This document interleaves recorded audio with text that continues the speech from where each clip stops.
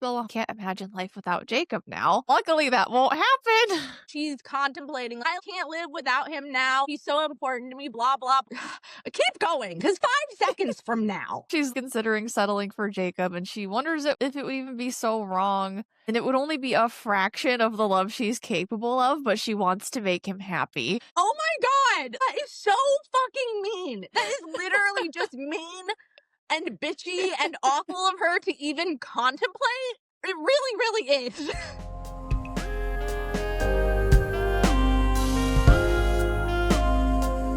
Nicole! And I'm Giu. Very excitingly, guys, we're starting the book of New Moon. Yay. We're so stoked for this. We are so stoked for this. Oh my gosh, I've been having fun listening to it because it's been so long. And then after this, we can read the rest of Twilight, which I've actually never read. So just imagine how much of a menace I'm gonna become after this.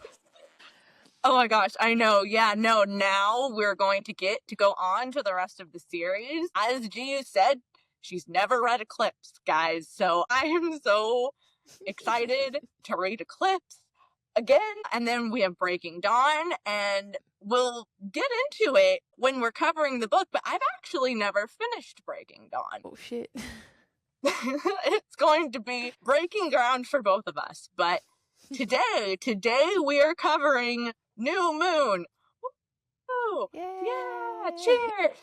We're just gonna go chapter by chapter, discuss our thoughts on the events, and talk some shit.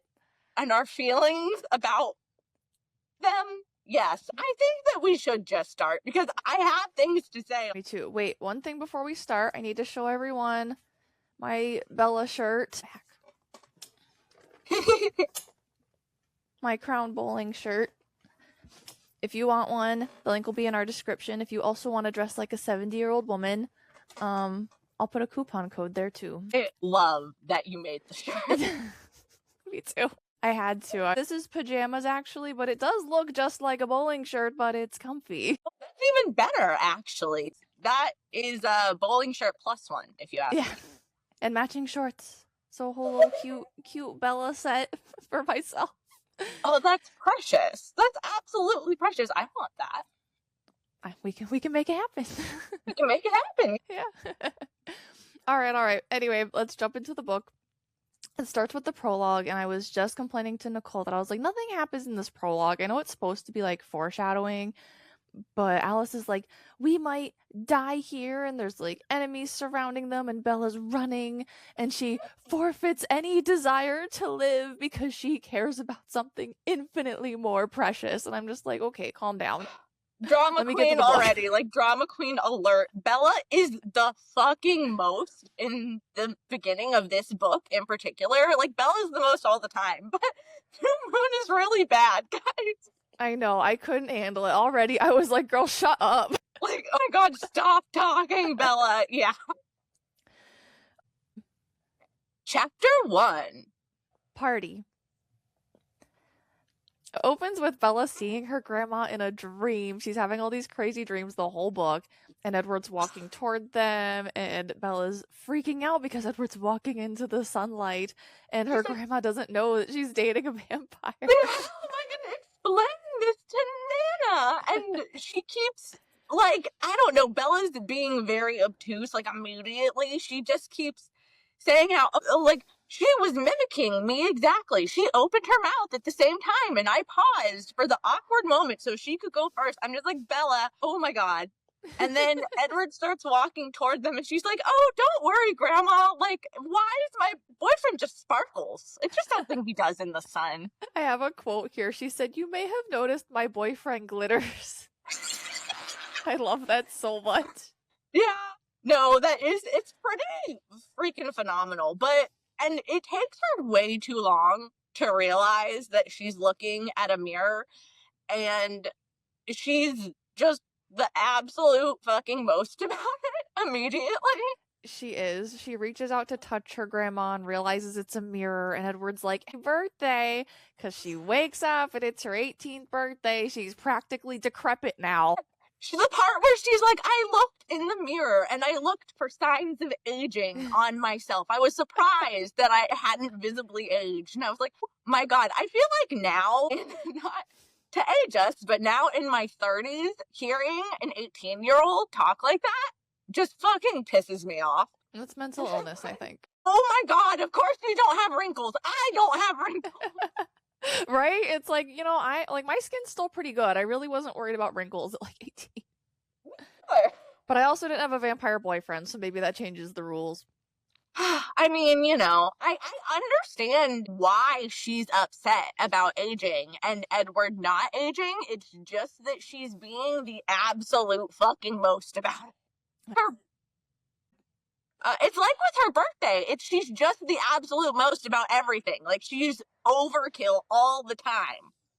Yeah, like she's upset that Charlie bought her gifts because she is just like, I'm reminded of my birthday. And she goes to school and is like, no one talk about my birthday. Edward's waiting for her motionless. I wrote this down. He waited for her motionless because it made me angry. And Alice is also there, but Alice is excited that it's Bella's birthday, even though Bella asked her to ignore it. She doesn't care because she's just is Alice and she's adorable and wants to be happy. Yeah, Alice is like a sweetheart as ever. Edward, it's really shocking that nobody has noticed that they're vampires, considering that Edward's always just like freezing like a statue, like just looking like a weird hot Abercrombie statue in the middle of this rainy forest, like leaning up against his fucking Volvo. Alice being annoying. I really hate the part where she got so like upset with Charlie. I mean, she did say that she was gonna have to pretend to be happy, but I really didn't. I hated that she even won't let like her parents celebrate her birthday because her boyfriend is like. I'm just like, Jesus Christ, girl, like get a grip on yourself. I know, and Alice is like asking her if she likes the gifts, and she's like, being when you're older isn't so bad, but Bella's just being a brat. But Alice is being nice, and she asks if Bella can have the day off from her job.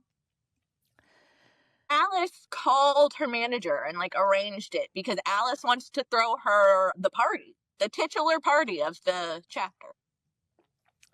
I wrote here in all caps, Team Alice forever. Edward is just standing there motionless and doing nothing. Yeah. No, I mean, like, Alice, the ship will never die. Like, Bella and Alice forever. She is so sweet with Bella, and I know Alice is supposed to be with Jasper and all that stuff, but you never see them together. Like, Bella and Alice have so much more chemistry than even Bella and Edward do. That is very true. And the beginning of this book really is like the captain of the Bella Alice ship. There's just so many things that I'm going to contain myself for when we get there. Yeah. So Bella wants to watch Romeo and Juliet for their homework, and Edward's like, I'll watch it with you because then we're going to go to Alice's party, even though you don't want to. And then Alice kisses Bella on the cheek and dances away. No, she's the best. I love Alice. And then Bella continues to be sad that people are buying her gifts, and she thinks about how she just loves being poor and like not having stuff, I guess. I truly don't understand. Like, maybe I am too materialistic, but I'm just like truly do not understand. She's like, I don't like having things because Renee, well, I grew up on a kindergarten teacher's salary because Renee teaches kindergarten. But like, why anybody would let that woman near their children, I don't know. But that not being the point of what I'm saying, like, Bella doesn't have to be a martyr about like things, even when their mother is a kindergarten teacher. Like, Edward has money. He literally has, like, he's rich. Like, it's okay. He's like fuck off rich for no reason. He's rich because he like opened a fucking account with interest in 1905. Like, yeah, they also mention here that Alice trades stocks. She does. Mommy Alice can provide for Bella. Yes, she absolutely can. I think that it's like one of the bigger, like, not like other girls traits that Bella ends up with is like, oh, I'm so unmaterialistic. Like, I don't care about things. Other girls like having stuff. I don't care about stuff because I'm too not like other girls. But the thing about Bella is she's actually exactly like all other girls.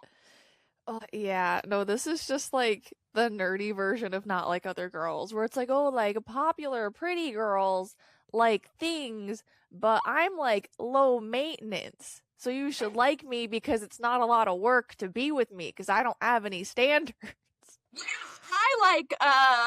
I like old sweatshirts and I wear bowling clothes and elderly women's attire. Like, I don't like trendy outfits. Like, oh my god, this whole first few chapters, I'm just internally, like, my inner monologue is just screaming about how annoying she is. Oh my god, me too. And Edward's also really annoying. He takes her home to watch this movie, and It's the 1968 version of Romeo and Juliet. Apparently that's the best one, which I actually disagree with. My favorite Romeo and Juliet is Romeo plus Juliet with Leonardo DiCaprio, the one from the 90s, and that's the best I do one. like that one. I think that that's the best one. I mean, I know that it is kind of like set in not Shakespearean times, but I still think it's the best one. I like it. I think that that was the point of the movie. Oh yeah, no, it was definitely the point. Like, it was all on purpose, but like, just that doesn't mean that it's not the best one just because of that. Yeah, I agree. And Bella has a crush on Romeo. She likes fictional characters just like we all do. You know, where Edward's like whispering the Romeo lines in her ear. And I she's hated like, that. I wanted to fucking crush my head in. Like, my own head. Yeah. Romeo is so obnoxious. Like, Romeo is not a good, like, oh, he's my favorite fictional character. Like, it's a bad opinion, Bella. No, I don't think that I think these characters they're classics, but they're not, I don't know. He's not like a well-rounded, like, lovable character. He really is. It's like everything that Edward says about him, aside from the part where Edward's like, oh, I envy him his easy suicide, which, like, oh my god, that. Dramatic. Which we will get to in, like, a moment. But, like, all the things that Edward says about him are true. Like, he has, like, something for Rosaline, and then he sees Juliet and immediately, like, forgets about the other girl. And he kills Juliet's cousin, like, pretty much immediately after they get married. That is a really bad decision. Like, I know that Edward said that, and that makes me want to disagree with it because he's such a weird fucking character. I just want to not have the same opinion as him. But it is correct. Also, they cuddle while they're watching the movie, and Bella's describing how cold and hard it is, and I'm like, it's not my fantasy to cuddle with a block of marble. No, That's me neither. And for somebody, but not for me. Yeah, she always describes him like that. Like, he's like stone, and like he tucked the blankets around me so I wouldn't get cold. Like, what about that is sexy? I don't find that sexy. I don't either. And then back to what you said about Edward just casually being like, oh, I wish I could off myself that easy. He's like, oh, if I did it, I would have provoked the Volturi. And they're both just like maximum drama, just right out the gate with this book, and I can't. Yeah, and then, it really is. It's like, it's literally the most melodramatic. At one point, Edward says to Bella, don't be melodramatic. And I'm like, that's all either of you ever are, is melodramatic. He's gaslighting her again. Yeah, pretty much. But yeah, so he's like, oh, I wish that I could kill myself as easily as Romeo killed himself. And then Bella's like, you must never think of that again. And then Edward's like, well, what? I was supposed to live without you. And then Bella's like, well, what if the situation was reversed? What if I killed myself if something happened to you? Don't you see why I'm upset? And then Edward, like, agrees with her. But, like, oh my god, it's like my brain starts to bleed at the fucking teenagerdom. I wasn't even that dramatic as a teenager. Like, I have never said any of those things in my life. I was not sitting there, like, plotting anybody's death over anything. It's too much. No, but this is the first time that the Volturi are named by name. I don't think in the previous book, I don't, or maybe it was mentioned just in complete, like a one sentence passing in Twilight. But here we are starting to talk about the Volturi. More foreshadowing. And then Charlie offers them dinner, doesn't mention that Edward's not eating, and that makes me wonder if he's just like, Edward just has an ED or something. Like, don't worry about it. I was thinking, because Bella mentioned, she's like, Charlie's used to Bella never wanting dinner. And I'm like, does Charlie think that Edward is anorexic? I do wonder, and like, honestly, props to him for like not being an asshole about it, if that's really what he thinks. Yeah. But also, it's just odd. Yeah, it is odd. The whole thing is odd. You would think that Edward, trying to hide that he's a vampire and all, would like put on a little bit more of a show and at least like push the food around the plate and pretend to eat it or something. Take like one piece of, like, he ate a bite of pizza in the last book. That's what I'm saying. If he's really trying to hide it and like not draw any attention, like you would eat a couple bites and just be like, oh, it's good, but like I just ate or something like that. Like you wouldn't just not eat like every single time, because then you're drawing attention to yourself. Exactly. Because I think that he said, he didn't say that anything bad happened if he ate. He just said to Bella, you could eat dirt if you were dared to, couldn't you? I think it just doesn't do anything. So, like, just eat the fucking pizza, Edward. Yeah, that's how I think. Okay, so then they drive to Edward's house in her rust bucket truck, and Edward says that they should buy her an Audi since they're quiet. Hello, 50 Shades. Oh my god, yeah, no, I immediately went there too, and also my boyfriend used to work at an Audi dealership, so I just, like, that whole part just amuses me for several reasons. But yeah, no, I was like, hello, Christian Grey, hello. Oh my god, wait, can we write a fanfiction about your boyfriend selling Edward an Audi? Yeah, we can. That sounds like a really good idea. Oh my god, that'd be so funny. That's really, really funny. I wonder, I'm gonna ask him later, what would you do if, like, a really pale man came up to you on, like, a really rainy day and wanted to buy an Audi and was just, like, super fucking weird about it? And see what he says. Please do. Please report back. I need to know now. I will. Okay, then Bella, because especially talking about like a fancy car, she's like, you better not have spent any money on me. And I just think that we should not let men off the hook this way. We should not set our standards so low to be like, just, you don't need to do anything for me. You don't spend any money on me. I'm low maintenance, all this shit. No, you should be high maintenance. You should expect your boyfriend to buy you things. Don't set the bar this low. Yeah, I completely agree. It's letting them get away with way too much. Yeah, and I'm not saying like, oh, your boyfriend needs to buy you like expensive shit. No, but like they should put thought and like get you something. Even if it doesn't cost anything, they should like, you know, prepare something thoughtful for you. Don't just let them like not do anything for you at all. That's insane. The saying is literally, it's the thought that counts. Yeah, this is where that applies. It doesn't need to be a fucking Audi. It could be $2, but if they put the, like, remember something you said and like prepare something because like they're really thinking about you. That's all I'm saying. But don't just be like, no, don't do anything for me ever. Like, no. Yeah, it's a bad standard to set. Yeah, sorry, that just makes me mad. No, I mean, Bella's so materialistic. Bella doesn't like items and things and, like, doesn't want people to spend money on her. But it's just the level to which Bella perpetrates this character trait makes it completely unbelievable. Yeah, I think that's why it irritates me so much. And speaking of gifts that don't require any money, what Bella really wants her gift to be is vampirism. That's what she wants. She wants to be a vampire. And then she says, maybe Alice will give me what I want. Smirk emoji. Yeah, Edward gets all grouchy and he gets all like, because he's simultaneously, like, keeps denying her, but also won't, like, let her make her own choice. So he's like, I won't let anybody else do it either. And I really don't like that. It really takes away Bella's autonomy and choice and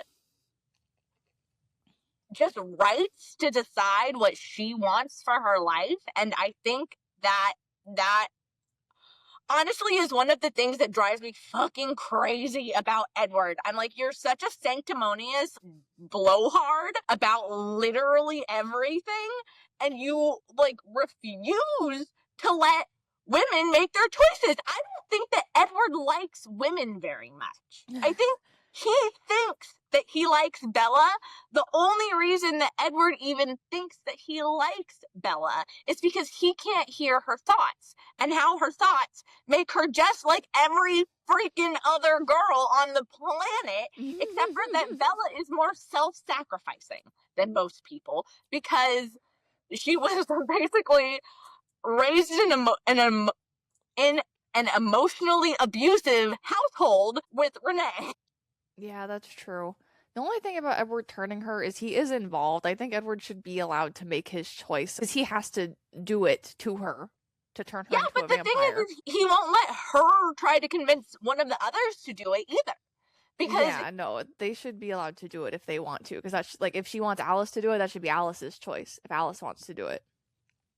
or Carlisle, or like whoever she can talk into it. I mean, Carlisle does end up saying maybe later in the next chapter or later in this chapter that he's going to let Edward make the choice. He's not going to decide that for Edward.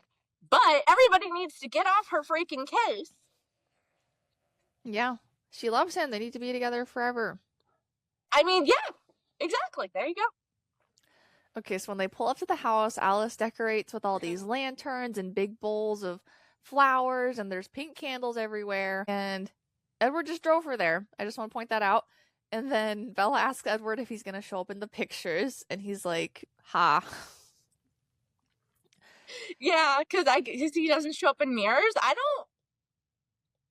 Do vampires show up on film? I don't know. I don't have any lore that I know that immediately springs to mind about that. So, in this universe, I think they're not. I think they typically don't in media, but this is sort of like divergence from that. its own thing, yeah. In Stephanie Meyer's vampire world here, vampires don't show up in mirrors, but do show up on film. Interesting.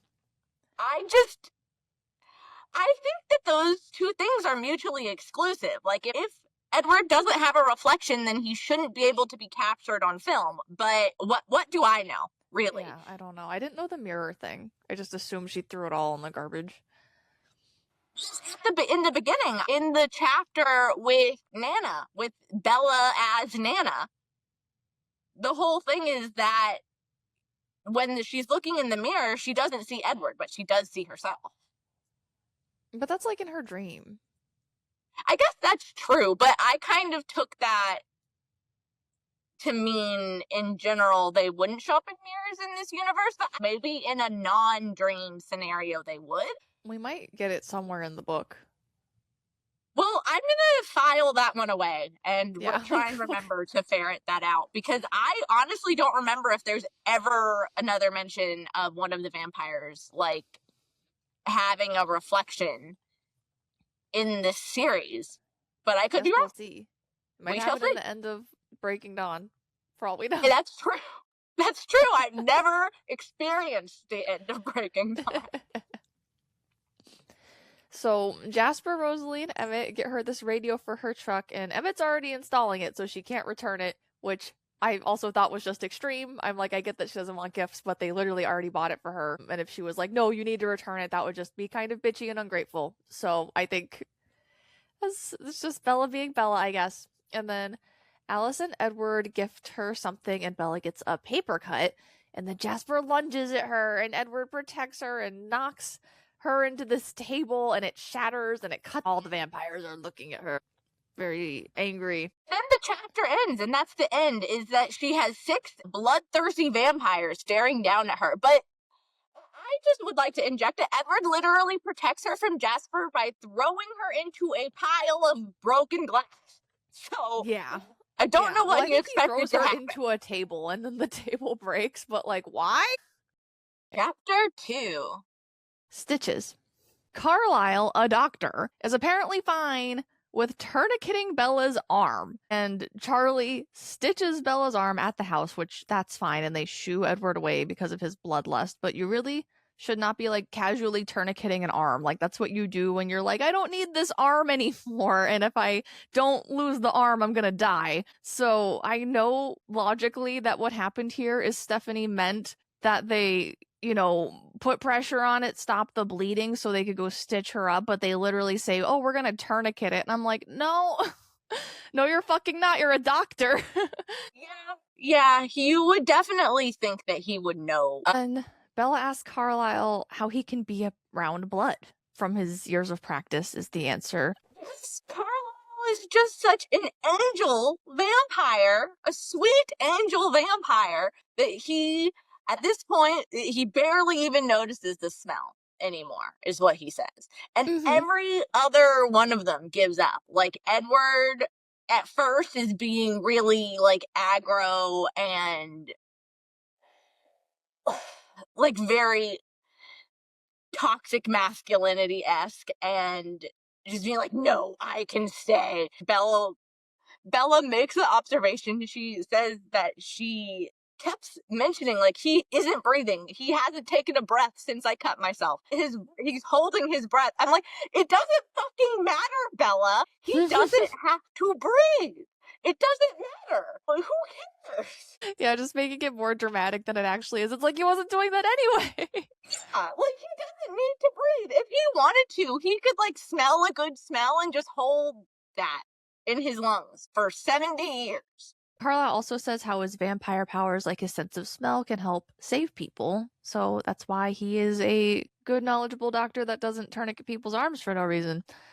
And yes.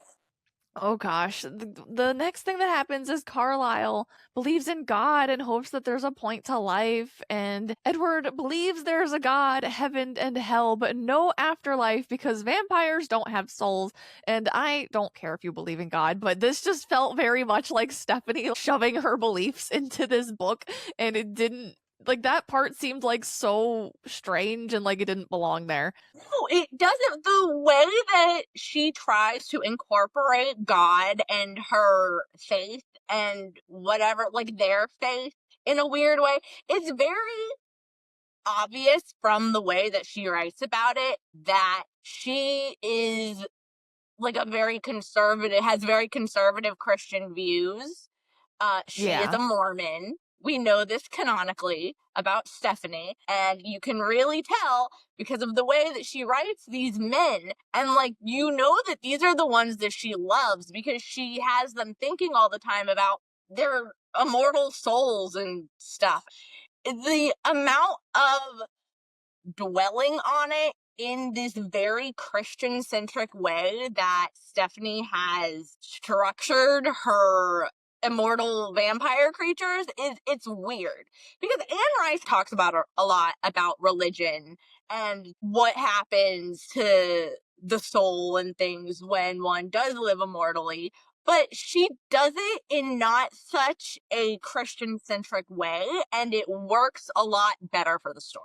Yeah, I don't think it necessarily doesn't have a place. Like, that could be really interesting. Like, what is an immortal being? Think of a higher power in the afterlife and stuff like that. But the way she did it, it did not feel like it belonged in this scene. It felt like she really wanted them to talk about God and just shoved it in there. Yeah, and that is probably exactly what fucking happened.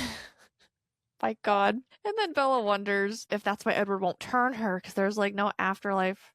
And Carlisle wonders if he did the right thing by turning his family, and tells Bella about Eddie's parents.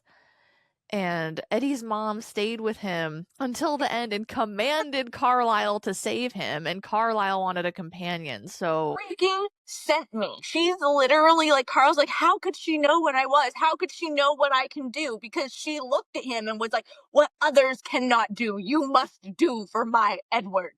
But I'm just like, you were just saying, as a doctor who had been a doctor for hundreds of years at that point, that woman was delirious. She was like talking to what she thought was a very knowledgeable doctor. Yeah. So exactly. I don't think that there's like a deep thing in there. I think if my kid was dying and I was in a hospital, like, I'm not going to say it like that because I'm not in the olden days, but I'd be like, you have to save my son. You know, I wouldn't just be like, oh, do your best. I'd be like, no, help him. Which is essentially what she said. Carlisle's Yeah. over here like, how could she know that I can do more than the normal man? Most Didn't. doctors can actually do more than the normal man. Yeah, exactly. That's what she was talking about. She didn't know that you were a vampire. She just said, what others cannot do, you must do for my son. Probably referring to the medical school that you supposedly had at that time. Also, like, there's different doctors that can do things that other doctors can't do. Like, people specialize in certain things. You hear stories about, like, oh, I took my kid to, like, 20 doctors and no one could figure out what was wrong with him, and then this one doctor did. Like, she was probably just pleading with him, like, even though no one's been able to help him, like, you have to help him. I need him to live because he's my son. Yeah. I don't think she was thinking about vampires. No, probably not. But that's where Edward got his beautiful bronzy hair, and apparently he used to have green eyes, everybody. Wow, how handsome of him. How handsome. A green-eyed lad. A green-eyed laddie, as they were. I wonder if he was Irish. Maybe. Probably somebody was Irish with the last name like Cullen. I guess it was probably Carlisle. Carlisle is also an Irish name, I think. Oh, okay. I didn't know that. Maybe? I think so. I think the ending, how it's spelled, Carlisle almost. I think that ending, being said phonetically as Lyle is an Irish, sound. Okay. But I mean, I know just not anywhere near, I am nowhere near an expert on linguistics, so take that with a pinch of salt, please. With the internet, it looks like he has an English first name and an Irish surname for some reason. I thought that, the Lyle, the E as Lyle was Irish, but I guess I must be wrong about that. There might be, I mean, it might still be a thing in that language. I don't know. I don't know anything about Irish, so I'm not even gonna pretend that I know what's guys. going on. It's interesting. Yeah. So anyway, back to Bella's birthday party gone wrong. Alice and Edward enter after Bella's all stitched up, and Alice hurries to her side and brings her clothes and gifts. And Edward hangs back, expression unreadable. That's insane. Can we talk about for a second what Alice has done so far? She was happy about her birthday, was asking about like her family, kissed her on the cheek and danced, set up a whole birthday party for her, and then brought her stuff after she knew she was going to need clothes, all these things, ran to her, was worried about her, and now let me recap what Edward's done. Stood there motionless, spoke the lines of a movie in her ear, and laid there like a brick of marble, and now he's hanging back motionless. I hate him. Him too, honestly. And this is the part where we really hate Edward. It's when he comes back in from going to comfort Jasper, whatever he was doing, he walks back in and Bella can immediately tell that something's wrong. She's like, there's something in his eyes is different, and he looks aloof and not here, and she keeps just thinking that he's upset about what happened, about how she almost died, and she keeps telling herself that it'll go away, but it doesn't go away. This is just how we get Edward for the next fucking, chapter and a half that he's fucking here. It's just him being, a martyr, and, he does kind of perk up a little bit at night, tonight, when him and Bella are hanging out together. But other than that, he's just, weird and aloof and, off-putting, and I hate him too. I just really, oh my god. I know. So, like you're saying, he's angsty the whole ride home because he's like, I wanted to kill you. You should go be with Mike Newton. And Bella's like, I'd rather die than be with Mike Newton. This is where he tells her not to be melodramatic. And I'm like, both of you have been nothing but melodramatic this whole time. And it's only going to continue. So that is the pot calling the kettle black, Mr. Melodrama Edward. And just on that same vein, Bella asks him to stay the night, and he's like, you either want people to ignore your birthday or you don't, because that was the leverage she was using. She's like, but it's my birthday. No one's listening to her. No one the entire day has listened to her, and Edward's choosing now to be like, oh, well, I was gonna respect your wishes, but you're forcing me not to because you want to ask me something. I can't. Never respects Bella's wishes. Ever. Never once. In this entire book series, does anyone ever respect Bella's wishes? I mean, Bella sucks. I don't like her as a character. She's not like But the people around her are supposed to like her. Allegedly, they like her and care about her. Yeah, exactly. They should be respecting her.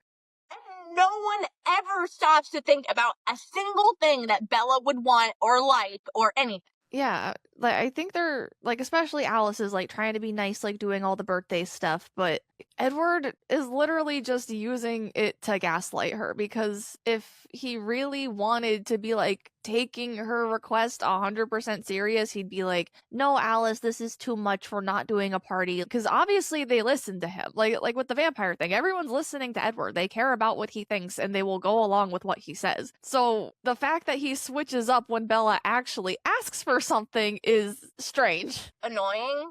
Yeah. Very dang. Edward is a misogynist. Edward doesn't like women. I'm actually really convinced that Edward hates women. He might. Maybe that's why he wants to be with a human woman, because he can have power over her. He literally, I don't think that he would have ever even wanted her if he actually like could read her mind. And also the other reason why Edward wants Bella, obviously, is because she's his singer. Her blood is the blood that smells the most delicious to him of all the blood. So that's obviously part of it is too. So when I say that the only reason he likes her is that he can't read her mind, it's aside from the fact that she's the most tastiest snack to him.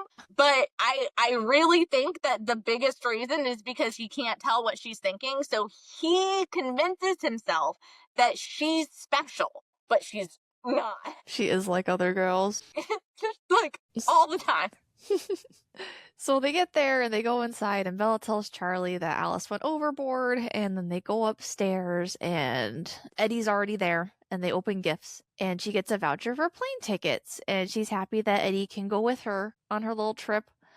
And Edward is stunned by this because he's like, "I didn't realize you were capable of being reasonable." If I Which knew did that make you me could laugh. be reasonable, like I would have actually like gotten you something. And I'm like, you can't have it. It's like he was saying to her how she can't have it both ways, even though he definitely let her have it both ways. It's like, you can't pretend that you were gonna respect her wishes like that, because you aren't ever. That's why it pissed me off so much that he got all weird about asking him to stay over, because it's like, okay, you're just gonna completely ignore her when it's convenient for you, and then when she asks you to do something you don't want to do, it's like, no, I'm not gonna do that because you asked me to. What? Yeah, it's just deeply, deeply annoying and troubling. And so yeah, she gets the fucking plane ticket, and she also gets a magical CD of all of Edward's piano compositions, and they listen to her lullaby, and she cries and is like, and then they're laying in bed together after this, and she says, "What's tempting you more, my blood or my body?" Gonna do anything ever. The spiciest that they ever get, honest to God, until Breaking Dawn, is when Stephanie describes him tracing the outline of Bella's lips with his cold and frozen tongue. Number one, yikes on trikes, that sounds off-putting. But also, like, they just, every time Bella describes kissing him, she always talks about how smooth and hard his lips are. They're not kissing open mouth. Okay, I don't really like open mouth kissing either, but she's basically just like kissing a statue. She's kissing a block of marble. She's kissing a block of marble that can like trace the outline of her lips with his cold tongue. Oh my god. And speaking of Eddie being cold, the last thing that happens in this chapter is she's like pressing the part where she got cut up against Eddie. So she's like just putting her arm on him to cool it down. So she's using him like an ice pack.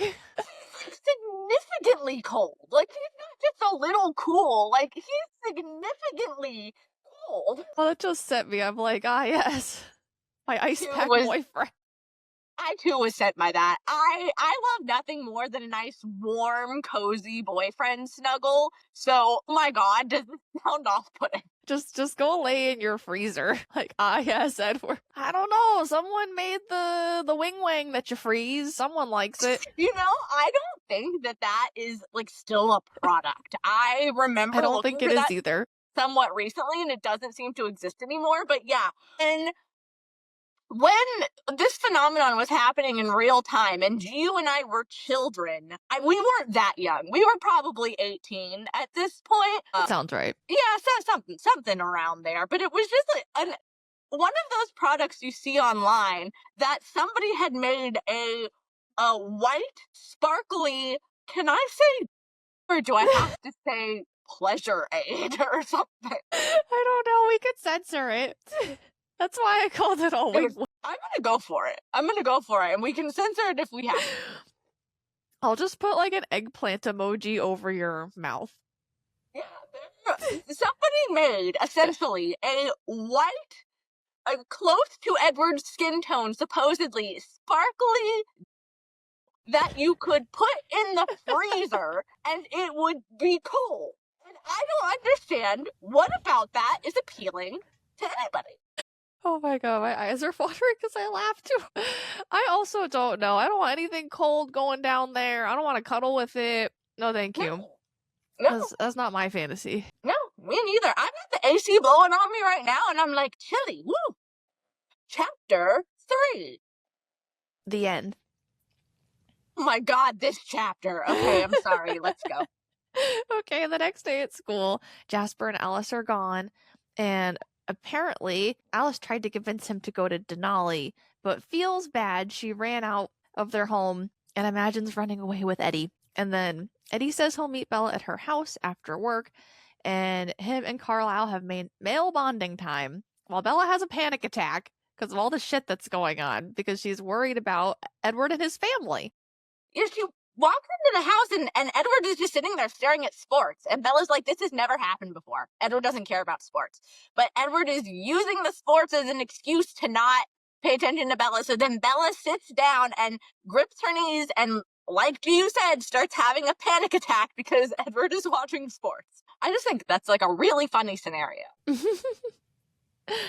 And then I guess Bella decides she should start documenting her life in Forks and takes the camera downstairs and takes pictures of Charlie and Edward. You take a picture of her and Edward together as well. Mm-hmm. And her whole thing is she wants to document everything because she is under the impression that her and Edward are going to be leaving soon. Yes. And then they watch TV some more, and Bella is just basically dissociating the entire time because Charlie's weirdly absorbed in the TV.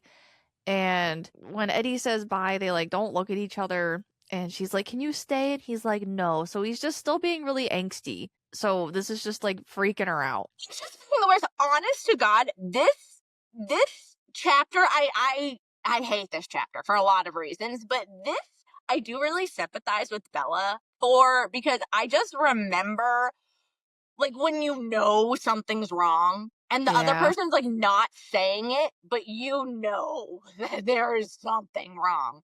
And you're just waiting and waiting for the other shoe to drop. And it's awful. It's like the worst feeling, especially as a teenager. Like I just would be crippled by that feeling. Oh my god, me too. Yeah, I definitely had moments like this. And then in this scenario, it's like a breakup. So in a moment like that, it's like, oh my god, just like break up with her. Don't drag it out and like make her panic and like be worried about it. If you know you have to do it, like just rip the Band-Aid off and feel get so it over bad. with.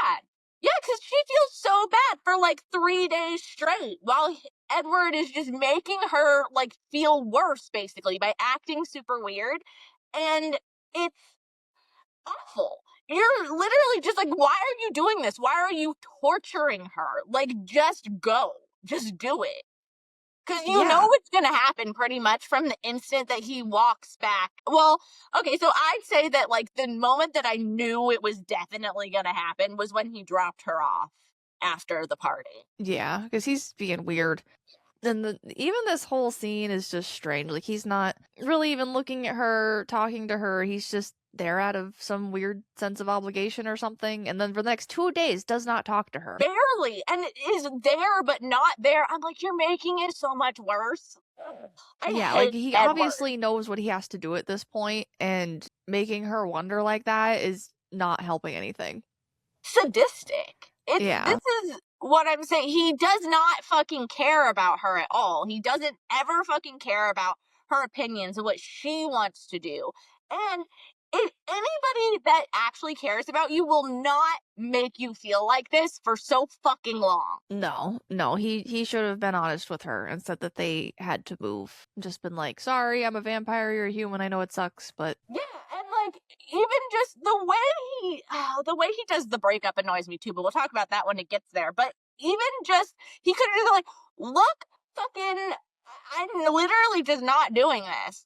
And I know for somehow he thought it would be better and it was her birthday and so he was nice to her, but I'm like, that just made everything worse to give her that comfort and that feeling that everything was okay. Like you gave her the birthday present. Just like honestly, if Edward thought that he was gonna leave already, he should have just gone immediately. yeah, I think so.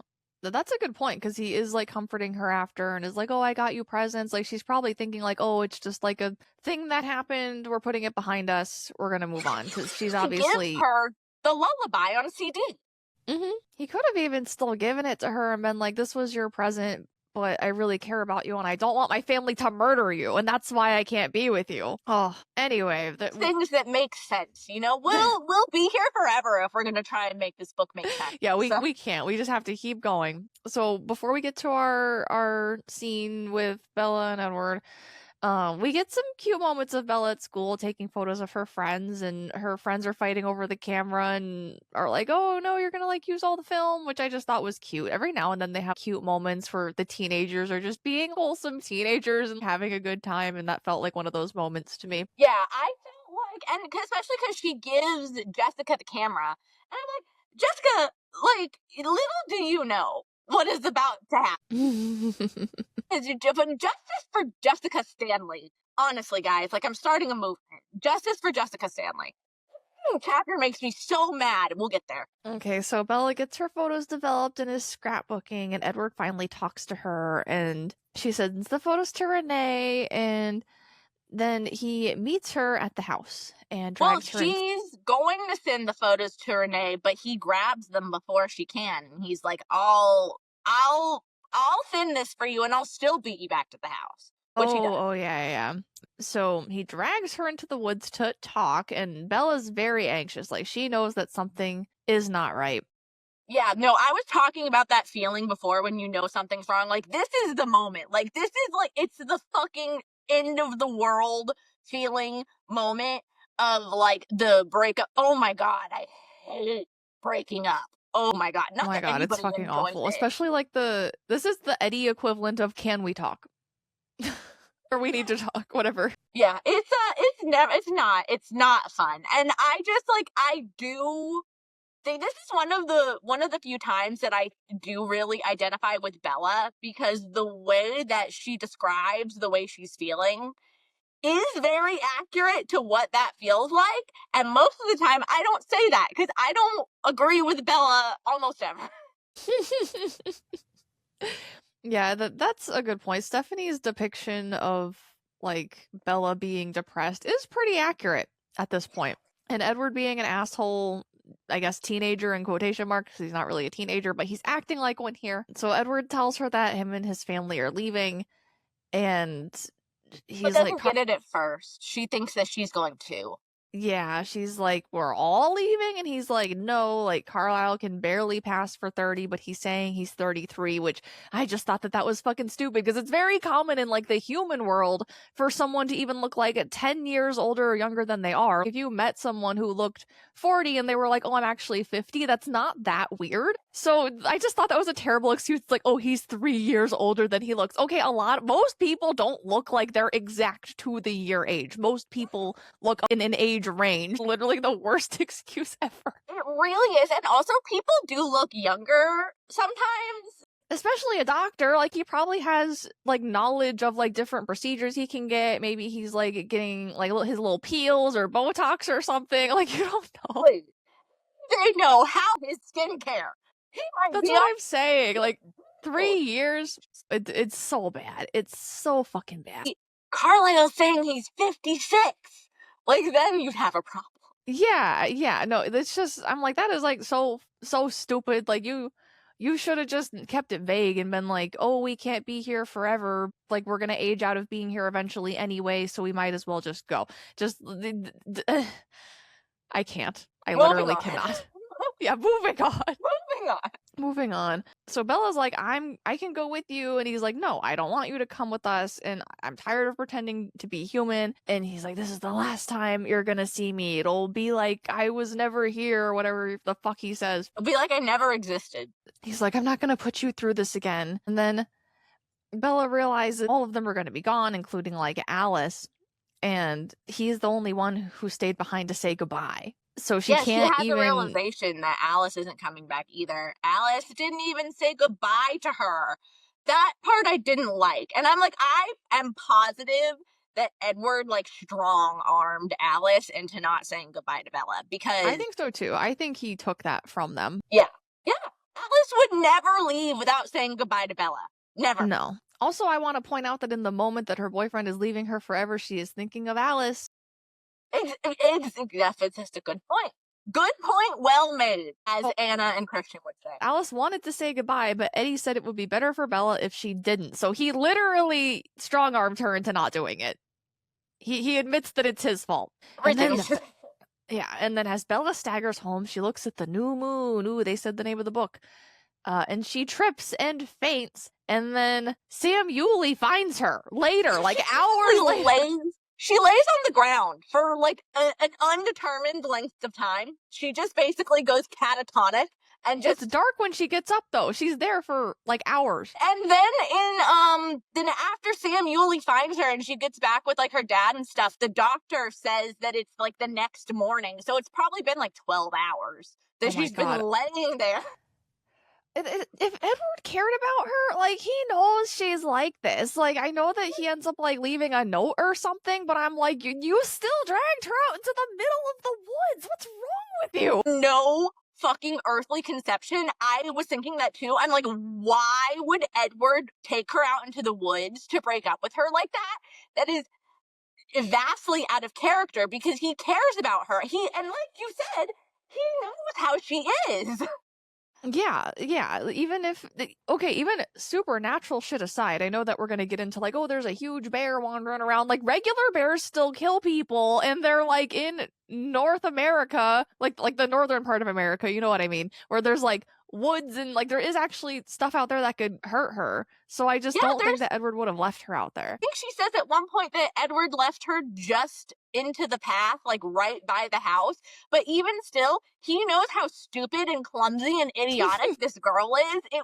It's a death wish to leave her out there like that. It doesn't make any sense. They were at her house. He could have broken up with her in her room and then left through the window. Yeah, that would have made more sense. Front door even. Charlie wasn't even home. But then they wouldn't have been able to do all this stuff where they're, like, going out and finding her. Also, the doctor, I have a problem with the way the doctors are being portrayed in this book, because he's like, are you okay? Did you fall? And, like, you're not supposed to ask people leading questions like that, especially if they lost consciousness. He doesn't ask her if she lost consciousness, leads her like, oh yeah, did this happen to you? So she can go, oh, yeah, like, doesn't ask her basic questions. Oh, like, what's your name? What year is it? To make sure she's oriented.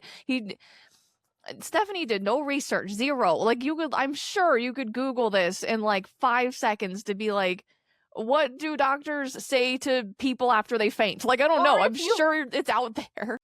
Or if you've ever just, like, had an interaction with a doctor, you would realize that they're a lot more professional than that. But yeah. I guess, like, before she ends up with Dr. Durandi or whatever his name is, Sam Yulee finds her. She hears something snuffling in the woods first, though. Right before Sam finds her, she hears an animal or something.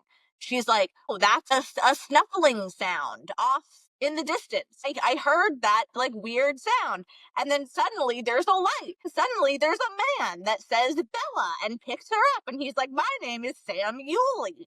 And he carries her like a baby. and then, as Giu said, they get back to Charlie, and this like weirdo quack doctor starts asking her leading questions. So she's just like, oh, yeah, that's what happened. I fell. Sounds good. Then they bring her home. She's fine. She's just having a moment because she's freaked out and depressed. And after they get home, Charlie gets a call about something burning outside the reservation, and he calls Billy to tell him. And he's like irritated because there's bonfires on the cliffs. Yeah. Billy tells him that they're bonfires and that it's because they're celebrating. And Bella, like, asks what's up, like, to Charlie. It's like the first thing she said, like, as soon as she kind of like was napping on the couch and she kind of comes back to. And Charlie's like obviously really worried about it. She's like, Bella, don't worry about it. It's just like they're burning some bonfires on the cliffs.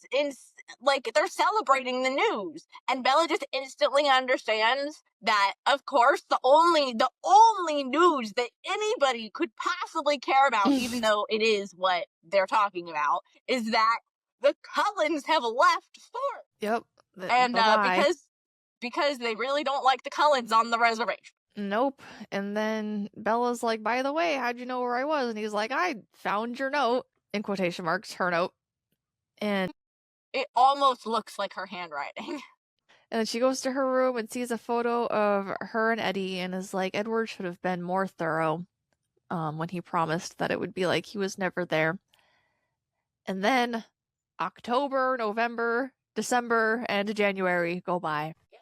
Bella has entered her major depressive era. Bella is adrift in a gray wash of depression. So yeah, it's essentially it's just 4 months of just months. And I just I mean, you know, it's like I get it, and that is, I guess, a fairly decent representation of what like a deep depression does feel like, but also it's a lazy writing. Chapter 4.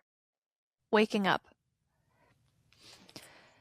So Charlie tells Bella she's being sent to live with Renee because of her major depressive episode, because she's not getting better, and he suggests that she sees a therapist and that she needs to stop waiting for Edward to come back. And he's like, the Forks is just not good for you at this point. Really offended at the idea of leaving Forks, going back to Renee. She says, no, this is my home. But I get where Charlie's coming from. I think in this particular part, because Bella, he says that she never does anything. So Bella's like, okay, fine. If you want me to do something, I'll go to the movies with Jessica and I'll be back after that.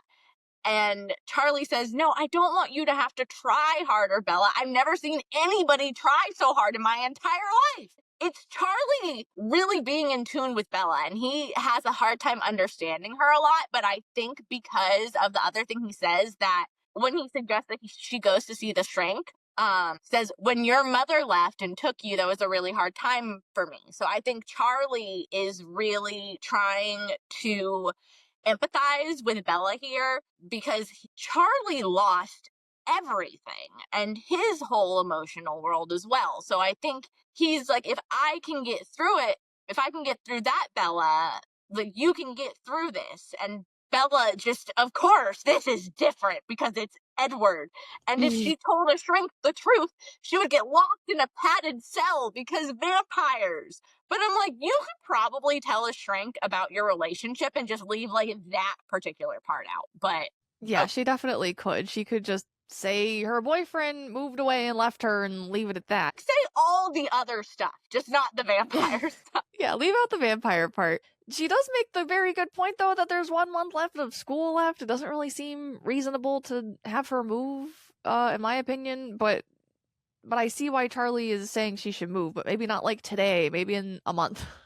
Yeah, no, I agree with you. It doesn't need to be immediate, but I do like that Charlie does stand up here, because, oh God, Bella just, she does seem lifeless. Like, she just, and I get it. Like, I've been depressed. I've broken up with people, but like, oh my God, Bella, the melodrama. Yeah, it is a lot of melodrama.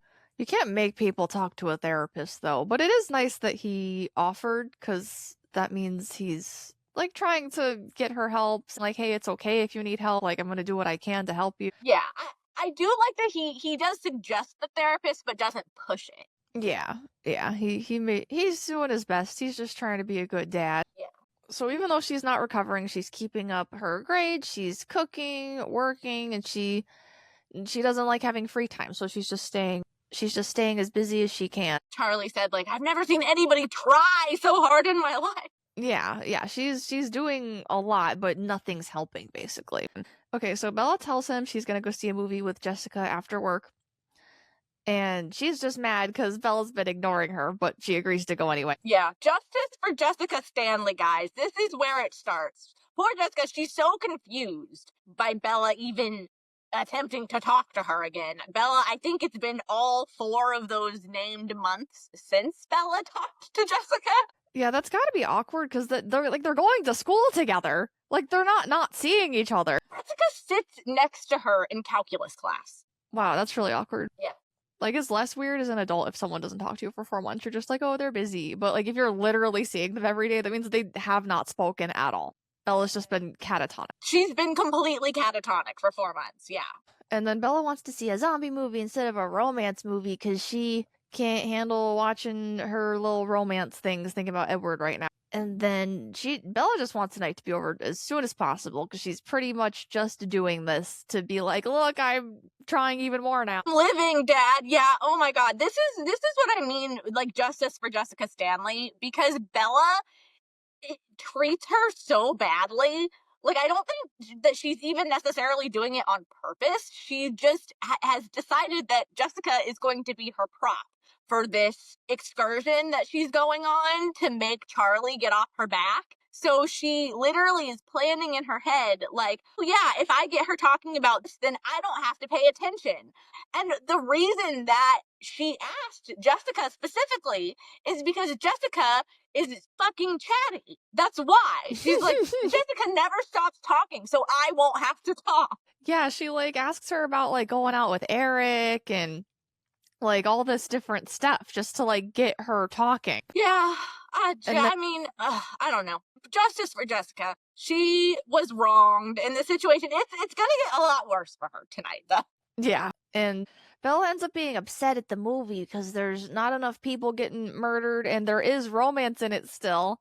And it's like the opening credits and it's like the boy and the girl like saying something sweet to each other in like the first 5 minutes of the movie. And she's like, I thought we were seeing a zombie movie. And Jessica's then she goes and hides at the concession stand immediately. Yeah. She's like, girl, this is a zombie movie. Like, give it a minute. Yeah. People are getting their throats ripped out instantly. I'm out. Like, what? Is it supposed to open with the zombies? Like, that's I guess so. And Bella finds the zombies relatable once she goes back in. Yeah, that was funny. And she thinks about how she's not the heroine of her story anymore. Stop. And I know that Bella is the main character, so this seems kind of oxymoronic, but I was literally like that whole paragraph where she's just like, now I'm not the main heroine of my story. Now, like, everything is lame and all this stuff. I'm like, oh my God, Bella, stop having such aggressive main character syndrome. It's unrelatable. That feels out of character for Bella because she always thinks about how she's like plain, average, boring, all these things, but then she's sitting here like, I was like the main character. You don't think that. You can't have it both ways, Bella. Oh my God. She can have it all the ways. That she can have her cake and eat it too. And then have some pie. And some cookies as well. That's what she wants. Oh, so afterwards they get some food and Jessica talks about how hot the male lead is, and I put hello Joel, hello Jesse from The Last of Us. Oh, then outside the fast food restaurant that they end up going to for their food, Bella gets distracted by the men across the street at the bar and has a flashback to the time Eddie saved her from the people who were gonna kidnap her. Seedy alleyway in that very small town of Port Angeles. Yeah. And so she thinks that she recognizes one of them, so she starts, like, walking over there.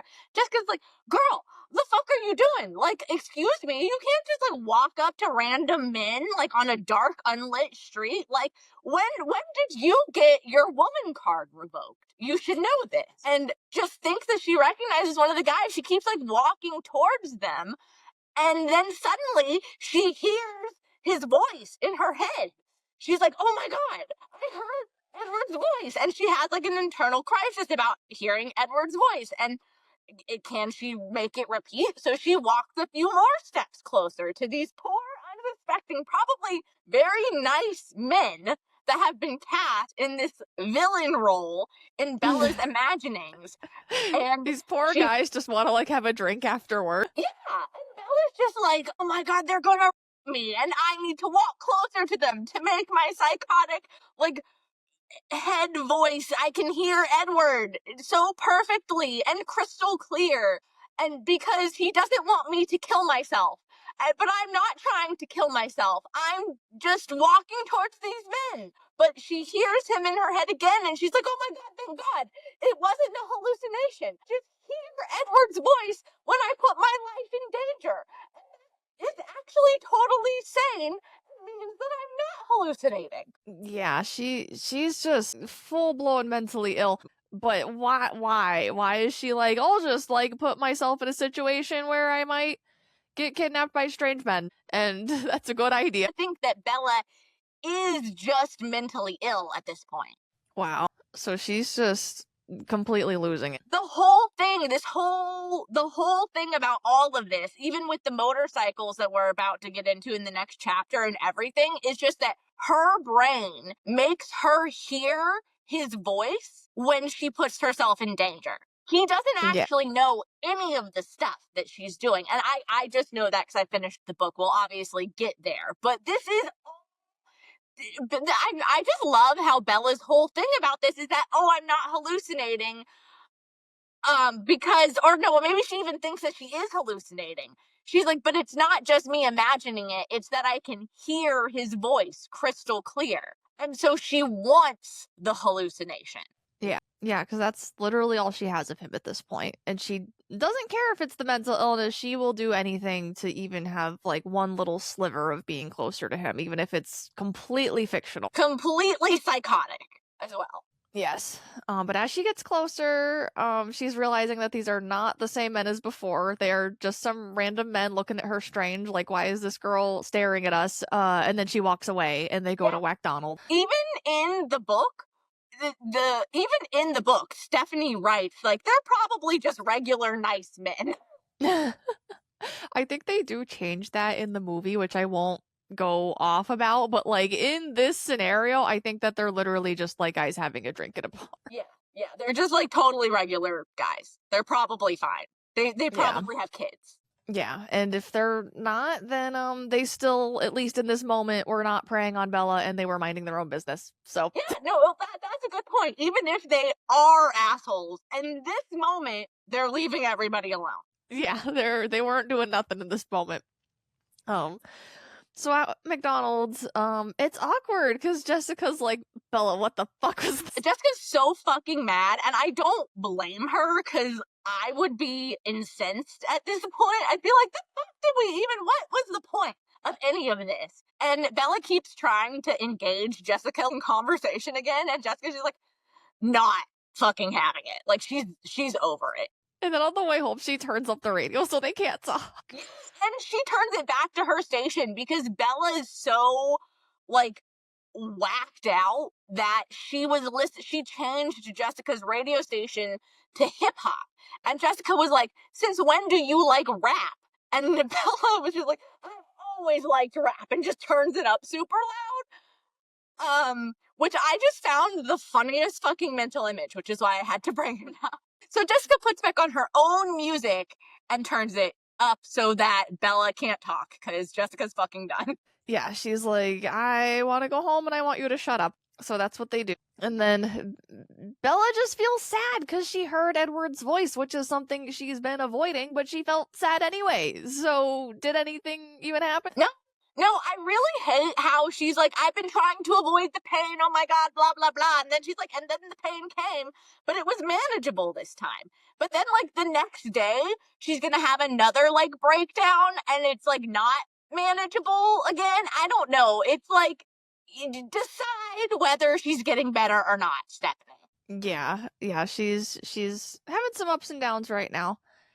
And she does get home eventually, and she was just thinking about how much harder this would be in Jacksonville, because at least being in Forks reminds her that Edward existed. Their time together happened. But Charlie's like, where were you? Yo, yeah, Charlie's like, you just never showed up. And Bella's like, you told me to, like, go. So I went. But he literally was just like, oh, I didn't think you were actually going to do that, though. Yeah, I thought that was funny. And he's like, well, did you have fun? And she's like, sure, we watched zombies eat people. It was great. And Charlie's like, okay. And she walks away. Yep, and then Bella goes upstairs and feels the full force of her pain, and like you were saying, realizes it's manageable and that she can live through it, but the pain has not weakened. But she's become stronger. She can handle it now. She's like, there's a hole punched in my chest, and I'm gripping the edges, trying to hold myself together. And I'm just like, geez, girl. Like, just wow. I do want to say, though, I think Charlie was right about her doing something else, because she realizes that she has a manageable amount of pain after she does something that he suggested. So was he right? Maybe, you know, Probably. you're correct. Also, she does start to get better after maybe it wasn't the fact that she was working on trying to get another hallucination that makes her better when she starts building the bikes with Jacob. Maybe it's just literally doing something else and not being like a melodramatic crybaby. Chapter 5. Cheater. At Newton's Hardware, which is where the chapter opens, two backpackers are trading stories about these huge bears and like, it was taller than you, and saying like, no, I saw this like huge thing that it was like crazy. So we get our first like werewolf mentioned in quotation mark. Yeah, even though there was the snuffling earlier, there wasn't enough like other information. This is the first time we ever get any sort of like foreshadowing about the wolves. Yeah, like people are actually discussing it. Yeah. One of the guys is like, have there been any grizzly ones lately? And Mike Newton says, no, there haven't been. But have you seen our new bear-safe canisters? They only weigh 2 pounds. And then Bella leaves. Yeah, no, Mike is literally like, hey, when they're done arguing, I'm closing the store for the day. Go home. Yeah. We do love Mike in this moment for that reason. Yeah. And Bella thinks about how she's actually starting to feel things again. She thinks everything feels like louder and closer. So her depression is doing something. It's like not as intense because she's actually starting to have some emotion come back to her. She's waking up. Yeah. I really think that I didn't mention because there wasn't like a great time for it, but in the last chapter when she was discussing like how fucking miserable she was and how she was holding the edges of her torn hole together, she said something that I just thought was actually kind of funny in the moment. She's like, it was worse than it had been since the end.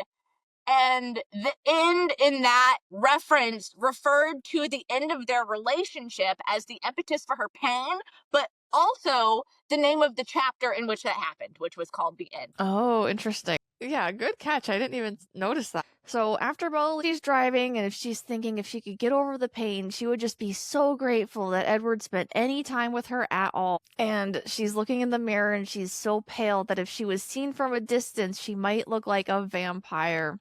But I fucking love that part because she's looking at how pale she is and everything, and she's like, if I was beautiful and if I was seen from a distance, and I'm just like, girl, not negative self-talk that much. If only I were beautiful. Oh, and she's thinking about how stupid Edward's promise was that it would be like he was never there, because he was, and she wants to be with him still. She's changed. Her insides are changed.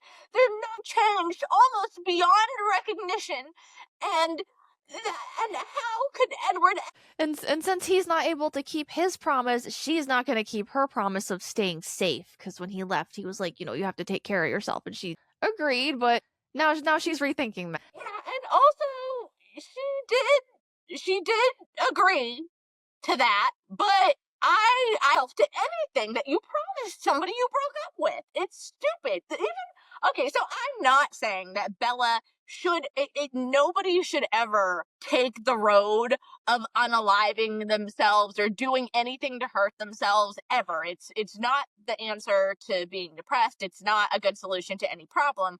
But that being like, oh, I could never do that because I promised Edward I wouldn't, just doesn't fucking hold up for me. Yeah, he's literally gone. Like, he doesn't know what you're doing. He promised you that he would fucking stay.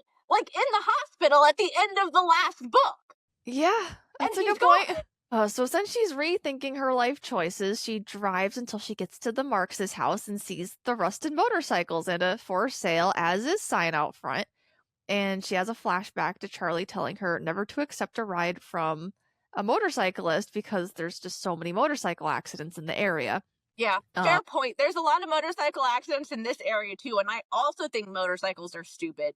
But I mean, I don't really have a but for that. I don't really like motorcycles, so I don't like this part. I'm a little bit intimidated by motorcycles. They scare me a little. I'd rather have doors on all sides of me because I don't trust anybody on the road. Motorcycle. No. So Bella goes up to the door and asks to buy the motorcycles, and it turns out that they're like, just take them. I think they're just happy someone's there to haul them away, so they just give them to her for free. Yeah, it's like they're practically trash. You know they don't run, right? Yeah. He's like, are you sure you want to take them? And she's like, yeah, it's fine. And I think he's just like, oh, thank God someone's hauling these away. So they give them to her. He gives them to her, and he's like, are you positive though? Like, what are you even gonna like do to fix them? And she says, oh, she remembers that Jacob rebuilt her truck's engine before she got the truck from him. So she's like, oh, don't worry, I know somebody who works on cars. And he's like, oh, that's good. And he's like, in that case, here you go. So she goes to see Jacob, who is grown. He's 6'5" now. And this was my moment where I was like, my boyfriend is 6'5". And then I'll keep it inside later, but later Bella also mentions that she's 5'4", which is my height. So then I went up to my boyfriend and I was like, did you know that we're the same height as Bella and Jacob? And he just like shook his head and walked away. I was just like, no, I didn't know or care about that information. It was like, I can't deal with this right now. Oh my God, this is so funny. I love this part though, because Jacob's like, yeah, I'm 6'5". You missed my birthday. I'm 16 now. And then he puts his hair, it's all like down and long, and he puts it in a man bun. Yeah, and we should have got man bun Jacob in the movie. That would have been funny. Jacob is my everything. So much better than like, okay, all right, I did like the ponytail. I liked the ponytail. And Taylor Lautner really did quite a fucking glow up for that role. Like, I'm not gonna knock him at all, but I do miss the man bun. I love a man bun. He could have rocked it. He could have.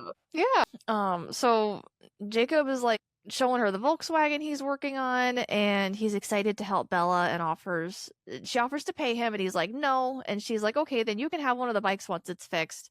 And he points out the one use my college fund. Yeah, Bella's like really going full force into this like being irresponsible thing. So she's like, I'm fully funding all of this, but just like help me build it and give me riding lessons. And one of the bikes is like slightly nicer, and she's like, you can have that one. And he's like, sweet. Yeah, he like totally agrees. Bella like very smartly observes that the only person who would ever agree to this deal is a teenage boy. Like, they're going to be fixing and riding, like, very dangerous motorcycles and, you know, that. And they're using Bella's college funds. Oh, but teenagers, I guess. So they think this is a great plan, and they sneak the bikes around back to hide them from Billy. And Bella thinks about how Jacob is a gift from the gods because he's fine with doing all this dangerous stuff with Bella's college fund. And yay! Yay! Chapter 6. Friends. While Bella's watching Jacob work on the motorcycles, Quill and Embry appear, and Jacob had just gotten done saying, hey, like, don't make fun of their weird-ass names that we actually didn't even know. Yeah, he's like telling Bella about his friends, and Bella is watching him work on the motorcycles, and this is when she's starting to come out of her like depression. She's realizing that Jacob keeps the hole in her chest that appears, and she has to like hold herself together, and Jacob makes that disappear. So she has been hanging out with him a ton. He's working on the motorcycles. She's talking about how he's so happy all the time and he's just always in a good mood and she likes being around him. And then, G's right. His friends, Quill and Embry, show up, them of the weird names. I guess Quill's name is a family name, and Embry is named after a soap opera star, is what Jacob said. And also he says that they will team up on you if you start making fun of their name. I don't feel like Bella would have done that anyway. I don't think Bella would, but I might. I don't know. Well, he's like, I'm just saying that because he's warning her. Yeah, he does. He does. I guess that's right. Yeah, he warns her. He's like, don't make fun of their names. I don't think that Bella ever would have. Like Yeah, I said, don't either. I might, but I don't think Bella would. But they're all excited about working on the motorcycles, and they decide to make a list of parts and go shopping, and Bella insists on paying with her college fund. Yeah, her college money, and the whole time when she's working with Jacob, it's just, I don't know, it's funny to me. I think even Bella brings it up that the only reason she's getting this project done is because she's working with a 16-year-old boy who doesn't mind like spending her college fund and like not doing homework. They're going to talk about in like a few days after they keep working on the motorcycle some more how like neither of them are doing their homework. Can you believe that Jacob is the responsible one between Jacob and Edward? Yeah, no, I cannot believe that, actually. Did Edward make Bella do her homework? I don't think so, but he also like keeps accidentally threatening her life, so When is she supposed to get anything done? At least Jacob is like, yeah, we should probably do homework. You're right. That's wow. Okay, yeah. I didn't pick up on that. But yeah, I guess Jacob, the 16-year-old boy, is more concerned about Bella's education, although not her college fund, than Edward, the like 100 and whatever fucking year old vampire. I guess Edward did watch the movie with her. He probably saw that movie in theater. Yeah, you're right. It's like the 1968 version of Romeo and Juliet. And then he was like whispering all the lines in her ear, like distracting her when she should have been paying attention to the movie because she had to watch it for class. But yeah, Edward didn't care and just wanted to whisper all the Romeo lines in her ear because he doesn't care about her education. Even though he supposedly wants her to go to college. Yeah. Edward is confusing. Yeah, he is. Really doesn't know what he wants. No, he hasn't known what he wanted the whole book. He still doesn't know. So when Bella gets home, Charlie asks where she was, and she says she was watching Jacob work, and that he's working on a car. And she goes to sleep feeling hopeful because the hole in her heart has been filled, as Nicole was saying earlier. Yeah, or it's not even so much that it's been filled, it's just that she's always talking about the pain coming back. Like, I'm going to have the hole open again. My soul is going to be ripped out my nose through my ears again all the time. But except for when Jacob is there. Jacob makes her feel like normal, I guess. Like Jacob. Yeah. And that's good. We love feeling, I don't know, this whole thing, like the whole entire thing of Edward leaving and then Jacob being the one that makes Bella feel better, like after it being like 5 months since Edward, it's just the most dramatics. So I honestly have a bit of trouble understanding.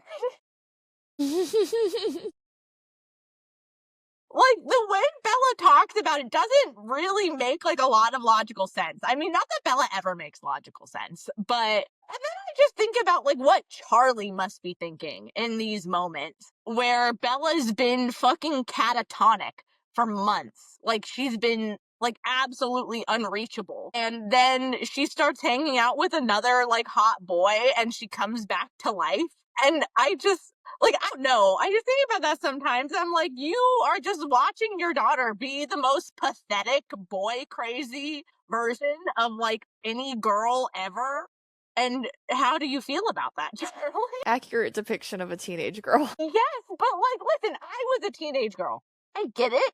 But Bella is, like, teenage girl times fucking, like, 1,000. Yeah, she's, what's the word? The the Flanderized version of a teenage girl. The what? The Flanderized version? Yeah. I don't know if I know what that means. Really? It's the first time I've ever known a word that you don't know. Flanderization is like in a show when they take one personality trait of a character and just like that eventually becomes their whole personality. Okay, yeah, I genuinely was not familiar with that term. So thank you. Flanderization. According to Google, it is the process where a character in a long-running narrative like a TV show has their personality traits exaggerated to the point of caricature, becoming defined primarily by one or two dominant traits. Okay, and I'm assuming that it's from Flanders from The Simpsons. Oh, I don't know. Like, I is never it? looked up the word origin of this. I think it's Originated like... from the pop culture TV trope in reference to the character Ned Flanders from the animated TV sitcom The Simpsons. Okay. I've never actually watched The Simpsons, so... Familiar with Ned Flanders being a character, and when you said Flanderization, I was like, Flanderization? So that's really funny. I wasn't that they made it a whole ass, like, Merriam-Webster English Dictionary defined term. Yeah, Ned it's Flanders. an actual word that people use in TV context. Is where I've seen it mostly. You're completely correct. Like, Bella, like, her whole personality, at least in this part of New Moon, it's literally just, she's just consumed by, like, I've been broken up with. Yeah, that's her personality. Her personality is I've been broken up with. Yeah.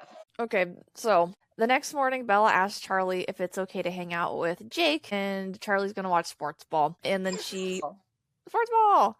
And then she arrives at Jacob's, and he says that they should go to the dump first, because this is the day they're looking for parts. Oh, and he's worried that everything will cost, gasp, $100. Oh my god. I really hoped that we were going to talk about that. Yeah, no, this is, like, the princely sum. Jacob is so worried. It could cost over $100 to fix up both of these motorcycles. Also, like, dollars in terms of, like, a college fund isn't that much money. Oh. Less than one textbook. You're right.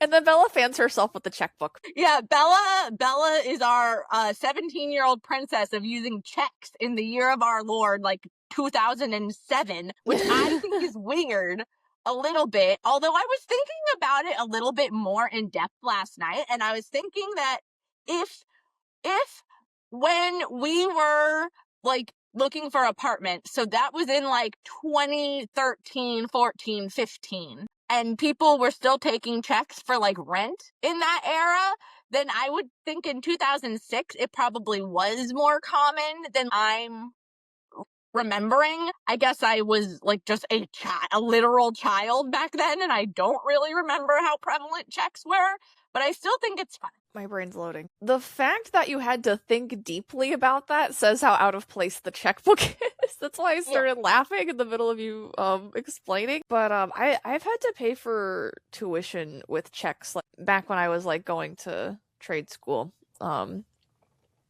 I did use checks, and then I could see, like, a small town still taking checks because they're probably all, like, not updating their stuff because they're a small town. They're probably going to be late to adopt, like, oh, we take credit cards now or whatever.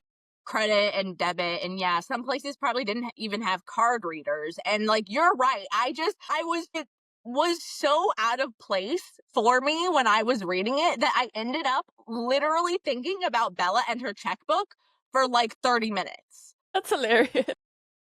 And the Disney themed checks that I got, the one and only time that I ordered checks. Yeah. And I was just, like, having a real good think about checks. And it was an interesting moment for me the last couple of technology. So as they're going to the dump, Bella's, like, basically worried about the fact that she's having fun with Jacob, because this is like an aftershock of her numbness. And she thinks about how Jacob is always happy and makes everyone around him happy. She talks about how he's her own personal golden son. Yeah. Yeah.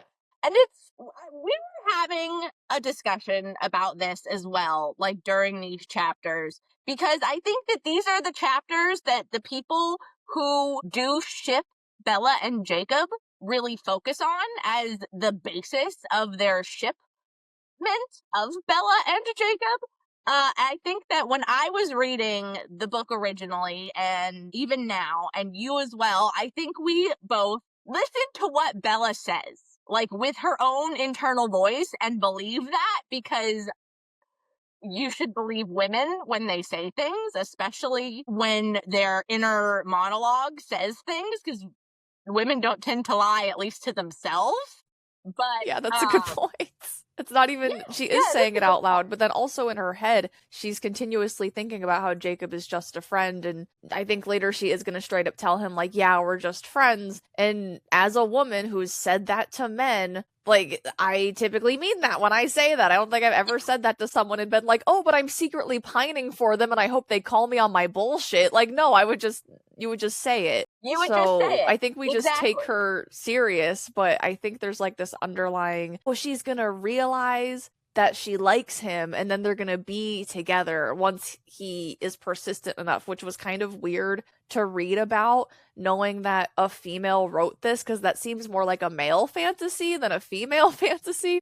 Yeah, but it's even but it kind of does make sense, because I think Stephanie Meyer even wrote it so that everybody around Bella sees how she is with Jacob and kind of takes that at face value. And so everybody kind of does think that Bella likes Jacob. Like, Bella's gonna come around, and yes, maybe Bella's still hurt right now, but Bella obviously likes Jacob because see how she acts with him. And so I think that Stephanie Meyer wrote it so that everybody, like, in the book, everybody around Bella, like Charlie and her friends at school and all of that, would think that. But the fact that we're in Bella's head means that we're getting what she actually says. And like G said, take her more at her word, because I too have had situations, like, I'm not gonna, like, tell somebody that likes me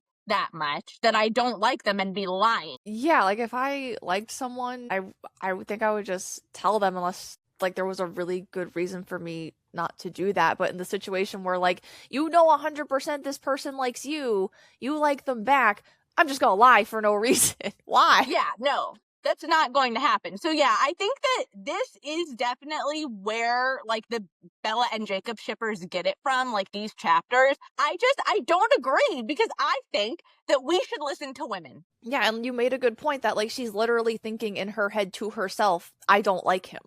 So at that point, one of the main things we said in our original Twilight podcast was like how Bella's perception is like maxed. She has like so much like insight into the world around her, which obviously we know is just because of the writing. But if that's like a character trait for her, that she's like hyper perceptive, this isn't the time when she lost that about herself. Yeah, exactly. So I don't know. I just think it's interesting, and it's just something that I was really thinking about on this read through, because I kind of always was curious about why there was even a fight. Like, back in the day when people used to wear t-shirts that declared whether they were Team Jacob or Team Edward. And people who were Team Jacob, I always found really confusing, because I'm like, where did you get that? It was never going to be Jacob. Did you read the books? And I think that it's these chapters of New Moon that the people who do ship Bella and Jacob talk about, like I said. But it's just, if you actually are reading the text, then you would know that it was never going to be Jacob. Yeah, I agree. Like, I'm for shipping them. Like, if you want to go write like a fan fiction or something, but like if you expected them like in canon to be together, then we did not read the same. I didn't read the same book, exactly. And I don't know, I really got it more on this read through than I have in previous read throughs, like where that ship comes from so powerfully. Same. I literally remember saying to you the first time we listened to this book together, I was like, it was never gonna be Jacob. And because that was my first listen ever. So I just had those same thoughts you did, where I was like, I literally don't know where these people were getting it from. But now reading it a second time, I'm like, oh, okay, they're like waiting for her to realize that this happy feeling is actually just her being in love with him. Yeah. But it's not. But it's not, exactly. And I think that Bella is really, like you said, she's very perceptive, and she knows herself better. I mean, than probably most 17-year-olds. And that's, as you also said, on main character syndrome. But, you know.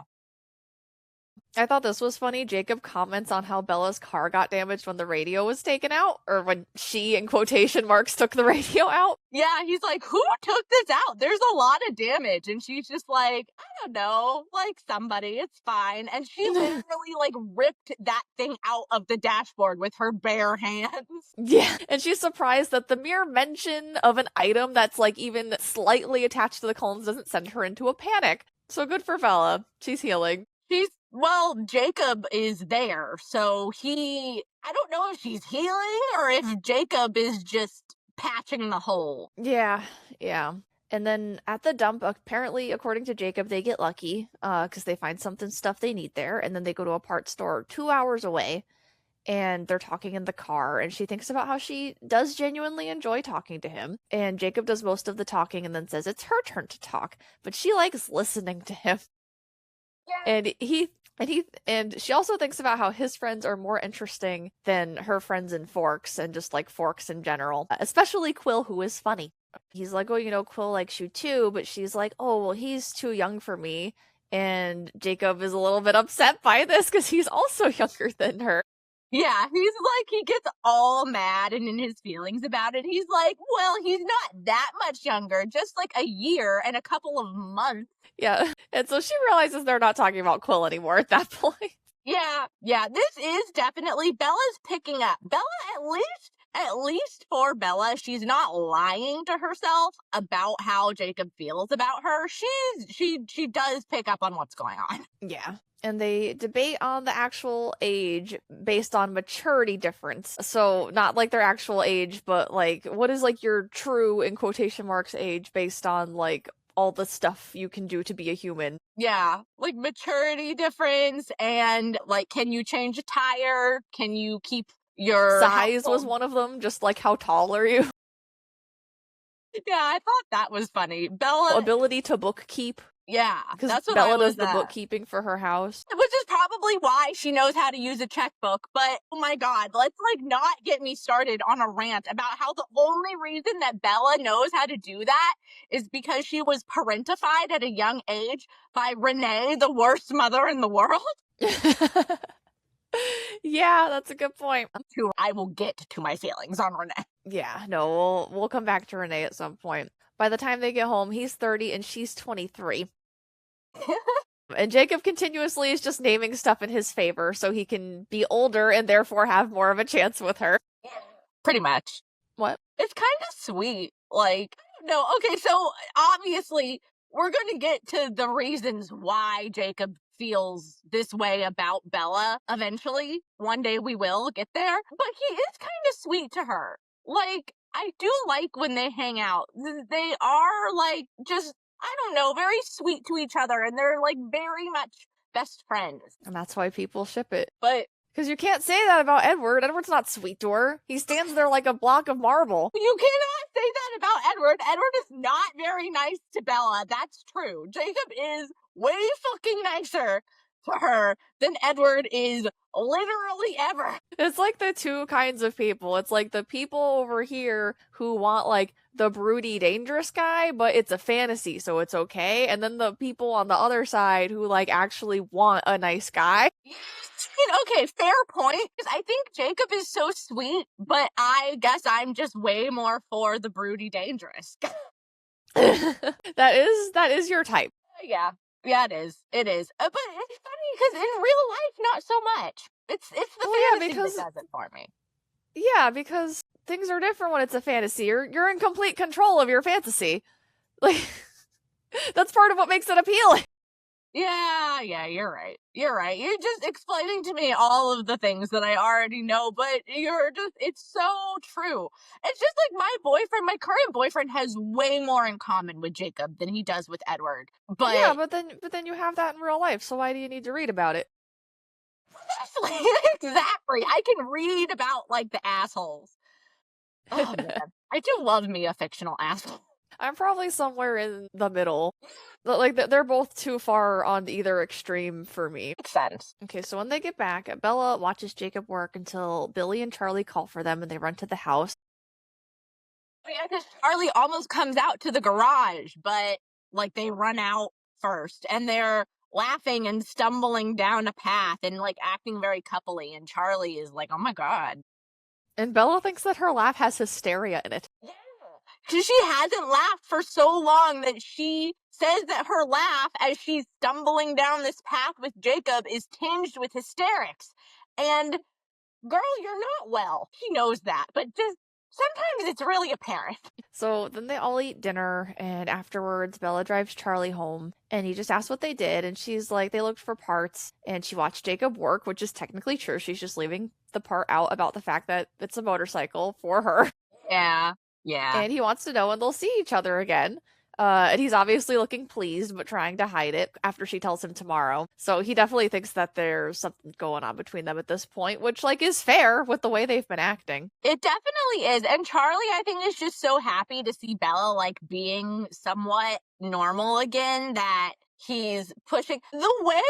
I'm sorry, if I was a parent and my child did this situation, like they were in a relationship and then broke up with that person and then fucking basically like became catatonic for 5 months and then started talking to somebody else for what has been at this point a total of 2.5, 3 days, and now they're just like, I would be so fucking concerned about them. I'd be like, do you have any sense of self-worth at all? Or is it all just, you just need so much verification from fucking men? Yeah, I think it's the second one. If I was a dad, I'd be worried, because I'd be like, what are you doing to get this validation, Bill? That's a good point. I think at this point, Charlie is just happy she's not catatonic. And you're correct. You are correct. But just thinking about it logically, I would be concerned. Yeah, they are hanging out all day by themselves. So later in her room, later in Bella's room, the loneliness sets in now that she's not with Jacob, and she writes a letter to Renee with more feeling than usual. And she doesn't even remember what she had written the previous week, because I think the previous week she hadn't been hanging out with Jacob yet. I don't remember where we are in the timeline. She's literally only been hanging out with Jacob. I think that was like the second or third day. Yeah, these books just go so quick, like in the actual timeline of the Twilight universe. I think this whole book takes place over like 3 months. Yeah, it's bonkers. So it's really hard to like place yourself in the timeline. Yeah, but they literally just bought all the parts today. That was the second day that they worked on the bike. Yeah, it just feels like it should have been a couple weeks already, but logically I know that is not the way the timeline goes. No, you're exactly correct. The timeline of this book is psychotic. And then we have the psychotic timeline of this book, or these, just the Twilight books in general, to thank for the absolutely batshit fucking psychotic timelines of books like 50 Shades of Grey and 365 Days, which we will get to eventually. Yeah, but just for reference, if I remember correctly, each 50 Shades book is around 1 month. And each Twilight book is around 3 months. So the whole Twilight series takes place in like less than a year and a half, and all 350 Shades books take place in about 3 months, which is, like Nicole just said, batshit. Like, no. Bonkers, absolutely batshit crazy. Yeah, and I think that because the timeline for the Twilight books is wacko to start with, but I literally think that the author of 50 Shades of Grey just accelerated it for just the fact that the Twilight book was so fast. I don't know. It's crazy. Yeah, 50 Shades makes Twilight look downright realistic. It really does, but this is not in any way realistic, timeline-wise. No, but people do get married after like a year. Stupid people. Yeah, yeah, that's true. I mean, like, no shade to anybody who does, and I hope you find your soulmate, but yikes on Trace. Just what's the rush? If you're gonna be together forever, why are you rushing? You have your whole life. Unless you're dying. Maybe then get married after a year. Yeah, even then. So that night she has the dream again, but this time she sees Sam Yuli, and he's watching her, but does not offer her help the way he did in real life. And no, he's then just Charlie's worried around. Charlie's worried she's gonna turn back into a zombie, but no one at school is noticing she's acting any different. No, she's realizing that she can just walk through the halls now, and nobody even looks at her, because she has been so out of it for the past several months that nobody even, like, talks to her anymore. Yep, and she tries to talk to Jessica, but she responds once and then just goes back to her book because she's still pissed. Listen, I would still be pissed too, honestly. Justice for Jessica Stanley, still, because Yeah. that was Bella wigged out on her when they went to the movie. Yeah, if my friend did that, I think I would let them cool off a little bit. I'd be like, you know what? They're still going through something. They're not ready to be a human again. Exactly. I would also still not talk to them. Yeah. Then she sits with Mike and realizes that things changed without her. Like the world was just going on while she was catatonic. And she attempts to integrate herself back into her old friend group, but it's awkward. And she hears Angela reference Ben and wonders if they're together now. Jessica's asking what everyone did over the weekend. And Angela says they were going to have a picnic, but changed their mind and says on the way they saw a too big bear, which is why that's important. Because they're just going to keep being bear mentions throughout this. Yeah. And Bella does offer that her and Jessica went to a movie, but Jessica looks irritated that she said this. Yeah, I thought that was funny. I was like, yeah, Jessica, I also probably wouldn't want anybody to know that I was hanging out with the, like, crazy girl. But, yeah, and then when Angela says that her and Ben saw a bear, they didn't end up going on their picnic because they saw the bear. Lauren, bitchy Lauren, who has a new pixie cut, is, like, doubting her. And he's like, you didn't see a bear. Like, you're crazy. Everybody's crazy that's been talking about there being a big bear. There's never bears that close to the resort. And Angela says that no, they did see the bear. And that's when Bella pipes up for the first time in what literally must be 5 months to be like, no, actually, the hikers at Newton's were talking about a bear as well. Weren't they, Mike? And then Mike is like, yeah, Bella, they were talking about a bear. And then they all sort of like start talking again, but all of her friends just like look at her like she's grown a second or third head when she says something, because she just like hasn't talked to anybody in months, apparently. Yeah, so I don't blame them at that point because she's acting out of character. I mean, they probably thought it was weird when she stopped talking, and now they're like, oh shit, she's talking again. She's talking again, yeah. And of course, Mike immediately jumps on the opportunity of Bella like being a person again at all. And doesn't he ask her out like right away? I don't have. I'm pretty sure that Mike almost immediately asks her out again, like when she starts talking. But she turns him down. She's just like, no, not really. But he and her work together at Newton's, so he has like more opportunities. This isn't going to be the first time. Chapter 7. Repetition. So, with Bella clinging to her Eddie's voice hallucinations, she decides to drive to the Cullen house. And she finds it empty, and she's just wondering if it would be worse to find it full. And remembers her mom wanting her to go to the viewing at her grandma's funeral, and she's there. Yeah. Because her mom essentially did not want her to view the casket full, and then that's how she's viewing the house, which I just thought was like a really strange comparison. It was, yeah, comparing the empty house, which is just a house, to the corpse of her dead grandmother. I agree, it's really weird. But yeah, Bella basically, she doesn't want to remember the house the way it is now, all empty. But she drove over there and saw it, so now she's got that memory. But that's what she compares it to, is the corpse of her dead grandmother. That just was a little too far for me, but it made her feel bad, so then she goes to see Jacob to make herself feel better, and one of the bikes is standing and looking like a real bike instead of a hunk of metal, as she puts it. And Jacob says he gets obsessive when he has a new project. If he had any brains, he would drag it out a little bit, which I just thought was relatable. Headcanon that Jacob has ADHD. And then Jacob asks her what she would say. Jacob asks her what she would say if he couldn't fix the bikes, but she says that they would find something else to do, and they agree to do something non-bike related. And this was the beginning, I think, of Bella actually leading him on, because it's been a couple days at this point. She can tell that Jacob likes her, like we've said. And then, I don't know. That, like we were just talking about in the previous chapter, she knows the whole time how she feels. She knows she doesn't like him, but she knows that he likes her. And she walks what she considers to be a fine line between leading him on and just still wanting to be around him.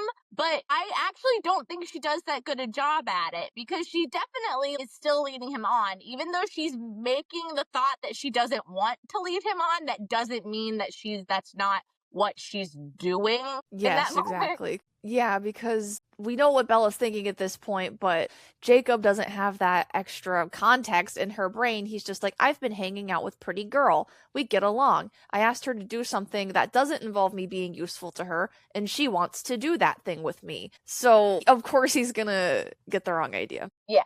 Yeah, I mean, it's definitely, she doesn't necessarily give him, like, romantic notions. Like, she's not trying to, like, lead him on in that way.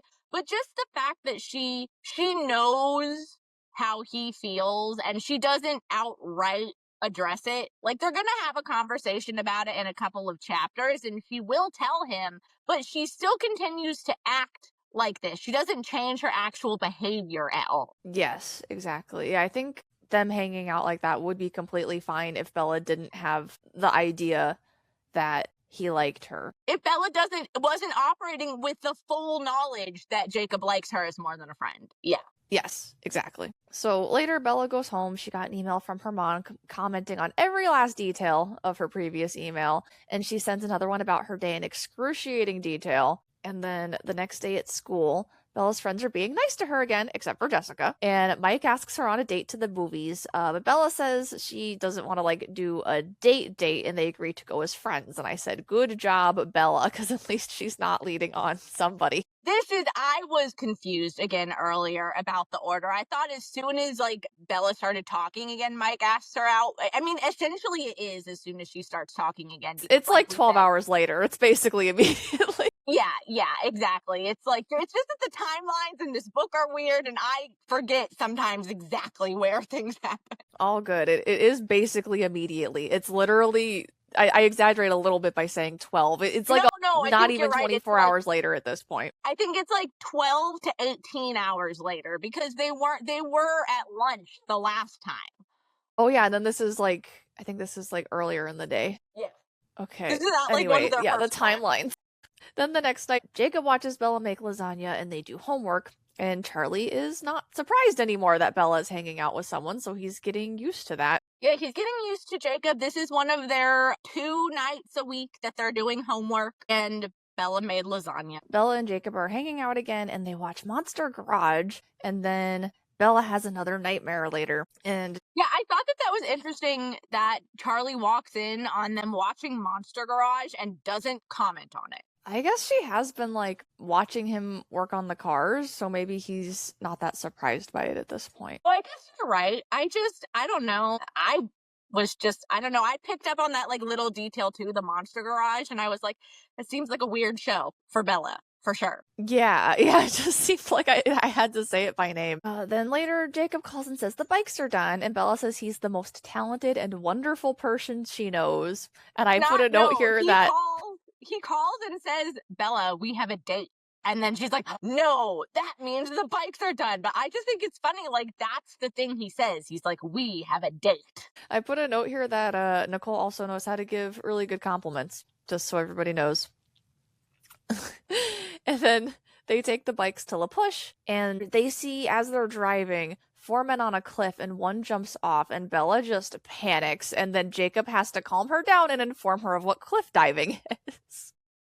I don't know. If I saw, like, a group of people, like, jumping off a cliff like that, I don't know, it would probably freak me out, but I wouldn't immediately assume that they were dead, because they were like diving into the water, though. Yeah, no, but that's what I mean. They're diving into the water, and there's a group of them. Like, I just wouldn't immediately assume that I needed to call the ambulance. Yeah. Well, I guess Bella, there's no cliffs in Florida, so maybe she doesn't know. She's stupid.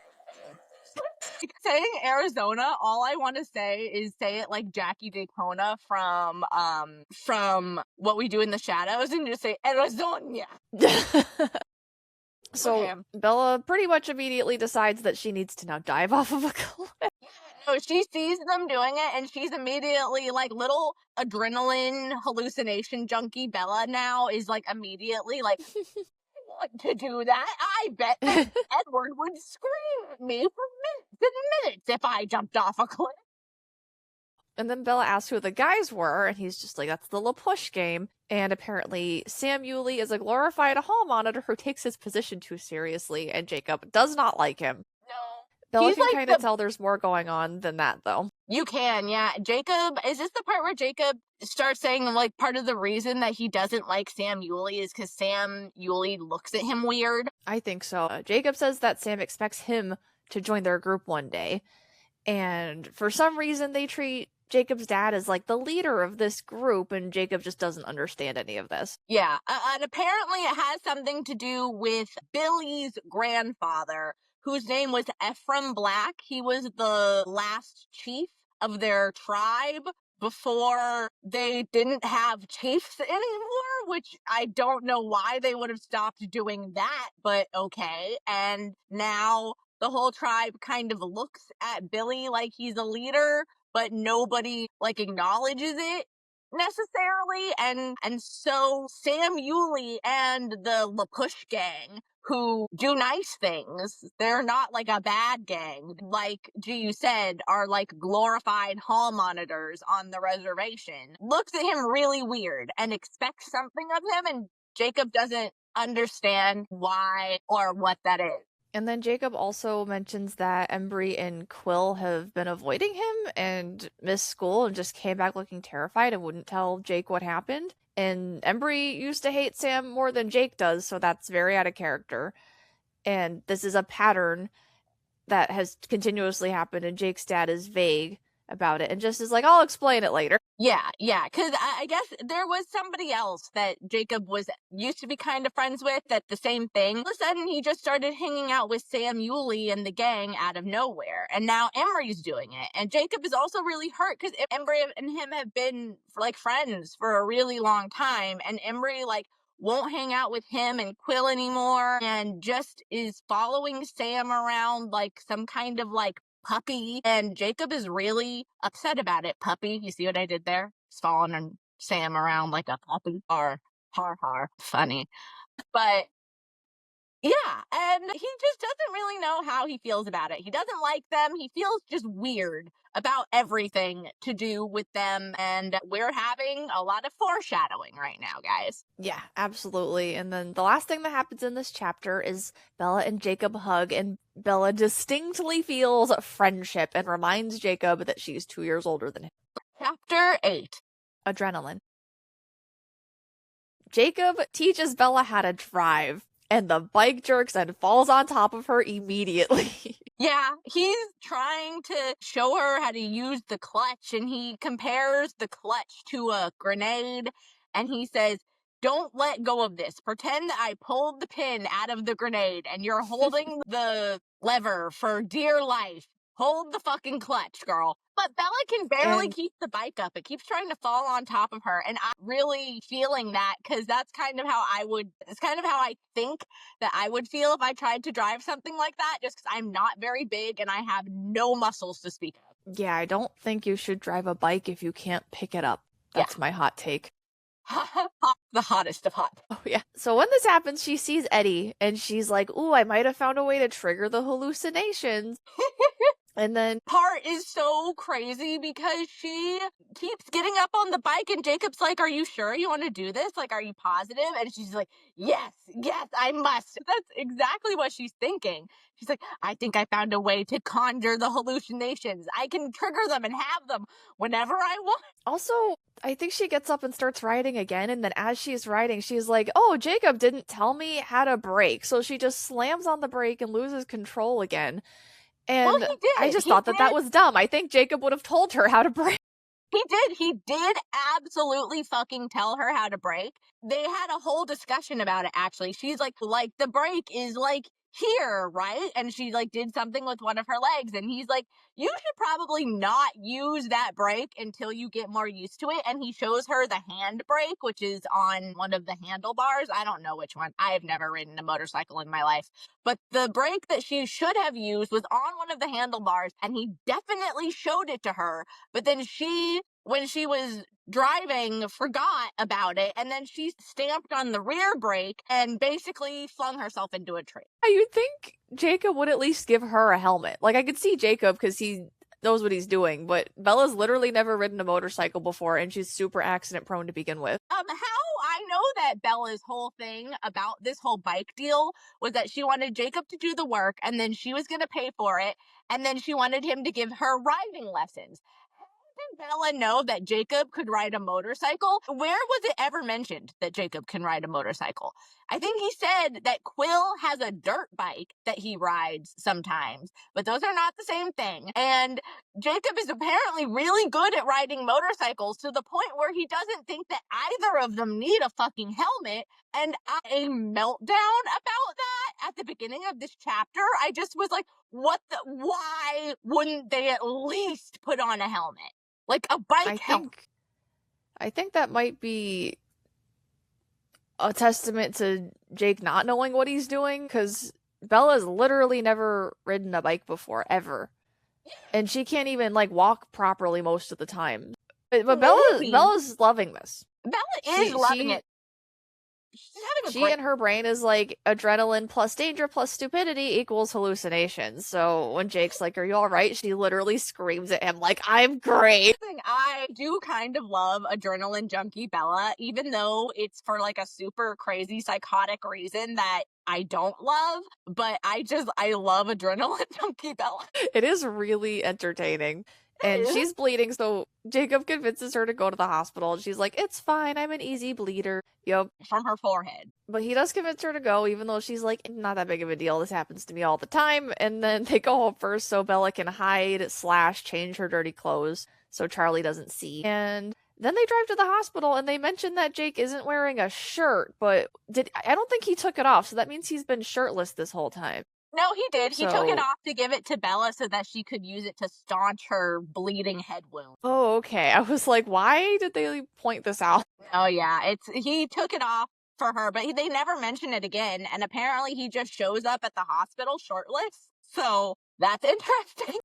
Excuse to get him shirtless, I guess. When she's like noticing that he's shirtless and stuff, she kind of sits back and looks at him and says, you know what, Jacob? Don't take this the wrong way, but you're sort of beautiful. You're over here trying to get this. You know that this boy fucking likes you. Yeah, she absolutely should not have said that. That makes even less sense of her saying it to him, because alright, I'm gonna woo-saw through that, because she doesn't know what the fuck she's doing. She doesn't. She not for one moment in this whole fucking chapter has she known what she's doing. She hasn't known for the last book and 8 chapters or so. Okay, when did Edward and Bella meet in the first book? In, like, the second chapter? Okay, so book in, like, 7 chapters. And Bella gets 7 stitches and drops off Jacob and then goes home to cook dinner for Charlie because she can't miss making dinner even when she just went to the hospital. And Bella looks forward to having more delusions later. And doctor calls later and tells Charlie to wake up Bella every 2 hours in case she has a concussion. And Charlie doesn't believe her excuse of falling while hiking because that's dumb. That's absurd. And also he's like, listen, you're my fucking child and I know that you're not going hiking. Even though now apparently this is when she's gonna start making Charlie think that she likes hiking, because they're gonna use hiking for an excuse for several situations. Yep, so this is the beginning of Bella's hiking adventures. And the next day, Jake says that they should cool it with the bikes for a week, and Bella is upset about this because she just figured out her delusion formula. Yeah. And since she just told Charlie she went hiking, they decide to actually go hiking at this point. Yeah, and what was the formula again? It was adrenaline plus danger plus stupidity equals hallucination. So they decide that they're gonna look for the meadow. I don't think Bella actually tells Jacob that's what they're looking for. No, she literally just says that she found someplace hiking once and she wants to refine. And after hiking 6 miles, they don't find what they were looking for and agree to go again tomorrow. And I just was thinking about how in the first movie it was like right behind the school basically, so I'm like, where are you going? It's like right there. Yeah, you're right, because in the movie it is basically right behind the school, that was such a weird scene. Like, that was a weird scene. particularly was a really weird scene in the movie. Yeah, I don't know why they had to meet up at school first and like show them walking behind the school. Like that just made it seem like there's like a little patch of woods behind the school and then right behind that there's a meadow. It's probably like, I don't know, a quarter of a mile behind the school, maybe. At It the goes most. like, what, heroin tree where Edward climbs up and tells Bella that she's his own personal brand of heroin. And then a little while further on, you have a slight break in the trees that can let in the sunlight to see him sparkle. And then a little bit past that, we have the meadow. Yeah, it's like a half kilometer away from anybody who's not American. My God. And the last thing that happens is that Jacob's like hoping they find a bear. Interesting. And he mentions that Bella would taste good, which I just thought was kind of nasty. So I put it in my notes. I thought that was funny. I thought that part was really funny, actually. But Jacob and Billy both want them to find the bear, and they're joking about it because, well, Jacob doesn't know yet, but Billy knows what's going on, and he is not concerned about them at all. He's like, y'all will be fine. Go out in the woods. Charlie keeps telling her to stay out of the woods because of the bear. But the part where he tells her that she would taste good, she just kind of looks at him and is like, yeah, you know, I've been told that before. I cackled. Chapter 9. Third wheel. So Bella's got a routine going at this point, school, work, Jacob, and she isn't as depressed as before. And Jake gets Bella conversation hearts for Valentine's Day, which isn't anything great. Oh, I mean, they taste like chalk. They're not that great, but he is. This is the part where I was like, Bella, you're so mean for this whole entire thing, because she shows up and he's just like waiting there with the hearts, and he's just like, I think he literally asks her to be his Valentine, and she just like doesn't really say much of anything. She just kind of ignores it. And I was like, yeah, he says, will you be my Valentine? It's the least you can do since you didn't get me a 50-cent box of candy. Yeah, okay, that's funny. Jacob has jokes, but also like, Bella, like, you're being mean. Okay, I think this is the part where they say they should go to a movie, but Bella's like, let's invite Quill and Mike for some reason. And says that they should go as a group. And they end up doing this for some reason. They think that this is a good enough plan to execute. Yeah. Like, plan with zero amount of thought, and then she literally asks Mike, and Mike thinks that Bella's asking him out, so he gets all excited, but then she's like, no, I was thinking like a group outing. And he gets way less excited, and then nobody can come. Yeah, this whole thing is so awkward, because it's literally like Jacob asking Bella on a date, her trying to avoid it by going as a group, and then asking another guy that likes her, and then he thinks that he's being asked out on a date, and then it's just the three of them, and I'm like, for the love of God, why did she cancel? She should have gotten mysteriously sick at the last second or something. It's I know, so when awkward. when she went into the house to answer, because Ben and Angela were gonna also come with them, but then they canceled at the last second because I think Angela had the stomach flu. And when she got that call, she should have just walked out there and been like, sorry guys, let's do a rain check on this big group date, not let's go the three of us. Yeah, there you go. She should have just been like, hey, looks like everybody can't go. Let's reschedule for when everybody can go. And then they could have just never rescheduled. That would have been very polite of her.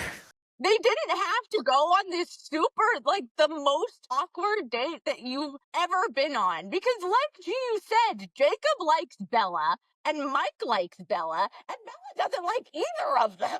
So they go to the movie. They all just commit and they go. And Bella's all excited to see the Bloodbath movie. And she researched it and made sure that there is no romance in this one. And there's all this tension between Jacob and Mike. And I'm just like, why is everybody so threatened by Mike? Because Edward was also very threatened by him. And I'm like, is Mike very handsome? Like, you guys are like supernatural, powerful, handsome guys. And Mike's just like, in my mind, like a very average, regular guy. So why are these people so threatened by him? Not only that, but I don't know if you picked this up. I don't think we mentioned it when we were doing chapter like 1 or 2, when it talks about how when Bella comes back and sees Mike for the first time in this book, she talks about how he changed his hair to match Edward's hair. Like, she says, Oh, you yeah. can see where he got his inspiration, but Edward is handsome or something. So you can tell that Mike literally changes his hair to look more like Edward. Oh my God, forgot about that. Mike also Plotted. needs to get some self-esteem, I think. Yeah, no, definitely. But it's the movie is so awkward. They all three go into the movie, and Mike is kind of acting a bit weird, maybe, but you can't really tell exactly what's wrong with him yet. But him and Jacob start the movie with both of their arms on both of the armrests of Bella's seats, like just palma, just waiting, both on both sides. And She's just got like the hands waiting to see whose hand she's gonna hold. And she mentions that she like sits there with her arms crossed in the middle, like just hoping that they'll both get the hint. And she hopes that their hands go numb. So partway into the movie, he like gets up and is like, oh, I'm gonna be sick, and like runs out, and like Bella and Jacob both follow him out. And while this is happening, Jake decides this is a good time to confess his love for Bella. Why? Like, while Mike is being sick in the movie theater bathroom, he comes back and sits down with her and grabs her hand and is like, you like me more than anybody else, right? But you don't like me, but you like me more than anybody else, right? And Bella agrees. And then he's like, well, that's fine, I can wait. Yeah, he's literally like, I'm prepared to be persistent. And Bella's like, well, I'm not going to change my mind. And honestly, good job, Bella, for being honest at this point. Like, I'm glad that once she was head on confronted with it, she didn't lie to him further. Yeah, agreed. I'm glad that she uses her words in this moment, but I still stand by everything that I have said up to this point, because while she is taking this moment to turn him down verbally, she has been acting not like that.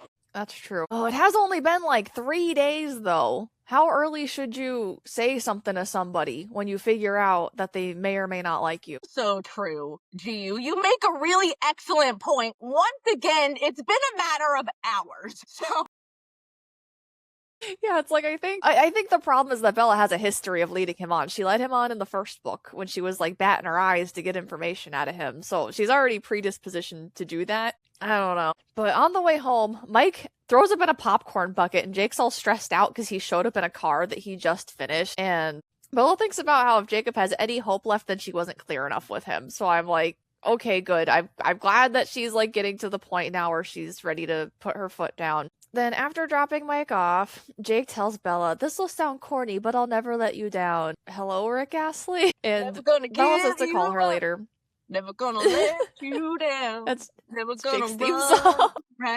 Yeah, it is Jake's theme song. But yeah, I thought that was funny because it's just as Bella's getting out of the car and he like grabs her hand and it's like, I will never let you down. I will always be here for you. You can always count on me forever. And then next chapter, not so much. Just vanishes. Just vanishing. Yeah, exactly. I just think that's really, it was well timed for him to be like, listen, I will never let you down, except for the next 3 weeks. Except for the time that's actually exactly right now. And Bella sits there wishing that Jake had been born her brother and finally realizes that she's been leading him on. And she thinks she needs him like a drug right now. And that she'll keep letting him try? Excuse me? So yeah. She literally a minute ago was like, I wasn't clear enough with him. Actually, he can keep trying to get me. Making a conscious decision to let Jacob be hung up on her when she doesn't feel the same way about it. Yep. And Bella gets home and Charlie's in front of the TV and Bella ends up calling Jake, who is now also sick, allegedly. And Billy insists that Bella not come over. And then Bella ends up getting sick too and calls Jake to tell him that he'll be better soon because she recovered quickly. And Jake says he doesn't have the same thing. Ooh. And panics and just is like, I have to go. Wait for me to call you. Chapter 10. The Meadow. I was listening to the audiobook and I got to the chapter, The Meadow. That was exactly how I reacted. Like, it was like chapter 10, The Meadow. And I was like, oh, fuck me. And a shock to no one, Jake did not call. Billy says he's sick, and Bella's like, I'm going to go on Saturday to visit, but the house ends up being empty. And Charlie ends up talking to Harry, who says Jake is at the doctor's with mono, and that the phones have been down. Very convenient. Just very convenient that the entire phone system for the reservation has gone down just now. Yeah, at this exact moment. And Bella ends up reading about mono and that no one should visit for a month and that mono isn't very infectious, but I thought it was extremely infectious, but I've also never read about it. So it is, but also it isn't. It depends. Like, you can't get mono from being around somebody with mono, but if you share, like, spit, like, if you drink after somebody, or that's why they call it the kissing disease, because people get it from kissing a lot. Like, if you share body fluids with anybody at all, then you're pretty much guaranteed to get infected. But if you're just in the same room as somebody with mono, then you're fine. Oh, I see. So, like, if I drink out of a cup and then you drink out of my cup and I had mono, I'd give you mono. Like 100%. Yes. Gotcha. So Bella decides to wait a week, and she's like, that should be plenty of time. A month is too long. And Bella starts having crazy dreams and just feeling horrible now that her distraction is gone. Like, way more wild dreams than she's had before. But again, Bella has prophetic dreams. And this is not something that's ever really talked about, but Bella dreams about the future a lot. Yeah, that's true. This is just my opinion. I don't really like when writers use dreams to do foreshadowing. It's lazy writing. I mean, those are big words coming from me, who is not a writer, but I still think that it's such an overdone trope that it does kind of come down to being a little bit lazy writing, because talk about all the time about how these vampires' powers might have something to do kind of with powers that they had when they were people. And that's why Alice has the powers that she has, and maybe Edward's powers are because he was really good at reading people's, like, thoughts and emotions, like, in a more normal way. And then his vampirism just magnified that power. And then maybe, that's kind of the theory of possibly what the Twilight vampire powers are about. But the way Bella has these prophetic dreams that almost always come to be at least somewhat what happens, you would think that her vampire power would have something to do with seeing the future, but it doesn't. So it's lazy writing, is just like... That would have made a lot of sense if that ended up being her power, but I guess that's kind of Alice's power already. Exactly. Alice can kind of see the future. Bella couldn't have the same power as Alice, even though what she has been showing kind of throughout her whole human existence has kind of been that would be her power. So I don't know. I don't like the way they do the powers in Twilight. I don't. Maybe Alice should have had a different power, because there's that, like, gigantic plot hole in the first book when they get the phone call anyway. Yeah. So there's already, like, some continuity issues with Alice's power to begin with. So maybe if they just gave her something else, but I think that I'm getting a little bit too off track. No, you're completely right, and let's just wait until the fourth book, because there's gonna be something else that happens with a moment of Alice's power in the fourth book that they have told us the whole entire series is impossible to happen. I will obviously wait until we get to the fourth book. But yeah, Alice's powers make no sense. All right, well, we'll put a pin in that one. We'll come back in a few months when we get around to the last book. Yeah, put a large pin in that.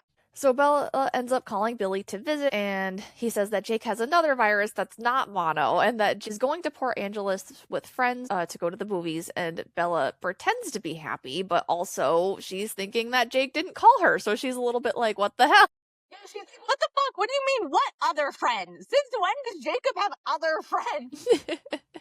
And Charlie notices that she's upset. She's just saying she's going to go study with Jessica, and Charlie thinks that's good because her friends will think she's forgotten about them if she doesn't hang out with them once in a while, which they kind of had already thought that. Yeah. But she doesn't care what her other friends think, obviously. No. Bella's friends must all think that she's, like, top-level bonkers. Bella is actually going to look for the meadow by herself, and she finds it really quickly, so that makes me wonder if Jake intentionally misguided her through the forest. Even necessarily think it's that. I think that they were just really close to finding it to start with. But I think it's a bit ridiculous how easy it is for Bella to find it as well, because she's not like an outdoors person. So I would have found it much more believable if she had gotten lost, at least the first time she tried to do it by herself. But instead of getting lost, she literally finds exactly what she was looking for. But she thinks to herself, what a good turn it is for her that she wasn't with Jacob when she found the meadow, because she immediately starts feeling bad again. Yeah, I just wish that there was a couple sentences in there about her, like, walking around for a few hours and maybe, like, recognizing some places her and Jacob had found, and then maybe eventually she finds it. Like, not a lot, but it just seemed like she was like, and then I went to look for the meadow. Here it is, right behind the school where I left it.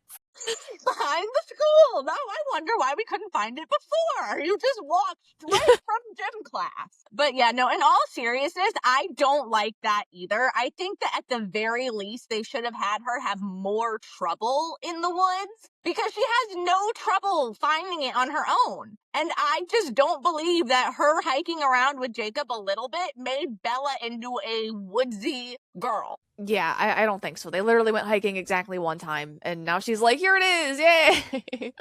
Well, she does say out a few more times since then, but that it's just kind of like been in passing.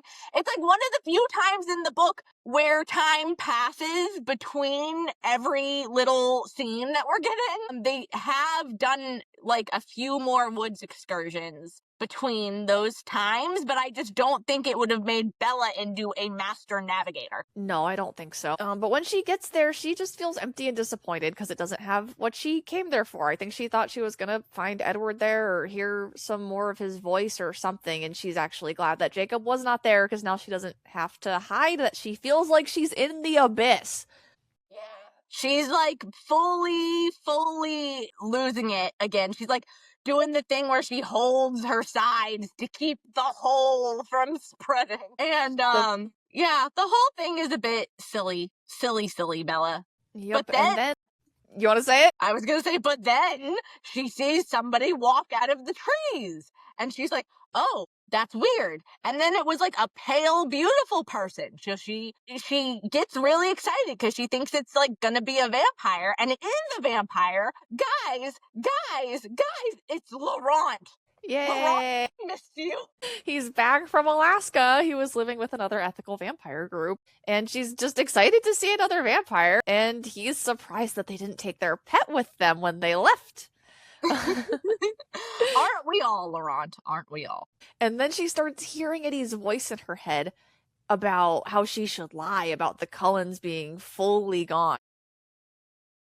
Yeah, because being confronted with a vampire, and she notices that even though she thinks at first that she might be kind of safe-ish because Laurent went to go and at least meet the other ethical vampires, Tanya and her group up in Alaska, if he had been following their diet, then his eyes would have changed color, but they haven't. They're still red. So she knows that he's still been feeding on humans, and Edward's voice pops into her head and is like, oh, shit, lie, run away. And he starts like growling at Laurent and stuff. I was like, you even are hallucinating the growl?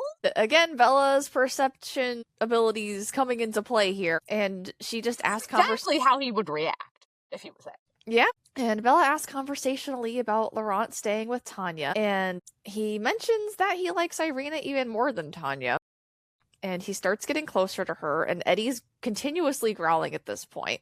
And Laurent admits that he cheats sometimes, and he's definitely hunting Bella at this point. Like, he's kind of getting closer to her. You can tell he's mimicking, like, stalking. But at the same time, I'm like, you can outrun her easily. You don't need to do all that. I think he's just having fun. Yeah, all this like slow approach. I also think that he was kind of just toying with her. And this is when he starts telling her about Victoria and how he is gonna tell Victoria that he saw her. And Bella's like, oh God, like that's fucked. Don't do that. Yeah, and Laurent reveals that they want to kill her as revenge for killing James, mate for mate. Apparently, And Bella's not Edward's mate if she's been fucking left here. But okay, I sure. mean, well, that's why Laurent ends up being disappointed right after that because Eddie left, and he's like, "Oh, I guess that means that he doesn't care about you as much as we thought." And then Bella's just like, "I'm sad that Eddie doesn't care about me, not because I'm about to die." And Laurent's like, "Well, I'm just gonna kill you anyway because I'm thirsty." And then Bella's last thoughts are of Eddie. And then suddenly, Laurent retreats and a werewolf appears. When she's like, it emerged from the bush. It was huge, but it wasn't a bear. It had long, slathering teeth, and there were more of them, and that one was black. And then I looked behind me, and there was one that's a golden russet color. And Bella is very confused why Laurent is running, because he could take on a pack of regular wolves, couldn't he? I thought that was so. This is like one of those moments where I'm like, you're so fucking dim sometimes, Bella, because she just keeps being like, well, why would Laurent run? Why is Laurent running? Like, Laurent could take this. And I'm like, if Laurent is running, then no, he can't.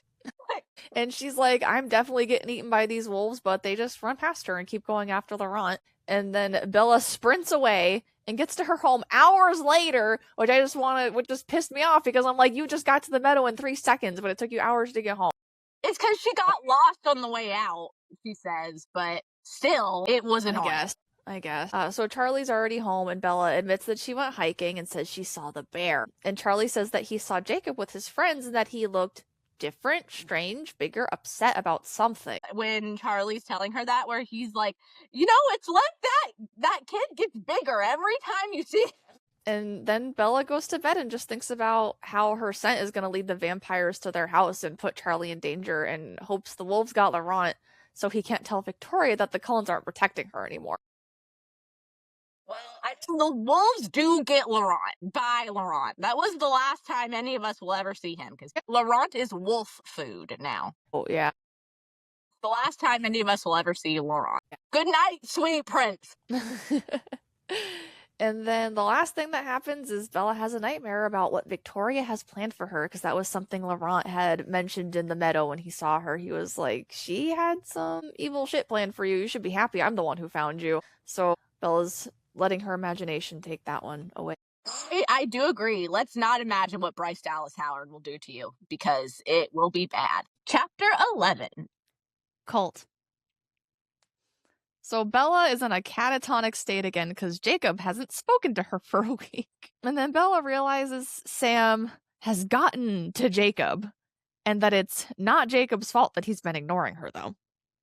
Yeah, she realizes, she's like, no, it's the cult. It's Sam Yulee and his cult of his gang. What do they call it? The La Push gang, I think is what she calls it. Very original name. Yeah, I was just trying to remember, but yeah, Bella's freaking out because she thinks that Sam has gotten to Jacob, and I think she's also really, really worried that Laurent is going to show up. And at this point, she's terrified that he's just going to appear, because she doesn't know what happened to him. When she saw him, the wolves were chasing him out of the meadow, but she doesn't know anything about the wolves yet, so she does think that he's about to come back and get her and Charlie. Yeah, exactly. She doesn't know what's going on. And she does decide, though, that since no vampires have come for her this entire time, it's safe enough to try to rescue/kidnap Jacob. Or just figure out what's going on. Yeah, she says that during the daytime, because the most dangerous time is night, obviously, for Laurent to come to her. So she makes a decision that now during the daytime is a fine time to go to La Push, but only during the day. Is this the part where she goes at the butt crack of dawn? I think so, because she tells Charlie that she's going and something weird's going on, and he's like, calm down, it's fine. And you can tell Charlie just kind of wants to drop it. She tells him, I don't think this is when she goes at the butt crack of dawn. I think that happens after he shows up in her room. Oh, I think you're right. Yeah. I think she just is really freaking out to Charlie. Charlie says, calm down, let Billy deal with it. Something's going on with Jacob, but he can't spend all his time with you, Bella. He has to have other friends as well and let Billy deal with it. And Bella is starting to tell Charlie that she thinks something weird is going on down at the reservation. I don't think that she has fully told him that Sam Yulee is bad news yet, although I do like it when she does that. That happens, like, in a little bit. One of the reasons why Charlie's just kind of wanting her to drop it is because 2 tourists went missing recently. And he's like, oh, the wolf problem's really getting out of hand. And Bella's stung by this Yeah. because normal wolves wouldn't have had a chance against the runt. But she saw those wolves. She saw how big they were. Yes, obviously, actual wolves would not have had a chance against Laurent, but you saw those massive, giant, like, bear-sized wolves, Bella. I don't know that you can think that's normal, but okay. She's just thinking that Laurent must have outrun these wolves, but she's still trying to figure out why. So she's at least having some inkling that maybe it's not 100% normal. Yeah. Also, she thinks that Laurent probably outran them and went to go tell Victoria. So because Laurent kind of told her that he was going to tell Victoria about her.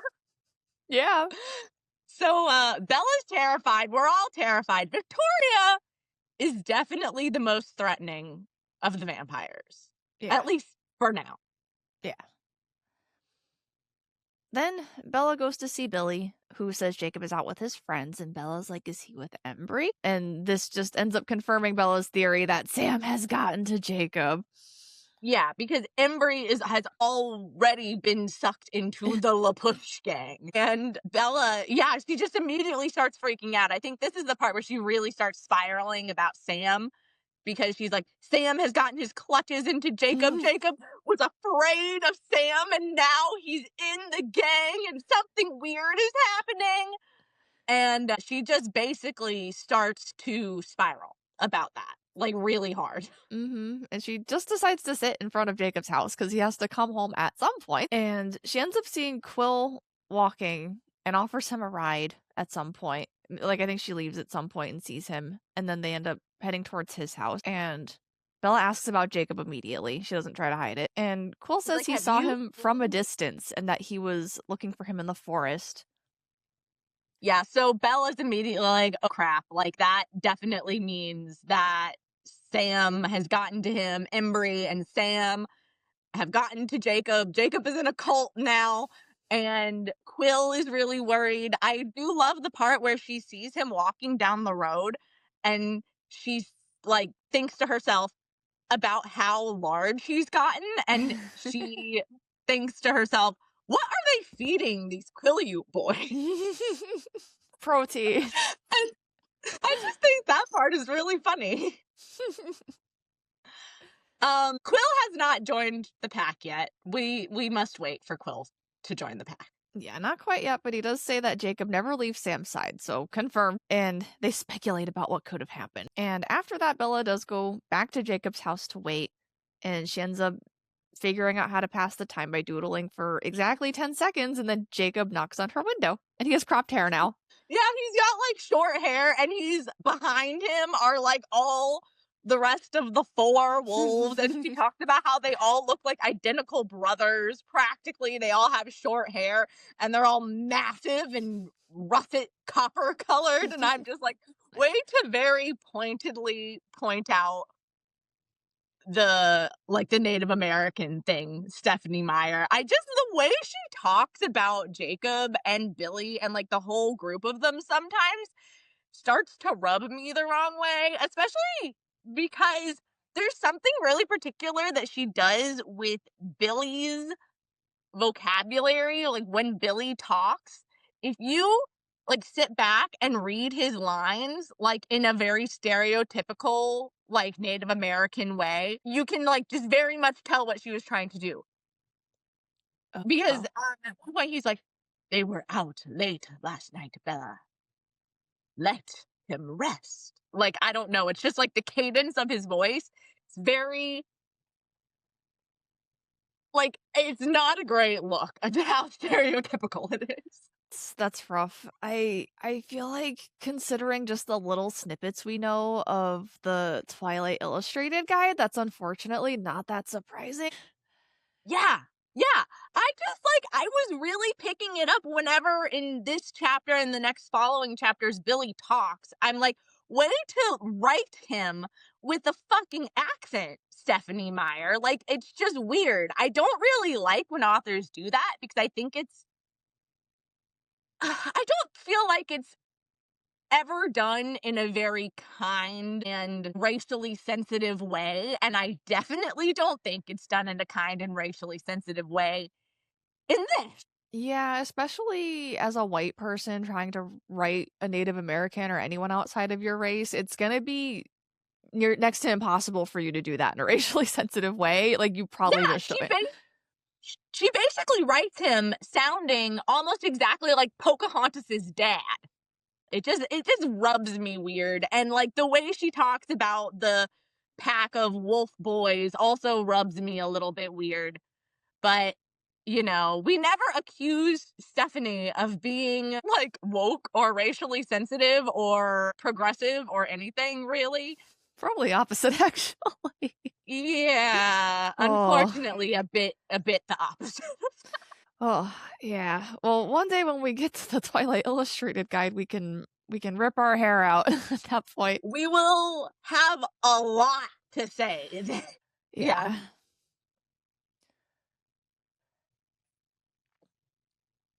So when all the boys walk up, Bella is suddenly overcome by the desire to be a vampire, so Sam will fear her. Bella convinces Jacob to talk to her alone, and the others go inside. They go for a walk. Jacob's kind of being a jerk, and he's just like, let's get this over with. And he says it's not what she thinks. And she's like, "What do you mean it's not what I think? You were afraid of Sam and this gang, and now you're a member of it. And I talked to Quill. Remember Quill, your best friend?" And just like starts really laying it all out there for him. And Jacob's getting really, really mad. Like getting he keeps shaking. Like he's physically shaking and she's noticing. And seems like maybe he might be trying to control some sort of transformation, but Good point there. And he says yeah, he and can't tell her, but Sam is helping as much as he can, and they just argue back and forth if Jacob should tell Bella what happened. yeah, and he's like, "I can't. I actually literally cannot." And you kind of get the impression, even in this chapter, that he's kind of trying to, but literally actually can't tell her. And we're gonna find out soon that that is very accurate. Jacob is physically stopped from telling her the story here about the werewolves. This just struck me funny too. He says if you want to blame someone, blame the bloodsuckers. I think this is the beginning of them coming up with all these like creative insults for the vampires, and I just think that that's funny. Yeah, yeah, and Bella's like super fucking insulted that he would even bring them up. And she doesn't like to talk about it, Jake. Don't you know that? Extra funny, ironic, I guess, because we're just talking about like, oh, she's not really like representing other races that aren't white people very well. And then immediately there's like something that could have been a metaphor. Yeah. Yeah. Oh, I'm sorry. I'm just laughing because it's so stupid. What a chuckle bucket of a book this is, really. Yeah. But I think that just a note that I wanted to make sure to mention here is that when Bella does bring up Quill in this conversation with Jacob, she notices that he looks real sad and worried about it. And it'll come back, but he doesn't, you can tell that he's real upset about everything that's been going on. And he's not doing the best right now either. No. Bella does mention Quill in the conversation too, and Quill is worried that he's next because he's still out of the loop at this point. Yeah, that's what she said. She says that Quill is worried that he's next, and that makes Jake's whole demeanor change, and he gets really sad and worried because Quill is next. Like, Quill is next. He is. He's next in line. He's next to turn into a big old wolf. And Jacob just tells her to go home, says they can't hang out anymore. And she's like, "Are you breaking up with me?" And Jacob said that if that was the case, he would at least say they could be friends. I was slingshotted into the Kuiper Belt by her saying, "Are you breaking up with me?" Like, after everything. And right before she says that, she's like, "Jake, I'm sorry if this is about me not being able to return your feelings. Like, maybe I could if I was given more time." Yeah, she's like, "I wish I could change how I feel about you," but she doesn't wish that. She's lying. No! She doesn't. She doesn't. And this is like, I don't know. It was just like, I was forgetting how fucked up and annoying Bella is. Like, we were just talking in the previous chapters about how since we have a window into her brain, neither of us ever really thought that Jacob actually stood a chance. And I stand by that opinion. I don't think it's different, but And we have the spoilers. Like, we know they don't end up together, so like everybody does.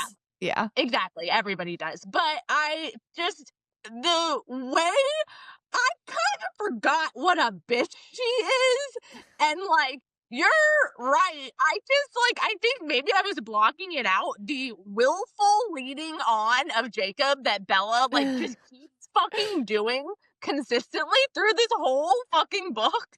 I also blocked it out. Like, I knew she did it, but not to this extent. Like, when she's like, "Are you breaking up with me?" I'm like, this is where the shippers are getting it. This is where it's coming from. Exactly where they're getting it. Why would you even say that, Bella? Like, why would you word it like that? There's so many other ways to word that. Like, are you saying we can't be best friends anymore?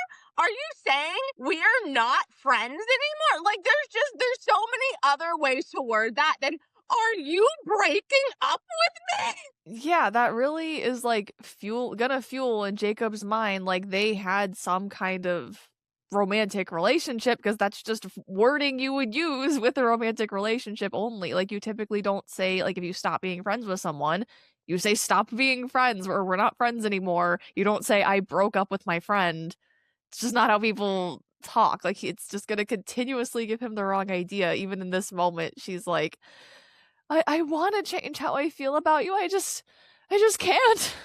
I just can't. And are you breaking up with me? I'm like, yeah. This is why Jacob thinks consistently that you're in fucking love with him, until he realized that he was imprinting on a fucking embryo inside your body the entire fucking time. Anyways, not the point. The point is that someday, Giu, if anything ever happens in our friendship, that is exactly how I'm going to word it. We're going to say that we are breaking up.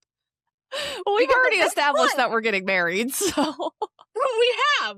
Oh, my eyes are watering from laughing. So after that display by Bella, Jacob says he's not good enough to be her anything anymore, and Bella goes up to the house.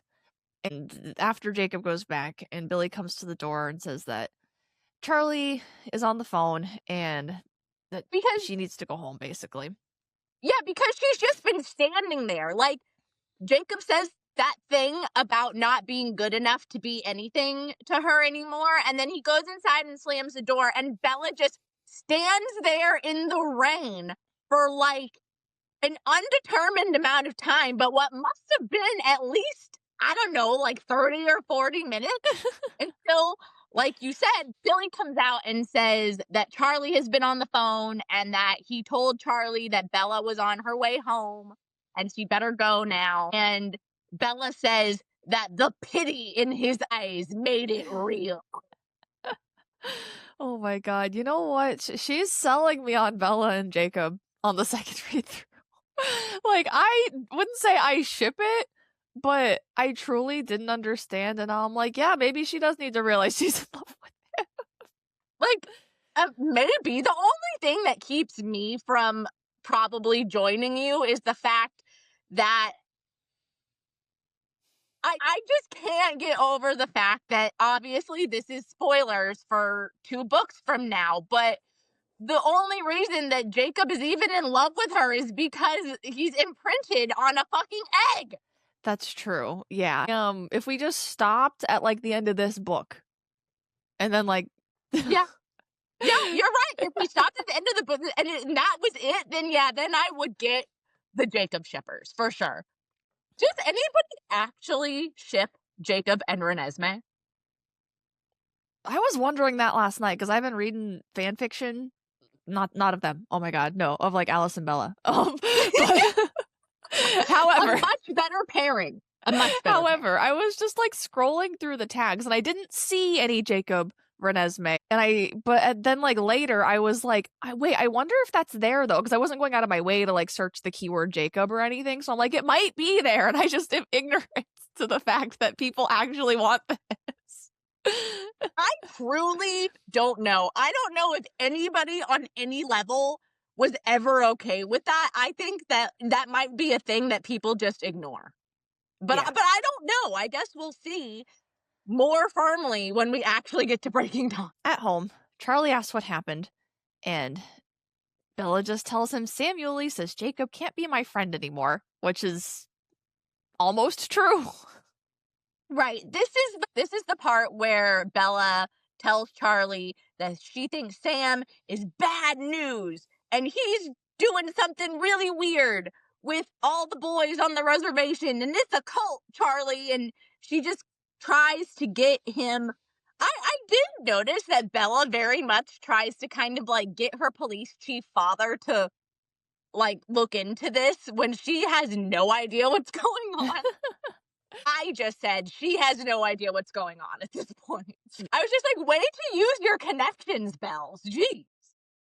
And then after she showers, changes upstairs on the phone downstairs, she hears Charlie on the phone with Billy, and they're arguing about what's going on with Jacob, and it sounds like Billy's trying to blame Bella for leading Jacob on. Wow. Yeah. And Charlie says he better keep the boys in line and that he's going to be if this fucks with Bella's mental health again. If those boys step one toe out of line, I'm gonna hear about it, Billy. Like, you and me are friends, but this is affecting my family now. Don't you dare blame this on Bella. Bella said the whole time that her and Jacob were just friends. And I will say, bravo to Charlie for standing up for Bella in this moment. Yeah. Yeah, he should, because that's his daughter. And also she did like say words like, hey, we're just friends. So yeah. Yeah, Sorry. Charlie is right. She said that the whole time, at least to him. She's only leading Jacob on with her actions. Yeah. If you just go by what she like tells him at the movies, you know, she never at any point, and she even tells him, even though she was like, are you breaking up with me? She did also say, like, I wish I could change how I feel about you, implying that she doesn't feel that way now. So I know she's definitely giving him hope, but he does need to move on. It's a fine line because it's her actions that are leading him on, not her words. Yes, exactly. Her actual words agree with her inner monologue, which we were saying was the reason neither of us ever shipped Jacob and Bella. But her actions, on the other hand, are like big red land here signs to his like libido and maleness, I'm sure. Yeah. And then later that night, Bella is awoken by nails scraping on her window. Ooh. This part cracked me up. I was like cackle scream laughing when I reread this because I forgot about this part. Chapter 12. Intruder. Jacob appears in Bella's window that night and says, I'm trying to keep my promise. And she's like, when did you ever promise to kill yourself falling out of Charlie's tree? It's the fact that she looks out the window and Jacob, massive, huge, gigantic Jacob, is in the top of the tree outside and it's bent all the way over with the tip scraping against her window, which is what woke her up. And she looks out and he's like hanging in the tree. And then he uses the tree basically as a gymnastics bar and he like swings back and forth and vaults through her window. And I was like, Bella, something is going on. And this whole thing reminds her of Edward, because Edward used to sneak into her room. Yeah, and I was thinking that, of course, we have Boy in Bella's room after dark. I think that Charlie must take Ambien or something, because how has he not woken up at some point? I feel like I could picture that in like a 2000s like sleepover style, just like someone like trying to sneak to like an upper story window with a tree falling over and the like, headphone on, and they're like going in the fridge, it's going on behind them or something like that. It's very early 2000s comedy. I can just imagine the little boo, boo, boo, doo, doo, doo, doo, doo, like the little background music of I am sneaking and I must not get caught. Yeah. That's my canon of what's happening. Oh, so once Jacob pole vaults into her window, he says he came to apologize, but Bella's still pissed. And he didn't want to leave things the way that they were because he insists he can't tell her why he's been absent. But he wants her to guess, so he'll be off the hook. And does mention that he already had told her that time on the beach when he had first seen her. Yeah, he's like, you know this. I told you the legend. You just have to remember the right story. I told you. And Bella does remember what he said to her on First Beach, but all that she can remember is what he said to her about the cold ones, which is how she figured out the vampire secret in the first place, in the first book. Oh, yeah. I forgot that I mean, I didn't forget, but yeah, this is just the first book again.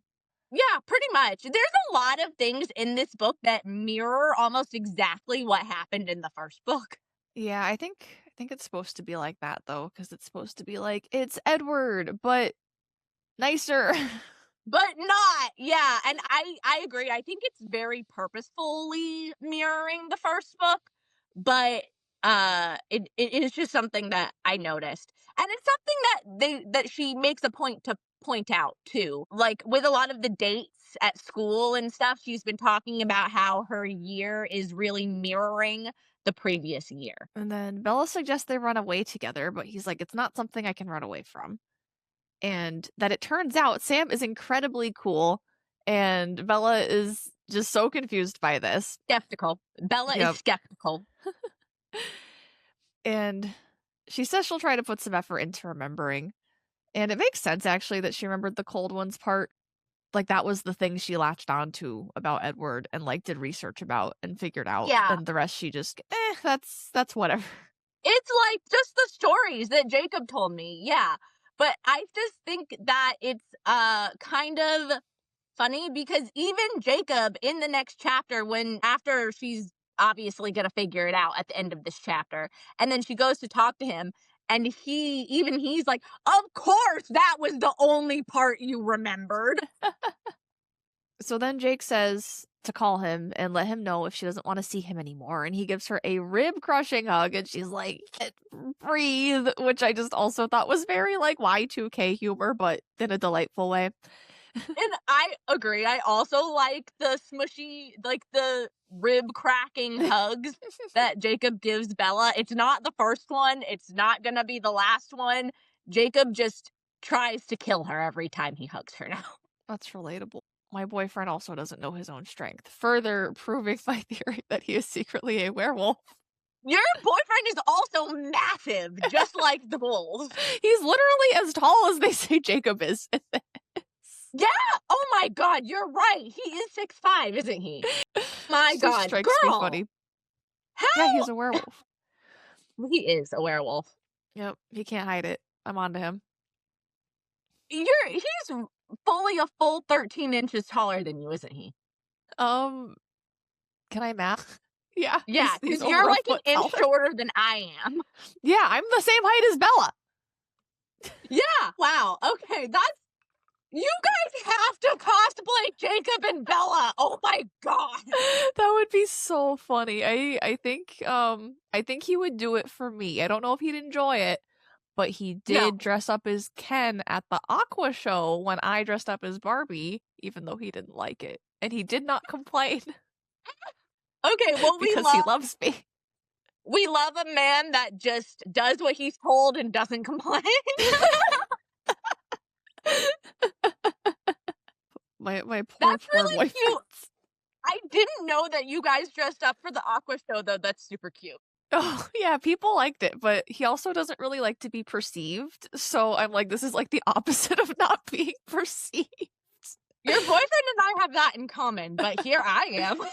Hello. Hi.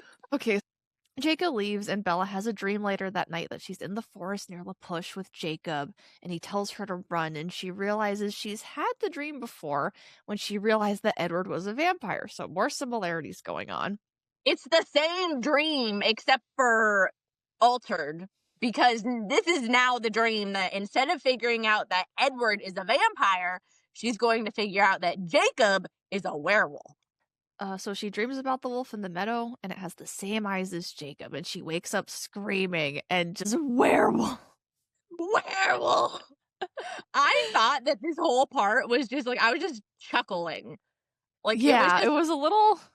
I know it's supposed to be referencing the first book, but it felt like too sudden. yeah, I Like 3 agree. sentences ago, Jacob was like, "Figure it out. Ooh, I'm jumping out the window now," and like she just goes to sleep and is instantly like, "I got it. I figured it out." Werewolf. That is kind of how it happened with her figuring out about the vampires as well. So I think once again, Bella has the most perception of anybody. Bella knows everything that's going on all the time. This is one of the things that bothers me about these books, because there's so many things about Twilight to absolutely love and fangirl over and obsess about and just be like, oh, this is so silly. I'm obsessed with this story. But I don't like about Stephanie's writing that she makes all the knowledge so accessible to her main character. I just don't feel like Bella ever has to work to figure anything out, and that bugs me.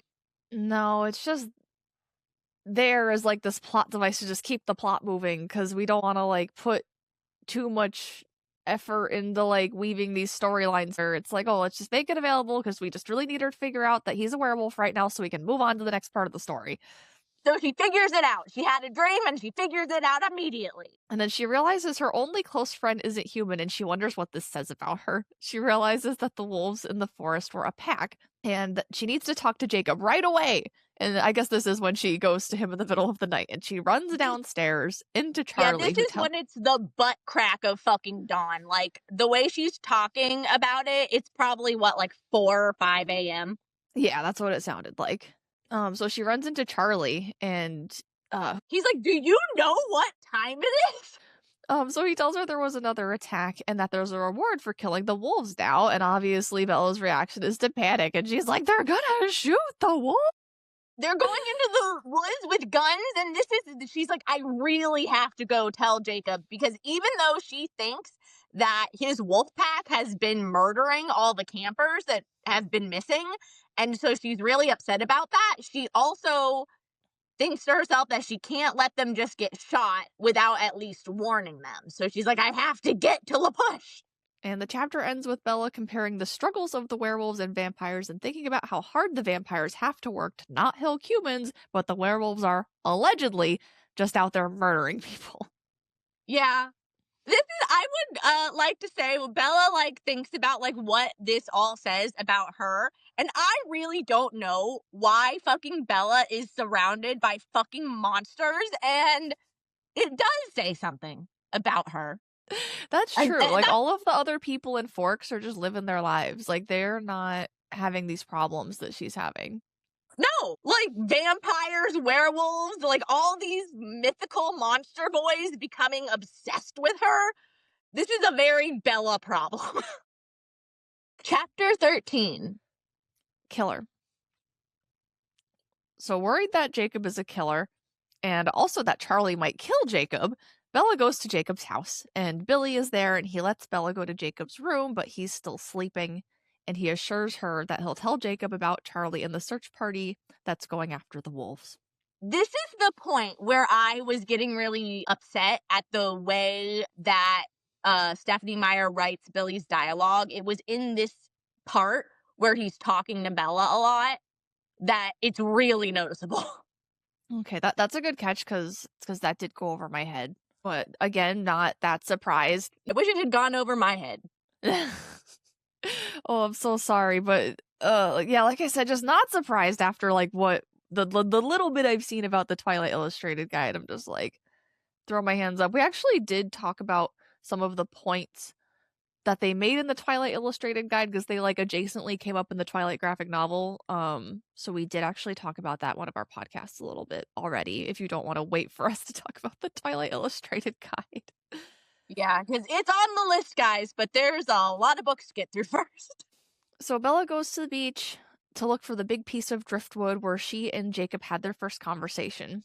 Yeah, she tells Billy that she's gonna let Jacob finish sleeping because she looks at him and thinks to herself that he looks so innocent that she doesn't even care if he's a killer because she loves him anyways, and it doesn't matter, and she can't wake him up because he looks so beautiful while he sleeps. And so she says to Billy that she's gonna be waiting on First Beach and to send him there when he wakes.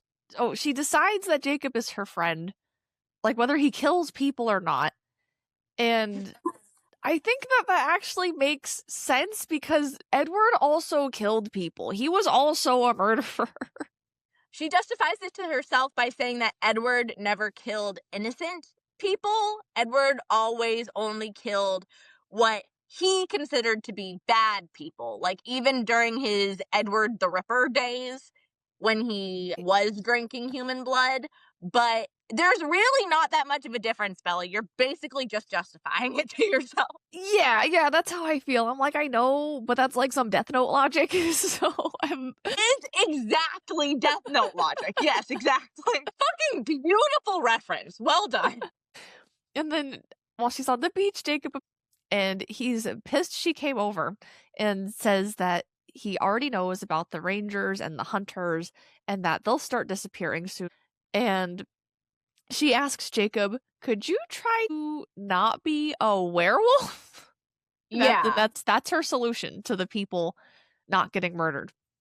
Yeah, because Jake is all upset because he's pretty sure that Bella has come to tell him that she doesn't want to be friends with him. So that's why he's all mad and says, like, you could have just called first. And then she says the thing about how Charlie and everyone is going to be hunting the wolves. He's like, we already know. Don't worry about that. We already know. And they're being silly and they're going to start disappearing now, too. And now Bella and Jacob start having two different conversations in which Bella thinks that they're the ones killing people, and Jacob keeps thinking that Bella is a hypocrite and that she doesn't care if vampires kill people. She only cares that werewolves kill people, and that makes her a hypocrite. Which, honestly, it would make her a hypocrite if that's what she thought. And she does say at one point, how does being afraid of a monster make me a hypocrite? He's like, well, I'm sorry I can't be the right kind of monster. I love that part. I want a shirt that says the right kind of monster. And she just argues that it's not what you are, it's what you do. But again, like we just said, both her boyfriends be out there killing people. Yep. And also by this logic, hold on, I have a note that if Jacob at some point decides that killing people is bad and stops, she'll then be okay with it again. Because that's what Edward did. By the internal logic of Bella, yes, you're exactly correct. And then Bella suggests finding a way to not kill people, and Jacob admits that he thought they were talking about her disgust for werewolves. And she said the wolf part is fine. And he hugs her again. And he's like, you don't care that I morph into a giant dog? And then she can't breathe again here. Another rib crushing hug. Some people would be really, really into that. So I just don't think that you have the proper level of caring about that. You don't have to be into it, but it would really make some people's day. Yeah, like let him go. Someone's gonna be really happy with their werewolf boyfriends. And this is also where he promises that he does not kill people. And she believes him, so with the werewolves cleared of murder, Bella asks what's going on in the woods, and Jacob says they're trying to protect Would just people. like to point out that it takes 0.0 seconds for Bella to believe him. She's fully convinced that they're out there killing people and that it's the werewolves murdering everybody. But then all Jake does is just be like, it's not us, Bella. Like, I swear. And she just immediately believes him. Yeah, And we gotta I'm keep just, the plot chugging on here. okay, fair point, but also another point in Bella being fucking gullible. Yeah, She she just does. believes whatever these monster boys be telling her. Yeah, she does just believe him instantly. Like, it actually happens just as fast as I wrote it down, and she's just like, all right. So anyway, who's killing all those? And he just says that they're trying to protect the people, but it's too late every time they get there. Yeah, that's when Jacob reveals that it's a vampire. It's a vampire that's been around, and they don't know why, and they can't figure out why. And they've been tracking her, and Bella immediately has a very intense fear reaction and starts like freaking out, and she's like, "Oh no, it's Victoria. She's after me." Yep, this is where Bella asks about Laurent, and Jacob says they killed him, and Bella sinks to the ground in relief. And Jacob promises to protect Charlie, and obviously she realizes that they're talking about the vampires at this point. And Jacob says his mate has been trying to get in somewhere, like past the werewolf defenses. And Bella Right? Yeah, realizes This is when Victoria she is looking for her. realizes. Yeah, Victoria is looking, and then she tells Jacob that Jacob doesn't know what that vampire's name was. He just keeps calling him the black-haired vampire. And Bella keeps saying, like, Laurent. And she says Laurent wasn't actually her mate, and she's after me. And I don't think that they've like really figured out the whole James thing yet, although she thinks she does mention James here at this point. But this is the point where Jacob realizes that everything that's going on centers on Bella, so he's free to bring Bella to the wolf pack. So that's what he decides to do. I wrote down this quote where she says, "Things aren't like that anymore, not for Edward anyway." Oh, yeah, because she is saying the reason that because they have thought up to this point that the red-haired woman vampire was the mate of Laurent, the black-haired vampire that they killed. So they assumed that that was why she keeps trying to come around. But this is when Bella explains, no, she's after me. A mate for a mate is what she thought. But she doesn't know, meaning Victoria, that it's not like that anymore, at least for Edward, because Edward has left. So Victoria doesn't know that Edward doesn't care about Bella anymore, which is what Bella thinks, even though we know that's not what is actually happening. Yeah, and that just made me roll my eyes when she said, "Not for Edward anyway," because she's just putting out there, like, I still love him. Like, even when we're talking about people dying, like, I need to remind you that I love him. And I'm like, okay, calm down. That also made me roll my eyes into the back of my skull. And Jacob asks if that's why the Cullens left. Yes. And then Jacob goes into the forest, says he'll be right back. And then Bella just starts panicking instantly and locks herself in the truck. Yeah, I don't know. I was like, Bella, I understand in a way, because she just found out that Victoria is actively looking for her. But the push down car lock is not going to stop her. That's a good point. And she's just sitting there thinking about how the only thing standing between her and Victoria is 5 teenage werewolves and how difficult it is to kill a vampire. Jacob returns quickly, and Bella asks where he went, and Jacob explains that wolves can hear each other's thoughts, so he turned into a wolf to go talk to Sam, and he tried not to think about Bella while he transformed. And Jake says that Bella is like a spy, since she was involved with the vampires, and she can get insider info about them. She does end up telling him at this point that they have vampire powers, too. Yeah, I actually really don't like this. I know that Bella justifies it to herself by saying that they're all gone and she's just trying to help the situation. And she even thinks about how she feels bad about sharing those secrets with him, but it's still, she very much just rats them out to the werewolves. She just tells them everything. And I was kind of like, I don't know. Like, have some loyalty to the people who in your head were like your family. You don't have to tell them about Alice's powers and about how Edward reads minds and stuff. There was ways to give them the information they needed without sharing those things. I don't really feel like Bella needs to have loyalty to them in this moment, but also they're not the threat, so I feel like it's also kind of irrelevant, like what Edward's power is. But Yeah, maybe and it's just to give them an idea of how the vampire powers work. But they've been gone for so long at this point. Like I don't think that she should feel any loyalty to the Cullen family right now. okay. I see where you're coming from, and it's just like me in my brain because, like you said earlier, we have the spoilers. We know where this is going. Or I'm just like, well, you're just betraying the love of your life, Bella. Like, keep some secrets, you know? Like I'm just so sick of her being like, well, not for Edward anyway. I'm like, bitch. Which I know she's not gonna shut up. I know they're gonna get back together, but No, it's gonna be like just forever of interminably Bella just being so aggravating all the time.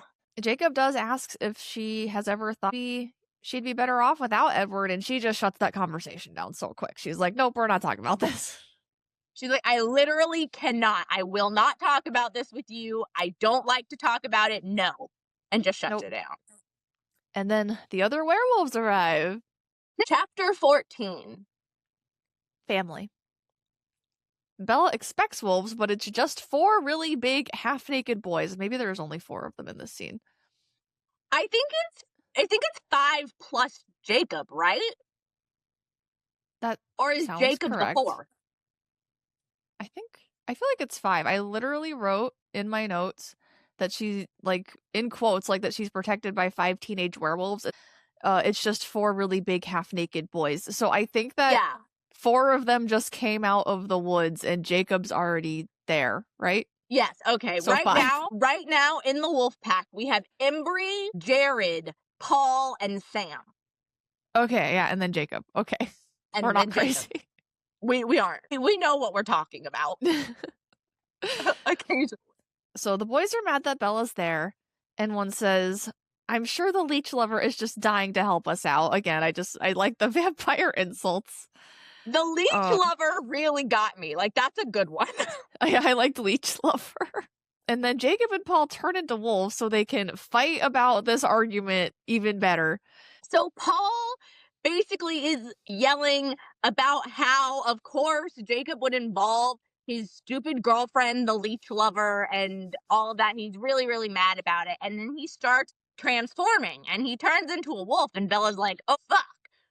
And then Jacob basically like pushes her back, strides forward, and dives into the air and then explodes into a werewolf in that moment. And it talks about how his clothing like just explodes into tatters. The whole part was giving me a lot of life. And then Paul and Jacob are wolves now and they're snarling at each other and stuff. And Jacob is huge. Jacob is a really big wolf, and he just starts basically like shoulder checking the wolf version of Paul back into the woods. So he's just pushing him out of the way. So I guess that, he's not going to be trying to get at Bella, and Jacob's basically just controlling him in that moment. And then Sam runs up to Embry and Jared and is like, you guys take her to Emily's house. I'll go deal with those two. And he actually takes off his shoes before he runs into the woods to transform. Something I thought was funny after they run into the woods to keep fighting is the rest of the boys start picking up the shredded clothes. Yeah. Like, that's just not something I thought of. Like, you see their clothes, like, fly off in the movie and stuff, but I wasn't like, oh, yeah, like, there's just gonna be, like, all these rips of clothes everywhere, and then some unsuspecting beachgoer is gonna be like, what the fuck happened? Like, right here. Yeah, they do actually pick up after themselves and they gather up all the clothes. And I think one of them says, like, picks up the tattered remains of Jacob's shoe and is like, man, this is gonna suck for Jake. Billy said this was the last pair that he could afford. And they're just, like, making bets on who's gonna win, and Bella's, in the meantime, just trying not to vomit after all this happening. Yeah, because and also I think that she's really worried that they're actually fighting and are actually gonna hurt each other. Oh, true. That's true. Something you want to know, though, is I think they must just have shorts, like, planted around the forest because they, like, burst all their clothes off and then run into the forest and they never come back naked. So they must, No, like, they all have all these things, like, planted so that way when they transform back, they can, like, re-clothe themselves. They honestly must, because Sam is literally in this passage when it talks about him kicking off his shoes and taking off his shirt and like going after Paul and Jacob is the only time that they point out that they disrobe first. So I think you're right. Unless for some reason the shorts are the exception to the magic, then they just have to have pairs and pairs of shorts stashed all over the woods. Yeah, that's what I think happens. My headcanon is that they just go to, like, the thrift store and just buy, like, all of the shorts. And then they just put them so they will always have some. Yeah, well, they need them because, I mean, those boys are so large and they're part wolf, right? So I just think that them walking around naked would be alarming to people. Alarming. Just like 5 super giant naked men coming out of the woods. Just dick swinging. Yeah. Like Oh my massive god. giant wolf cocks swinging in the breeze. Oh my god. So now that they're in the woods fighting, the rest of them drive back to Emily's house, who's Sam's fiance. And they're just asking her if Laurent was her friend, and she says no. And they're just talking about how they, like, don't want to end up breaking the treaty with the vampires. And then And this is Emily, actually really important.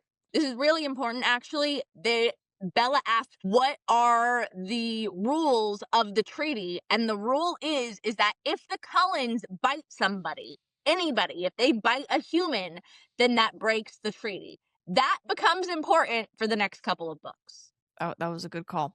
And then at Emily's, Bella realizes why they were told. She was in the car told not to stare at Emily, and when she gets there, she realizes why. Because Emily's face is scarred from her hairline to her chin. Emily, when Bella walks in, the first thing she thinks is, oh, I wonder if the reason that I was told that is because she's so stunningly beautiful. She's apparently gorgeous. But then when she turns around, she sees that she has basically like claw marks down one side of her face that go all the way down her arm and into her hand. And so you immediately realize that that was a big ass oopsie on Sam Yuli's part. And Emily asks her, "Are you the vampire girl?" And Bella asks, "Are you the wolf girl?" And she's just like, "Yeah, I guess I am."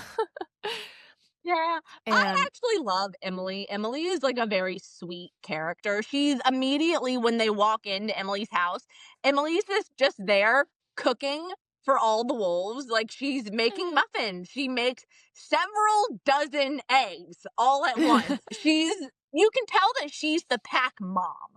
yeah. And then while they're eating their muffins, Jacob and Paul return. There's a cut on Paul's arm that looks a few weeks old, and Jacob's just like, "Oh, it's a werewolf thing. He'll be better by tomorrow." So this is the first little hint that we're getting that the werewolves have super fast healing powers. And then Jacob announces to everyone that Victoria is in fact trying to avenge her mate, and now she's after Bella, which is why she's been trying to get past them. And Jared is happy that they have bait, in quotation marks, referring to Bella. And I thought it was slightly interesting that Bella seems to be afraid of Victoria, but she's been doing dangerous stuff the whole book, but I think she must just want, like, some kind of control over Yeah, the danger, whereas Victoria could, like, actually kill her. Victoria, and it's not even just, I think that Victoria is gonna kill her too. Laurent kind of, when Bella was talking to Laurent in the meadow before he got by the wolves, he made it clear that Victoria was looking for revenge. Like, she was gonna do awful stuff to Bella. Like, she wasn't just gonna kill her, she was gonna torture her. Yeah, and then Bella also had mentioned she was worried about them getting Charlie. So she obviously does not want that to happen. I think she probably cares more about Charlie's safety than her own, even. Yeah, no, definitely. Because Bella is a selfless queen. I think that it's in this chapter that Bella starts, or maybe it was the previous chapter, that I picked up on some foreshadowing for when Bella becomes a vampire, because she thinks about how much she wants to shield Jacob and her father and all of the people that she cares about from the danger of Victoria and any other danger that could come. But she wants to shield them specifically. So they end up just making a plan to lure and Bella ends up spending the day at La Push. At this point, I had forgotten that she went there like in the morning. I was like, wait, shouldn't it be like nighttime? No, it's like the morning when she went there. Yeah, because she showed up at like 5 or 6 a.m. So now it's just Hmm. like regular daytime. Yeah, yeah. And she just observes the boys taking shifts to watch for Victoria. Charlie ends up bringing not a pizza. He brings pizza later. And Jacob eats a whole one by himself. And this is just more evidence that my boyfriend is a werewolf. I've definitely seen him eat an entire large pizza by himself. That's crazy. Wow. Wow. I'm telling you. I, I think that your boyfriend might actually be a werewolf. I'm telling you, we're on to him. He can't hide it much longer. I'm going to ask him about that later. Please do. I will. Tell me what he says. I'm gonna literally just like message him out of nowhere and be like, so are you ever gonna tell us your big wolfy secret? So later, Bella and Charlie go home, and the wolves tell her not to worry since they'll be watching her and Charlie, and insist that hunting vampires is fun. Yeah, nobody's very concerned. Bella this whole time is like, oh my god, guys, be careful. They're so dangerous. Oh my gosh. Okay, Victoria is dangerous and scary, but they obviously already took care of Laurent. I was just kind of thinking that Bella needs to just accept that. Well, I mean, okay, so I guess she hasn't really seen the wolves work and she knows what vampires can do. So I think that's probably why she's super concerned, but they are not concerned at all. So, No, one of them even says, like, killing vampires is one of the only fun things about being a werewolf. yeah. Then at home, Bella explains to Charlie that everything is fine, that the whole gang thing was just a misunderstanding. Charlie tells And she's like, Sam seems really nice. But she just fully is like, yeah, I think it was just a misunderstanding. Sam seems super nice. yeah, like just complete 180. And in this conversation, Charlie tells her that Emily is scarred from a bear attack too, but we already know that that is not what happened. And then that night, Bella thinks about how she's a hypocrite because she's worried about Jacob being a murderer, but not Edward. We already kind of talked about this, but she's justifying it to herself because Edward never murdered innocents, which they did already discuss. Like, she knows Jacob didn't do that, but she's wondering if Edward had killed innocent people, would it have kept her away? And she realizes, no, it wouldn't have. So Nope. it doesn't even matter at this point. Nope. Listen, girl, like you have you have to own your thing about morally gray men. As somebody who loves me a morally gray man, obviously not like a real life morally gray man, but all of my fictional characters are like more on the dark side of morally gray than the light side of morally gray. You know what I mean? And you Yeah. really just gotta own it. You gotta own it. Be like, he kills people and that turns me on. I guess she's kind of getting there because she's like, no, love doesn't make sense, and it wouldn't have kept me away. But I'm like, girl, Yeah. he's murdering people. It really shouldn't matter. Anyway, It really shouldn't. But no, we're gonna move on because this is a fictional book about vampires and werewolves. me, a fictional, morally gray man. Yeah, just like what you like. It's fiction. It's fine. And then that night, Bella dreams of her and Emily waiting for the werewolves to come home. Together, because they're both wolf girls now. And I Yep. was just thinking to myself when I read that, I love how Bella dreams are just, I don't know, my dreams are all over the place all the time. And they pull stuff from every corner of my subconscious. Bella just seems to dream about whatever she's most recently been thinking about. I know I said this a couple chapters ago, but yeah, this kind of writing where it's like, and then there's a dream. Like, I don't feel like that scene did anything. Like, we already knew that they were both wolf girls right now. We didn't need, like, her to see it in a dream to reinforce it, but whatever. Whatever. At least Bella's got friends now that, like, True. at least Emily is also just a wolf girl. And, like, I don't know, at least it's like a cute family. Like, I do really love the wolf pack together.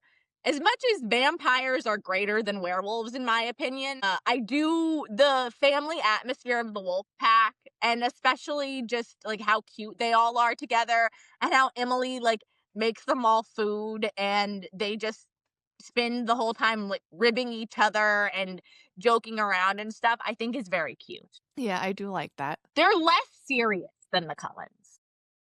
Chapter 15. Pressure. It's spring break. And Bella thinks about how last spring break she had been hunted by a vampire too, and she hopes that some kind of tradition isn't forming. Yeah, this is what I mean, where the book itself is pointing out the parallels between her, like, last 2 years. I can't remember about Eclipse. We'll have to see. And she's thinking about how Jacob at this point holds her hand often, like especially when they go to the beach, and it's fine as long as Jake knows where they stand, but he definitely still has hope right now, and you're letting him hold your hand, and she knows this. But his hand felt nice, and it warmed hers, so she basically just doesn't care about how Jacob feels as long as she doesn't have to be alone. She's really just, her actions are just screaming that I don't know, I don't like it. She's not using her words. We've been saying this whole time that she's been using her words to indicate her feelings, but she's no longer using words. She's just basically leading him on with her actions. She even said a couple chapters ago, like, oh, if Jacob thinks there's any hope left, I wasn't clear enough. And she just decides to never clarify it again. This is why Bella is frustrating. This whole book is me internally screaming about how fucking annoying she is. So one day, Jacob escorts Bella to work, and Mike asks if they're dating, and she says they're just friends, and Mike tells her, don't kid yourself, he's head over heels for you. And she's like, well, life is complicated, and he's like, girls are cruel, and you know what, I actually agree with Mike for once.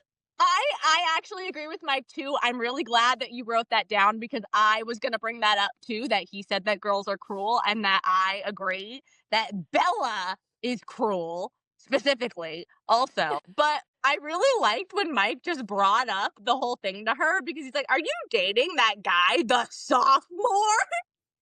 How dare she date a sophomore? How old is she at this point? She's not her last year of high school. Yeah, oh, she is? Okay. I think this is her senior year because last year was her junior year. Yeah, no, you're right, because I remember we were talking about how school ends in like a month and Charlie was going to have her switch schools, and I was like, that's dumb. Just like let her finish. Yeah. So later in Jacob's garage, they discuss how having a 108 to 109 fever and being big are just part of being a werewolf. And he should have transformed sooner, but didn't thanks to Bella. And I guess that's just because he was so happy. And he says what set him off was Billy saying he looks weird when they got back from the movies, and that was just the straw that broke the camel's back. And Jacob just went off on him, and he still feels bad about that. Yeah, he said that he almost hurt him, like his own father. He was really kind of emotionally fucked up about it. And we're going to find out that a really traumatic transformation happens to almost all the wolves. Like I think when when the thing happens with Quill that's coming up, it is kind of fucked up. And they don't really focus on it, but if you like really think about how Stephanie Meyer describes it, like it's pretty fucked. Yeah. And Jacob also is feeling guilty that he's, in quotation marks, good at being a werewolf. He Go says ahead. that the reason that he's good at being a werewolf is because his grandfather on his dad's side was Ephraim Black, the last chief, and then his grandfather on his mother's side was Quill's ancestor. So Jacob has werewolf on both sides of his family, but we also know for a fact that Quill is going to transform because Quill is Jacob's second cousin and his grandfather was also a wolf. Okay. I'm glad you remember that because I will not. That's what I'm here for. And just while they're talking, Jacob asks her to tell him something he doesn't know about vampires, and she tells the story of how James tried to kill Bella and how she got bit, and Edward saved her twice, and because he saved her from James, and then even though she got bit, he sucked the poison out like a rattlesnake. She literally says like a rattlesnake. I would just like to submit again for the class that that is an old wives' tale and is not real. That is all. And then Jacob asks if any of the Cullens have extra talents, like the mind reading, and Bella feels like she's being treated as a spy in this moment, but doesn't see a reason to hide it, and just gives Jacob a breakdown of all the Cullens' powers, which we already talked about. We talked about it a little bit. I personally feel like she should have kept that to herself, but you said that you feel like it really doesn't matter. And so I think it's just kind of a opinion. But talking about the Cullens upsets Bella, and Jacob notices and is like, at least we have each other, and they're both comforted. And Bella tries hanging out at Emily's, and Bella says they're both wolf girls now. Reason that she leaves Emily, she says she tries to hang out with Emily and says they're both wolf girls now, but then Sam comes in and Sam and Emily they're engaged in the book. They're going to be married, but what we haven't learned about yet is the whole werewolf imprinting mating thing that's going to be going on at some point. So Emily and Sam are like imprinted on each other. So Bella says that she physically cannot be around them because the aura of love is too much for her to bear. So then she leaves to go walk on the beach. Yeah, I don't get the imprinting thing. I mean, I know it's a werewolf thing. I meant like I don't get it in like a kink kind of way. But that's fine. It's not for me. I'm gonna I woosah through that. actually am like a big fan of the imprinting thing and various versions of it, but I think that that's just one of those things. I'm Like not you either saying I'll like it or never you don't. I'm not saying it's impossible for me to one day stumble upon a book and I'll go, "Uh-oh." Uh-oh. But as of now, I love that trope in general. Like, I love the, like, fated mates trope and, like, your scent is the most powerful, which is kind of like the reason, the whole thing about Edward, Bella being Edward's singer, because her blood smells more amazing to him than all the other blood. And that it's kind of like the same thing as imprinting, but also, like, that just happens to be a fiction trope that I myself am really into. after Bella leaves, she starts walking on the beach and she's just thinking about all the things wrong with her life, like no Edward and Charlie hunting the werewolves, and Jacob ends up finding her and suggests they do something fun like cliff diving. Yeah, Jacob's like, yeah, I like promised you that I was gonna take you cliff diving, and like, we should still do that, Loca. And but not right now, not like right now currently, but he promises that they're gonna do it sometime soon, very soon. hmm And she agrees because she's just hoping this is going to trigger an Edward hallucination. Later, Bella shows up at Billy's and Jacob isn't there because they found Victoria's trail and Jacob went to help. I think that Bill. this is maybe the next day that she turns up at Billy's and is looking for him and he's not there, and it's like the same thing, then she goes back to the beach.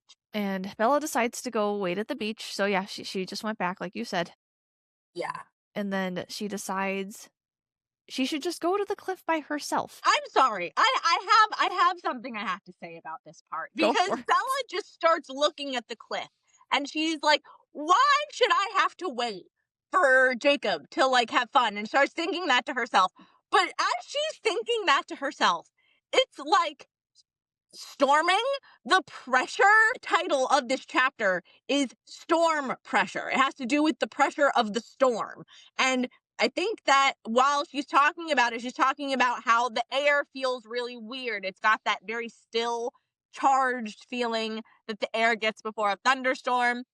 And she can see the crazy black clouds in the sky looking so ominous. And she sees the waves starting to get more and more crazy and powerful. And so she thinks to herself, wow, I think that I would like to go cliff diving right now, alone, without Jacob. Just right now seems like a great time to jump off that cliff into that very obviously getting rougher because there's a storm coming in water. It's a great, perfect time. And why should I have to wait for Jacob? And I'm going to go cliff diving right now. And I'm sorry, it just makes me really mad. Like, this whole thing, I'm just like, the fuck is wrong with you? But she gets what she wants. Edward is telling her no. And she's getting closer to the edge of the cliff, and he's like, don't do it. And she just flings herself off the cliff, is how they describe it. Yep. Into a roiling, storm-fed sea of, like, there's about to be a gosh dang freaking tornado. And she's like, I'm gonna leave 40 feet off this cliff into this very choppy water. I don't even think Jacob would have let her do that. I think he would have been like, let's come back. A different day, any other day. So she's struggling to swim, obviously, and Edward's voice is encouraging her to keep fighting. And she, like, sees Edward there in front of her and realizes why. Why should she keep fighting? And her last thought to herself is, goodbye, I love you. Goodbye, I love you. She's like, why should I keep fighting when I have everything I want right here in this hallucination? Goodbye, I love you. End of chapter. Chapter 16. Paris. Bella begins to drown in the current super violent, and she actually starts to lose consciousness because she's down there so long. And then, just as she's losing consciousness, Jacob and Sam miraculously pull her out of the water. Yeah, she thinks that I thought the whole part was kind of entertaining when she's like, I washed up against the rocks and the rocks were forcing water out of my lungs. And she doesn't really realize at first that it's Jacob that has her. And I don't know. I'm just like, the ocean is not saving you, Bella. Like, I don't know. Because there's all this other mythical shit going on. Let's add in mythical water creatures saving her. Why not? Yeah, I guess. So, like Nicole said, Jacob is helping her. He's pounding her back and telling her to breathe. And she wakes up and she's coughing and she's cold and disoriented. I think that the reason she realizes it's Jacob, too, is because she's like, oh, he was so hot, thumping me on the back. The heat coming from his thumping arms. Yeah, she's freezing and Jacob's like heater hand is whacking her. Yeah. And then is this the part where she like looks back at the water like as Jacob's like thumping her, like trying to get her to breathe again, and she sees a flame on the water, which is just like a little red speck. It was really funny. So I was talking to my sister just about like us reading New Moon and how we were both enjoying it and all of that. I was saying to her that we were at the part right after Bella jumps off the cliff because that was the part I was at when I was having this conversation with her. And she was just like, oh yeah, doesn't she see Victoria's hair on the water or something like that? And I was like, yeah. She's like, wow, I'm really like impressed with how much I remember about that book because it's been like 10 years since I've read it. Impressed that she remembered that too, because I didn't remember that. And there's other stuff later that we'll get into that are like major plot points, and my brain was just like, you don't need to remember how these events happened. Like, I remembered that they did happen, but the way that the plot made them happen, my brain was just like, let's throw that in the trash can. Yeah, no, I felt the same way. I was like, wow, good memory. Usually it's me with really good memory. Yeah. But Yeah, no, my sister had such a good recollection of this chapter. I was like, good for you. She's been reading a lot recently. I'm proud of her. Good. It's good to read. That's how this happened to us. That's why we are the way that we are. It pretty much is, exactly. So Jacob's obviously pissed at Bella because she didn't wait for him. And he's He's like, why would you do that without me, Bella? Like, what is your problem? It was like, she has a death wish, Jacob. That's been very obvious up to now, and you're the only one that doesn't realize it. This is Bella's extreme sports arc. Oh my god, that part fucking killed me. Oh my god. And since Bella is miraculously not dead, Jacob decides to take this moment to tell Bella that Harry Clearwater, who's one of Charlie's best friends, had a heart attack and is at the hospital and that it doesn't look good. And she's like, wow, what a stupid time to be reckless. And yes, definitely. Yeah, absolutely. I agree. And also, this part with Harry Clearwater having a heart attack, I don't even remember if we find this out in this book or if it's in like Eclipse, but that's his kid, Leah, becomes the first female werewolf, and that's what gives him the heart attack. Oh, that's interesting. Is her transforming, like in the middle of their living room, and then Harry has a heart attack, and I feel like it's then all hinted of at this in this stuff book, but not fully explained yet. Yeah, I think so too, because I think later on it's going to kind of be mentioned that something happened, but we don't find out exactly what, I think, until one of the next books. That makes sense. I do think it was a little strange that Jacob's like, oh good, you're awake and not dead. By the way, someone's dying. Charlie's at the hospital with Harry and he's dying. Yeah, I agree. It was a bit of a weird time. But I think also Bella asks Jacob at this point, like, if they found Victoria, because Sam and Jacob and all of the wolf boys have been hunting Victoria at this point, and Jacob says, no, we didn't find her. I was really, really close, but then she decided to run into the water, and the vampires have the advantage in the water. So that's why I came back to look for you at the beach, Bella, because you spend so much time at the beach, and I was worried that Victoria was going to swim around and get you at the beach, and that was definitely what she was doing. So, do they explain why vampires have an advantage in the water? I think the reason that vampires have an advantage in the water is touched upon when Edward is describing like Carlisle's self-hatred arc to Bella in the first book. Because remember, he says like, oh, like, vampires don't have to breathe. Vampires can kind of, I don't think he says this, but it's that vampires don't have to breathe. They can just kind of exist on the bottom of the ocean. That's why Daddy Carlisle swing to France happened. I remember that. That makes sense. And also the fan theory that it was actually a swimming Carlisle that hit the Titanic and made it sink. I remember that. I think you told me about that. That's like one of my personal favorite fan theories. Just so unhinged, but just so perfect. I love that theory. And then Leonardo DiCaprio is just sinking to the bottom of the ocean as Carlisle just swims by. I would love someone to animate that or like make it in some kind of way. I'll watch it. Like something that would be really funny. Yeah. All right, so Jacob carries Bella home. He dries her off, and she's good now. She goes to sleep. I actually think she's in La Push with him, not at her home. Yeah. No, Jacob took her back to his house, and then I thought it was crazy because he at one point offers to leave at least how I took it, was that he offered to exit the house because the house only has like a few rooms, I guess, and he for some reason couldn't go in his room and shut the door or put her in his room and shut the door. He offered to leave the house while she changed. And I was just like, I don't like that. I was like, Stephanie Meyer, why did you have to write this Quileute tribe as just so like poor? I don't know. I hate it. I hate how she describes like their house as being like such a tiny little shack and like all of that stuff. And I mean, maybe that is kind of how some places on reservations are, but I don't like the way Stephanie describes the Quileutes. I don't. Does he not have a door? Because didn't at one point they like go up to Jake's room and they like weren't going in?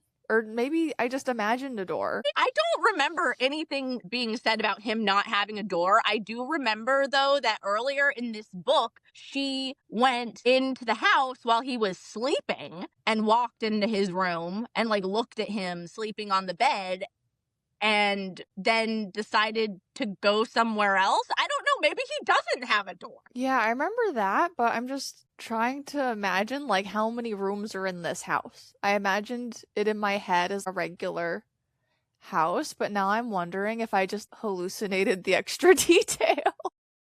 Yeah, I really don't know. And I don't know why Jacob, like, I don't know. The thing that Jacob says to Bella really makes me think that he was offering to leave the house to let her get dressed. So I don't know. Oh, I wish I had that quote on hand because I didn't notice that.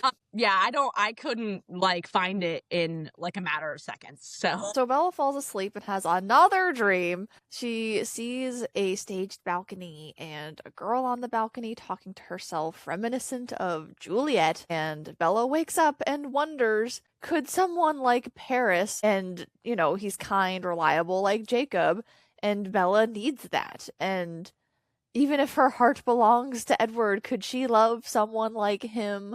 I just really hated this part.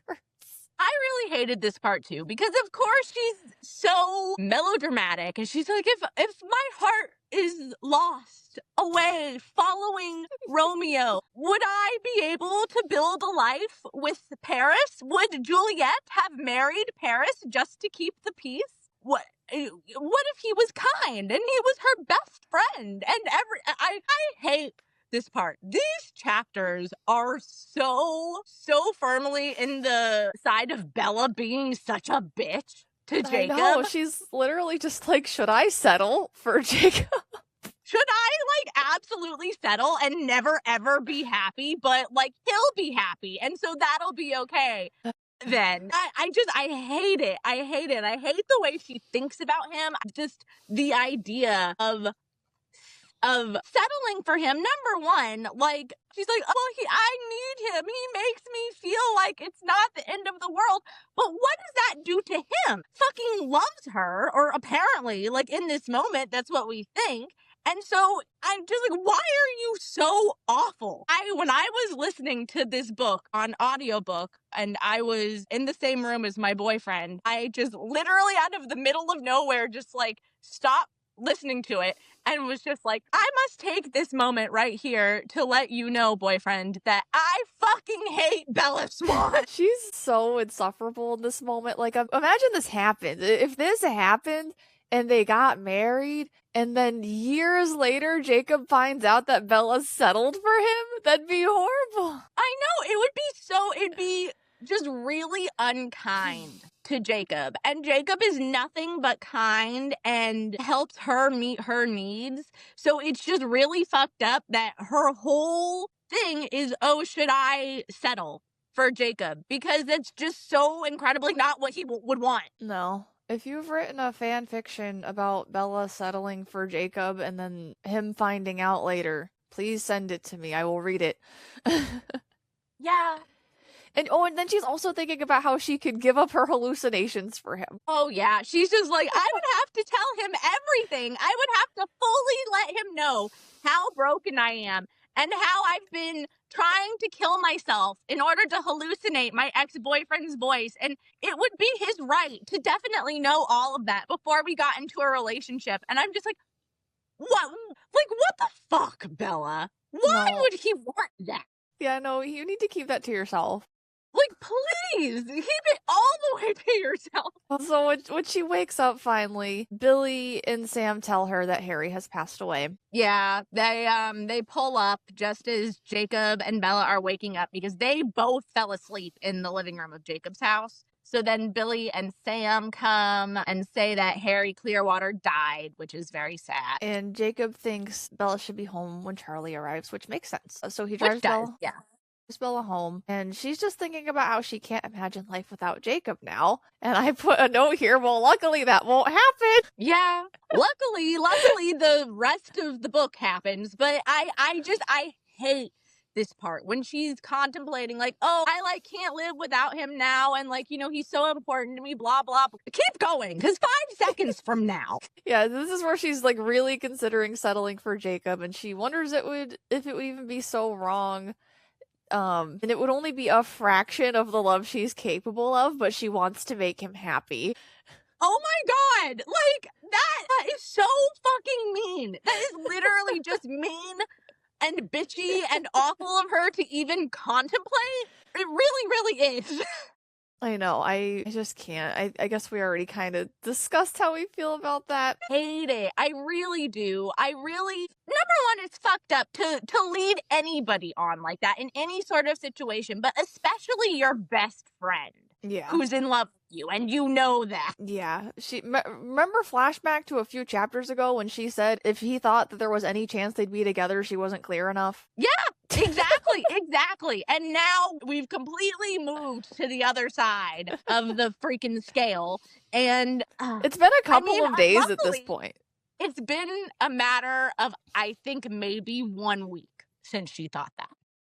My god. So I'm gonna focus. Jacob smells a vampire nearby and is just like, Bella, you need to leave. And she spots Carlisle's Mercedes in her driveway. Yeah, because they're pulling up. Jacob is driving her truck, and then he like is about to get out, and then he's like, fuck, like, you're not going anywhere. We're going home. It's not happening. And he tries to turn around, and she spies Carlisle's car. And I have a note about Carlisle's car. She goes on this whole paragraph rant about how she would know that anywhere, and she was so intimately familiar with the leather seats and the smell of the car and every single thing about the interior of the car. I'm just like, bitch, you've been with Edward for like what? Like a couple of months at this point. When are you driving Carlisle's car? Edward has a car.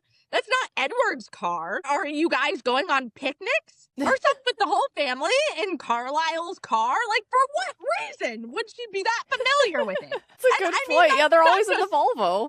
They're always in the Volvo when they do stuff. Exactly. And that's such a small detail, but I was just literally sitting there for like 5 minutes being like, Bella, how the fuck do you know Carlisle's car so well? Really, tell me. Those small details were like, it could have still been left in, but written in a way that made sense. Like, even if she, like, saw it once from the time when they were all, like, leaving the garage when they had to get away from James, and she was like, oh, it was burned into my memory. You'd be like, oh, yeah, that makes sense. That was a life-threatening situation. You'd probably be, like, remembering all the shit because you were trying to stay alive. Yeah, but that's not what is said. Like, not even at all. No, I didn't think about that, but you're so right. Yeah, Jacob basically wants to just immediately turn around and go, but Bella sees the car and she's like, Jacob, no, that's Carlisle's car. Stop. I want to get out. Stop. Like, I want to get out. And she starts thinking about how, well, it's probably not Edward. It's Carlisle's car. So maybe it's Carlisle. Maybe it's Esme. But it's not the Woods have a car. I know she has a car. Yeah. I don't know why she wouldn't have a car. They have a shit ton of money, unless maybe they just don't have enough room for like every individual person to have a car in their garage or something. Well, I think that maybe the reason that Alice doesn't have a particular car yet is because Alice's car, the car that everybody associates with Alice, is the car that she's going to steal in like a chapter or two. Yeah. But I think it's weird. I still think it's weird that it's Carlisle's car. Unless maybe she borrowed Carlisle's car, but she said she had gotten on a plane. So there's just no reason for it. Did they leave the car in Forks when they left? I don't know. It never says that. That is not something that we are told in the text of this story. I think we might be thinking about it too hard. I think we might need to woosah through. I mean, probably. But once again, it's just one more little thing. Yeah, that makes sense. So yeah, they're arguing, and Jacob eventually just gets pissed and is like, fine, you go. And he just gets out of the car. And Bella has to scooch over to the driver's seat and drive herself home. Yeah, because he basically at this point, he's like, well, you're picking them, Bella, you can't go back. And he like, gets this look of betrayal on his face, and she's just like, oh my god, like, Jacob thinks I'm picking them, but I am picking them. One thing that Stephanie left in common with Jacob and Edward is that they're both very dramatic. Yeah, very large drama queens, both of them. So Bella gets to the house and it's dark, and she suddenly remembers Jacob telling her that vampires have an advantage in the water, and one of the reasons he was so worried about her, and then she suddenly remembers seeing Victoria's hair, and then that's where the chapter ends. Yeah, she connects that the red, she keeps calling it a flame on the water. The red color that she saw on the water was Victoria's hair. Oh. And so she thinks that Victoria might be the one that's inside her house. Chapter 17. Visitor. Alice appears in the living room. Yay! It was Alice, not Victoria. Yes. Oh my gosh. I'm so excited. I'm so excited to have Alice back. Alice is my favorite character. I'm sure I've said that before. She's my favorite character too. And I vaguely remember, like, at the beginning of, I think, our first Twilight reread, I was like, I don't remember anything about Alice. Like, I know she's the favorite, but I don't know why people like her. I do now. She's also my favorite character. She's the best. She's the best one of all of them. Like, seriously, by far, by leaps and bounds, she's the best one. Yeah, easily the best one. And I just wanted to point out that Bella describes her as beautiful beyond imagining, and Bella throws herself into her arms and sobs. And the ship is real. That's all. The ship is real. The ship is real. I know. And then Alice is like, oh, I forgot how enthusiastic you are. And Bella looks up at her, and her eyes, Alice's eyes are like pitch black. So she hasn't fed in a while. And Bella's like, oh my God, I'm sorry, I forgot. And Bella like thinks to herself that she hasn't had to think about how she smells like in a while. Yeah. That was a good detail. And Alice is just surprised to see Bella alive because she saw Bella jumping off a cliff in a vision and thought she had died. Yeah, she's literally like, why are you alive? And Bella's like, what? And then she kind of realizes what Alice was thinking, and she's like, oh, you saw me fall. And Alice is like, no, bitch, I saw you jump. And then I thought this was funny. Alice imitates Edward, telling her not to look, and just because she doesn't look doesn't mean she can't see. But I thought that was funny. She was imitating him. I thought that was funny too, and Bella reacts really strongly. She says Alice does an almost like a really good imitation of Edward, which I thought was really funny. So yeah, they just kind of start talking, and Bella's explaining that, like, no, she wasn't trying to kill herself. She was cliff diving because, you know, she's all into sports now. And Bella just lets her go on about this for a while so she can hear the perfect tone of Alice's voice. And Bella tries to explain that it wasn't anything dangerous like she's thinking. It was just recreational cliff diving. Yeah, that's what she calls it. Recreational cliff diving. And she doesn't tell her about the motorcycles or any of the other stupid shit she's been doing. No, just the recreational cliff diving. And Alice is clearly skeptical but relieved because Alice, sees her there in front of her alive. And she says, I've never seen anyone so prone to life-threatening idiocracy. I agree. I think Bella's levels of idiocy are quite life-threatening. And they just catch up. Bella tells Alice about the werewolves, and she says, anyone else would have been better off when the vampires left town, but you just start hanging out with the first monsters you can find. I love that line, and Bella says that, Jacob's only been a werewolf for a little while and stuff, but then Alice is like, that explains the smell, and she starts sniffing Bella's shirt, which I thought was really funny. And then the phone rings, and speak of the devil, it's Jacob. He's calling to make sure Bella's still alive, and can we pause for a second and just, like, if he actually was worried about her being alive, would he have left? Yeah, no, I agree. And also, like, to call and act like a literal toddler and just be, like, all angry and just...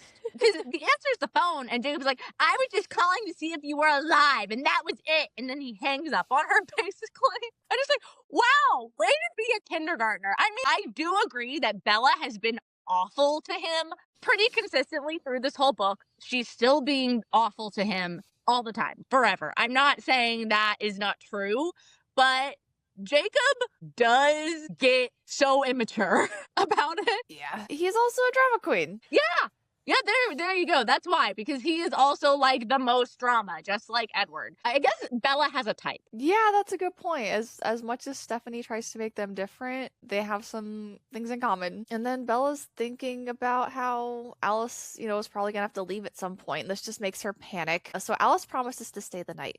And then she does say she has to go do something for an hour, and she's like, "Are you gonna be fine, Bella?" And then she uses her powers to tell if Bella's gonna be fine, and I just thought that was a fun use of the powers. And she's like, "You'll be fine. I'll come back." It was cute too, yeah, because she only has to check like an hour into the future. But yeah, she says that she has to go get some clothes, get like change of clothes, and then also hunt, because she let the hunting go too long and she's hungry, and Bella keeps flinging herself at Alice.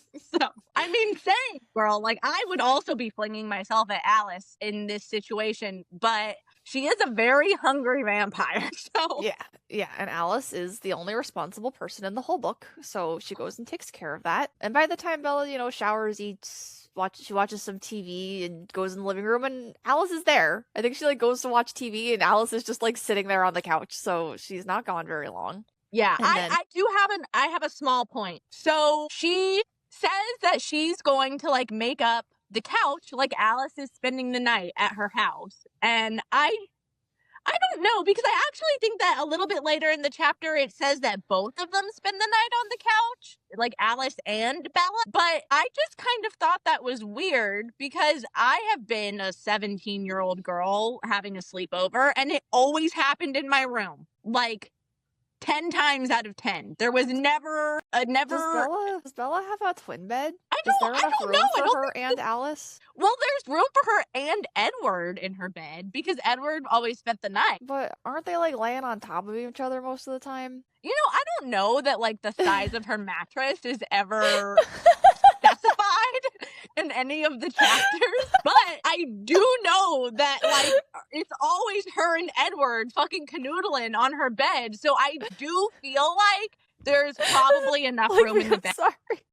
For there is probably enough room in the bed for her and Alice. Probably. Of our sleepovers that we've had in our entire fucking lives, 20 fucking years of friendship, have we ever spent the night in like the living room? No, never. Yeah, I don't know. I just thought that was really weird.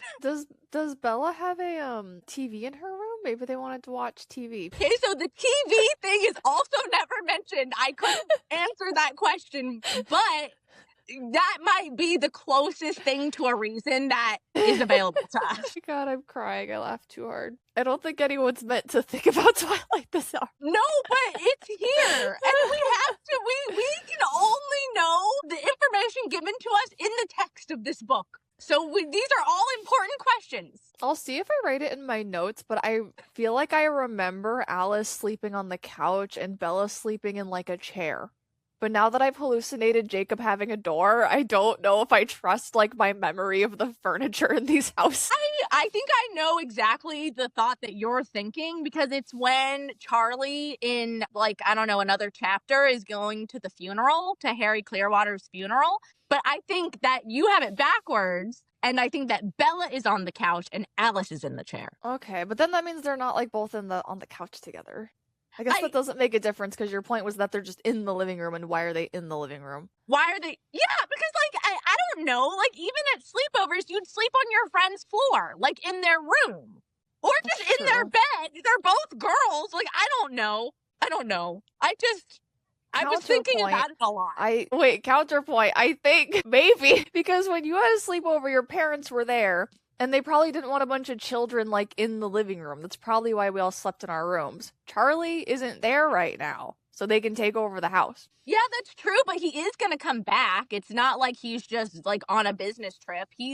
Now, currently, he's only at the hospital with Sue, trying to console her because Harry died. And he's about to come back, I think, in a few minutes. But then in the morning, or in, like, a couple of days, I don't know. I feel like it'd be worse to commandeer the living room in a house with your father who's really into sports and wants to watch the TV. Yeah. All right. Okay. We've discussed this enough. 5 solid minutes on why they're sleeping in the living room. Yeah, let's move on to the next one. I'm also like crying. Okay. I really got you, huh? Yeah. Okay. So Alice is sitting on the couch and Bella comes up to her and sits next to her and leans her head on her shoulder, which was very, very cute. That's more romantic than probably anything she's ever done with Edward. I know. Bella asks if Edward knows that she's there. And Bella realizes this means he's not with Carlisle and Esme. And Yeah, Alice says Bella asked Alice if Edward knows that Alice is there in Forks. And that's a big old N-O on that. Edward basically told Alice to stay the fuck away from Bella and to not try and watch her or anything. But like Alice said, she can't completely block Bella out because she's already attuned to Bella. Yeah, like she said a minute ago, just because she's not like actively trying to look for stuff doesn't mean she won't see it. Yeah.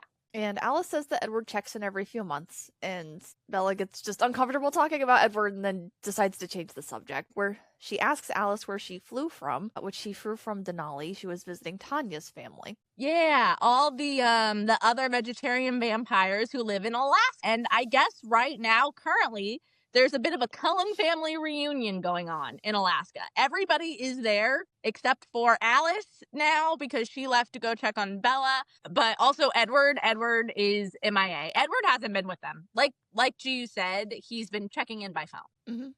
And eventually Charlie comes home and Bella just greets him and comforts him, and Alice apologizes for coming at such a bad time. But Charlie agrees to let her stay because she thinks it'll be good for Bella to have company while he's off helping Harry's family. And also, Charlie, we found out in the beginning of this book, actually, how much Charlie loves Alice. Alice is Charlie's favorite Cullen. So that's the most reasonable opinion, I think. It is. That's it the is most the most reasonable Cullen to have as your favorite, if you ask me. Agreed. So the next morning, Bella wakes up to hear Charlie and Alice in the kitchen, and Charlie's just updating Alice on how Bella was after they left. And Bella basically just realizes all of her effort of trying to be normal did not fool Charlie at all. Nope. Charlie's a dad. Like, I don't know how Bella ever thought she was gonna fool him, really, but she did. She did think that, but she didn't actually fool him. He could tell the entire time even when she was trying to act like she was better, that she wasn't. And Charlie is just like, I don't know.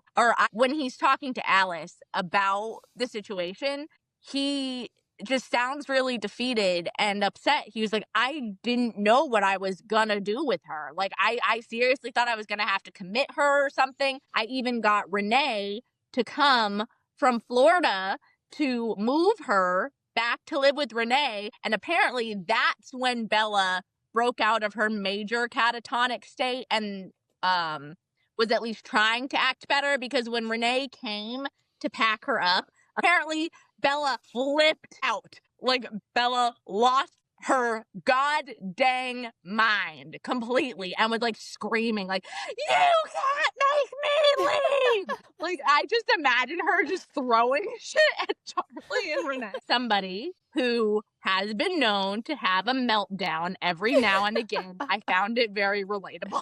You know, it's starting to come together why Bella likes these drama queen boys, because she also has a little bit of drama queen in her. I think it takes a lot longer to access the drama queen for Bella, but once she hits that point, then she's gone. Like, she's absolutely gone.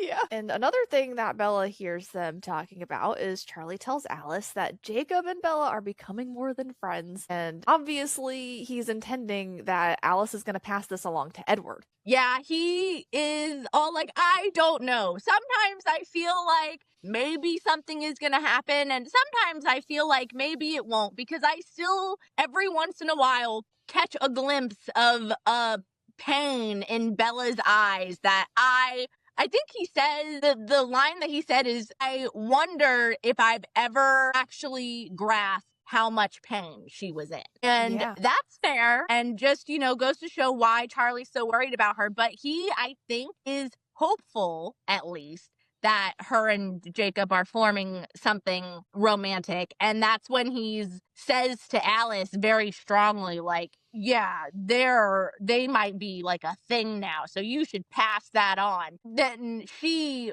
was the one in pain, and it's not Edward. And then Alice, like in the first moment of Alice actually sticking up for her brother and not just like agreeing with Charlie that the situation has been very bad, which she had been doing up to that point, she stands up from the table and says, "I wouldn't make assumptions, Charlie," and takes her plate to the sink. I also thought it was really funny that while Bella is listening to them eat, she wonders to herself where Alice is hiding the food, which I personally wonder that as well.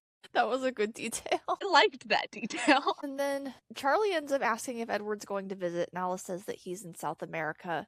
And Bella basically just decides that she doesn't want to hear anything else about Edward, so she decides that it's time to get up. And then Charlie leaves to help Sue with Harry's funeral arrangements, and Alice updates Bella on the Cullens, all but one, because she can tell that Bella does not want to talk about Edward. Mm-hmm. And Alice tells her that she did some research on her old life as Mary Alice Brandon, and she says that the date on her admission to the asylum that she was sent to is the same on the date of her tombstone. So I am a big fan. Like, obviously, we don't find out, like, Alice's specific backstory here. I don't even know if we do in Eclipse or Breaking Dawn. I think that the most detailed account of Alice's past life might be in the illustrated guide, which we haven't read yet, but is on our list. I know because I've seen my favorite Twilight creator on Instagram, Sarah Elizabeth, talking about it, and it's really good. Like, I wish that we would get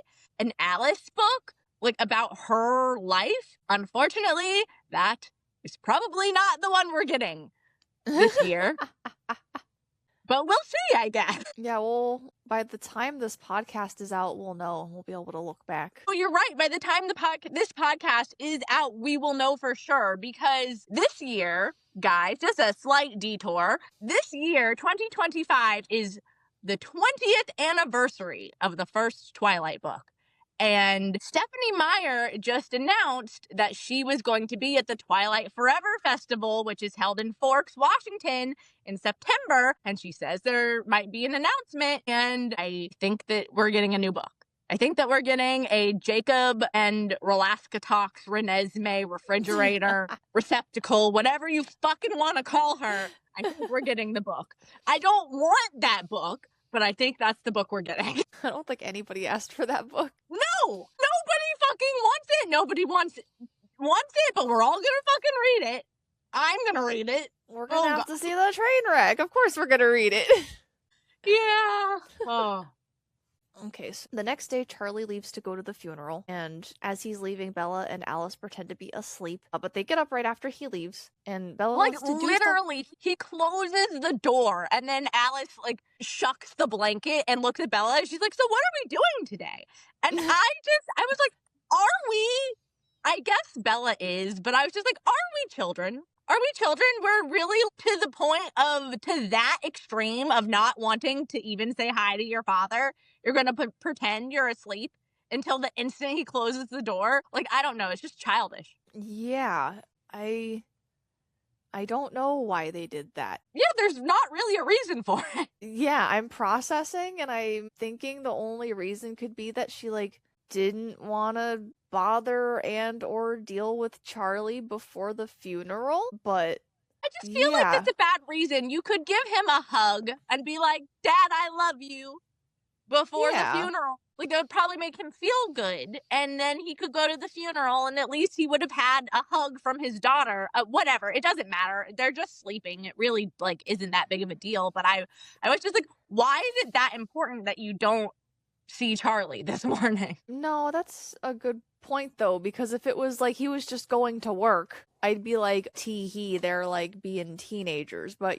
it's just a weird time to do that, yeah. I think. It's a weird time for everything that's about to happen. Yeah, that's a good point. But Bella does decide that she wants to do something nice for Charlie and decides to clean the house. And Alice is asking questions about the high school friends, and then the doorbell rings. And Alice is like, I should step out, and Bella's confused and realizes that Alice can't see, in quotation marks, werewolves. And Alice kisses her cheek and it disappears through a window. Yeah, because Alice realizes that the only reason that she wouldn't be able to see who was at the door is if it was the same reason that she didn't see Bella get pulled out of the ocean by Jacob because she can't see the werewolves in her visions, which is...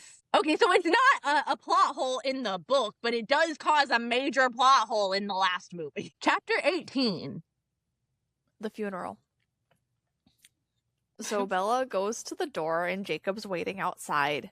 And he's come to confront Bella. And Jared and Embry are waiting in the car. They did not come up to the door. Yeah, and they're like giving Bella the stink eye out from the car, and Jacob is like, "Can we talk?" And Bella's like, "Sure, come in." And he says that he doesn't want to come in, and then that's when she looks at the boys in the car, and she just realizes that they, being the werewolves, didn't want Jacob to be alone with her, and she gets really offended. This is when she starts getting ticked off. That's understandable. Which she doesn't really... I don't really feel like she has much of a right to be as annoyed as she's about to be in the next, like, conversation with Jacob, because she knows, even just with what happened last night when he got out of the car, she knows that Jacob feels like she's choosing the vampires over him, and that she doesn't get to choose both of them. Well, she is doing that. But but Jacob doesn't feel like she gets to choose both of them, so Jacob is really hurt. And Bella actively at this point is just like, the Cullens aren't like that, and like is trying already to be like, oh, the Cullens are good and you're good and everybody's good. Can't we all good people just be friends? And they're like, no, we hate each other and they're stinky. Yeah, well, I think that's a big part of it, is they both think the other one is very, very stinky.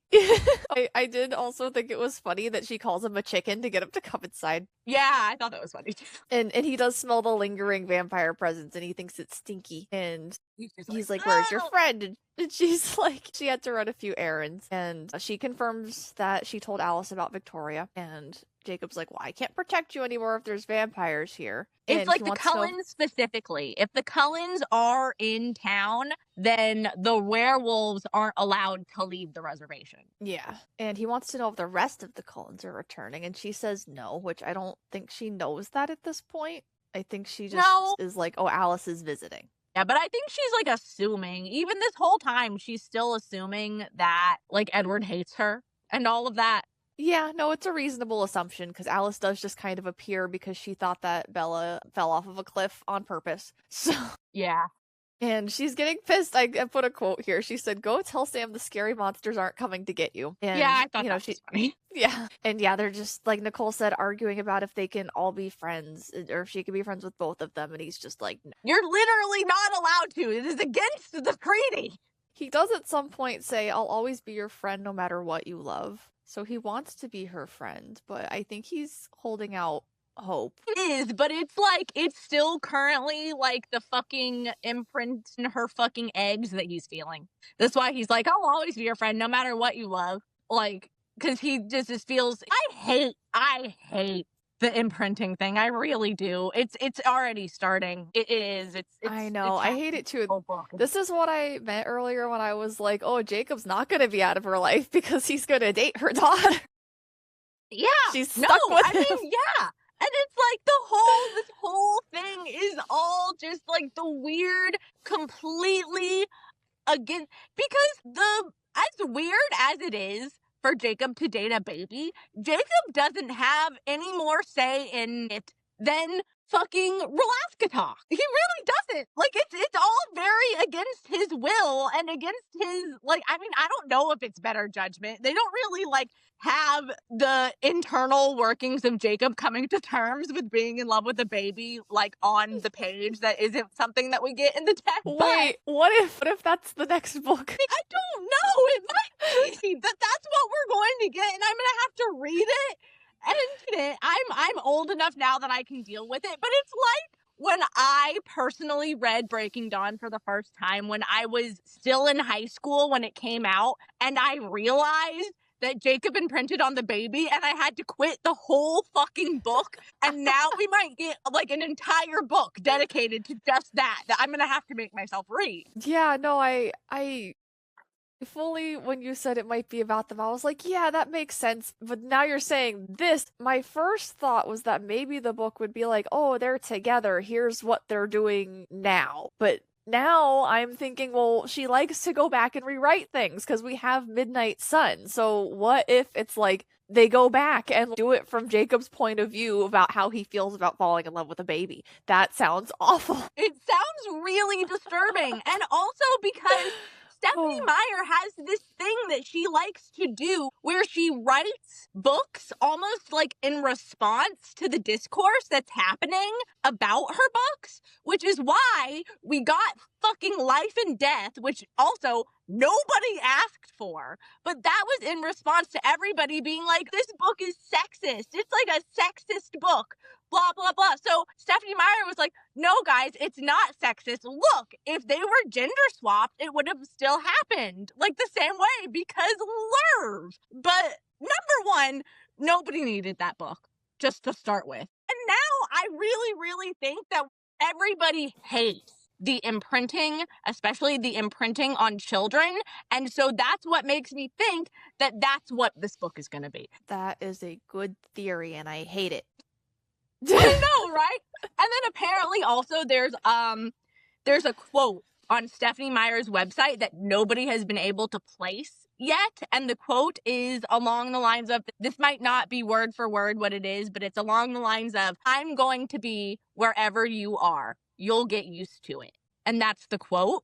Nobody knows what book it's from. It's not from any of the books that are published right now. That sounds to me like the story of Jacob imprinting on the baby, doesn't it? Yeah, I don't like that. Yeah. I don't like it either. Who do you think says that in the book? It's Jacob. Like, I think he literally says that to Renesmee, Riverstone. I think that line, with the very minimal context we have, I feel like that line could only work if Resume says it to him. I actually feel the opposite. I think it could only work if Jacob says it to her, because she's the one that's like a baby, right?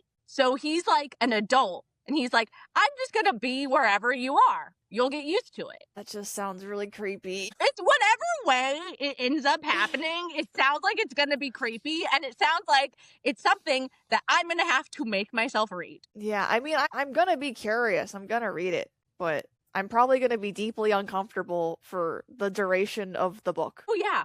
Same. That's why I literally dropped Breaking Dawn. I have never done that. That's not something I do. I stopped reading it because I couldn't deal. I couldn't deal with the imprinting. Yeah, that's very reasonable. I've mentioned this in the podcast before, but I have not gotten that far in reading the series, so I have not had a chance to drop it. But we will power through. Because here we are making a podcast. I'm excited to actually finish the book when we get there in the podcast. Because I've never fucking read the end of the book. But it is something that we're gonna have to push ourselves through. All right, I think we should continue because we will get hung up on this specific thing for the next 3 hours otherwise. Oh my god, I know. On a happier note, Jacob says that he won't touch Alice because Bella loves her. And there's just so much ship material in these last 2 chapters. I'm like, this could have been a better book. But it could have been anything. It could have just been such a Alice and Bella forever. My God, it could have just been that.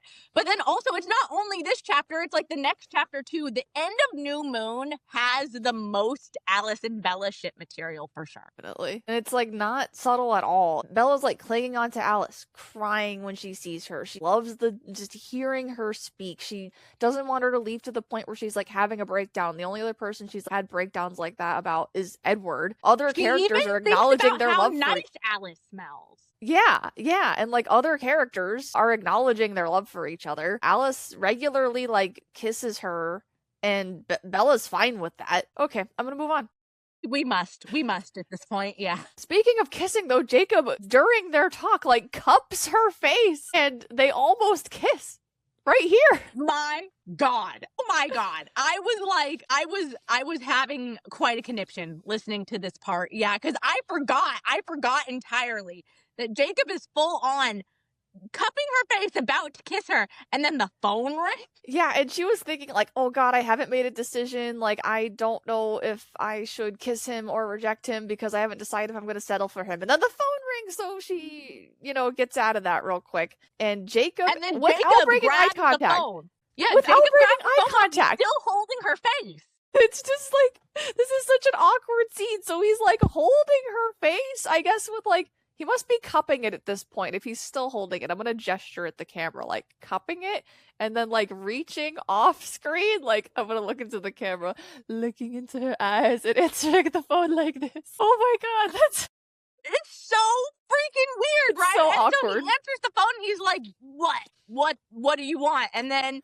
he says that Charlie's not there, and then he like, something else. Bella can't hear what's going on the phone, even though Jacob's face is like fucking 2 inches away from her. Whatever. I've already had multiple breakdowns about if people can hear phone conversations in this series. But yeah, and then he like hangs up and he says Charlie's not here, he's at the funeral. He just says he's at the funeral, and then he hangs up. And Bella gets mad. She's like, what the fuck? Why are you answering the phone in my house, Jacob? Which, number one, good point.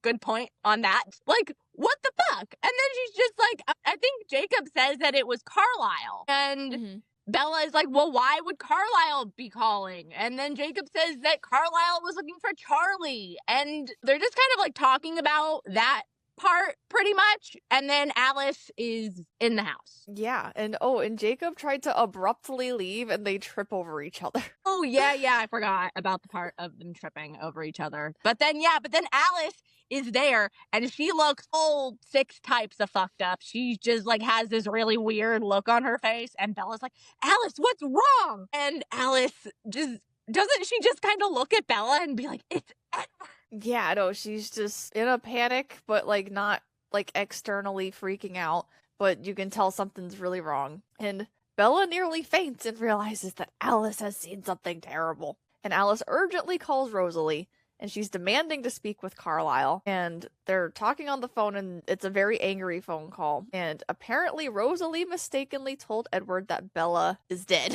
Rosalie is just fucking queen bitch face right now.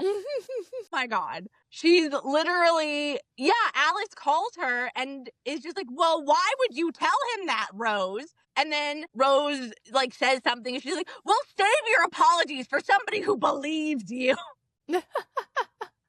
She's so sassy.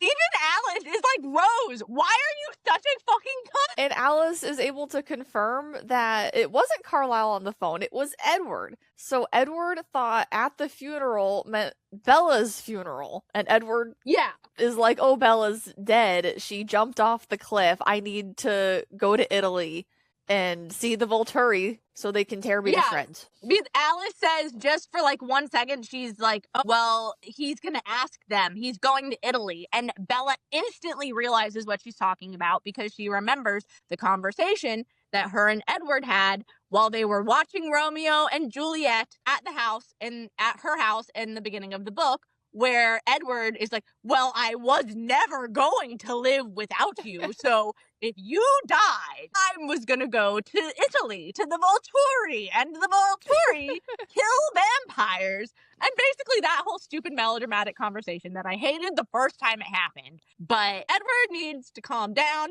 They all need to calm down. Everybody needs to calm the fuck down all the time. Even the whole thing with Rose telling Edward that, because apparently she literally called him to tell him that Bella committed, and that is, I hate to say it, and not that I'm a fan of them as a couple or anything, but that is a bitch move. That was a bitch move on Rosalie's part. And I mean, she thought it happened though, right?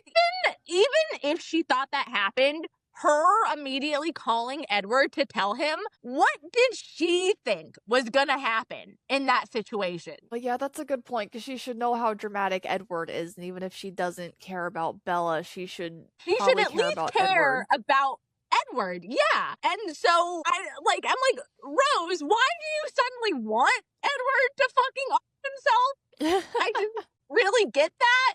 But all right, that's fine, whatever. Rose is a bitch. That's notwithstanding. They pretty much realize right now in this moment with Jacob standing right there being all like sad because he can see obviously that as soon as Bella realized what Edward is gonna do, her and Alice immediately hop into like, well, we're going to Italy. And Alice is like, Bella, are you sure you want to come? You might die. And she was like, that's fine. I'll just write Charlie a quick note and get my bag. She literally writes Charlie a note like, I'm so sorry that this is a bad time, but I had to go because Edward's in trouble. I'm just like if I was Charlie, I would lock Bella in a mental asylum. Just the fucking level of psychosis of these fucking teenagers. Like, in Charlie's eyes, the level of psychosis of these two is honestly bar none. They both need to be locked up. This is just circling back around to Bella's college fund, but she's thinking about if she can afford this, and she's thinking about how much money's in her college account, but didn't they only spend like $100?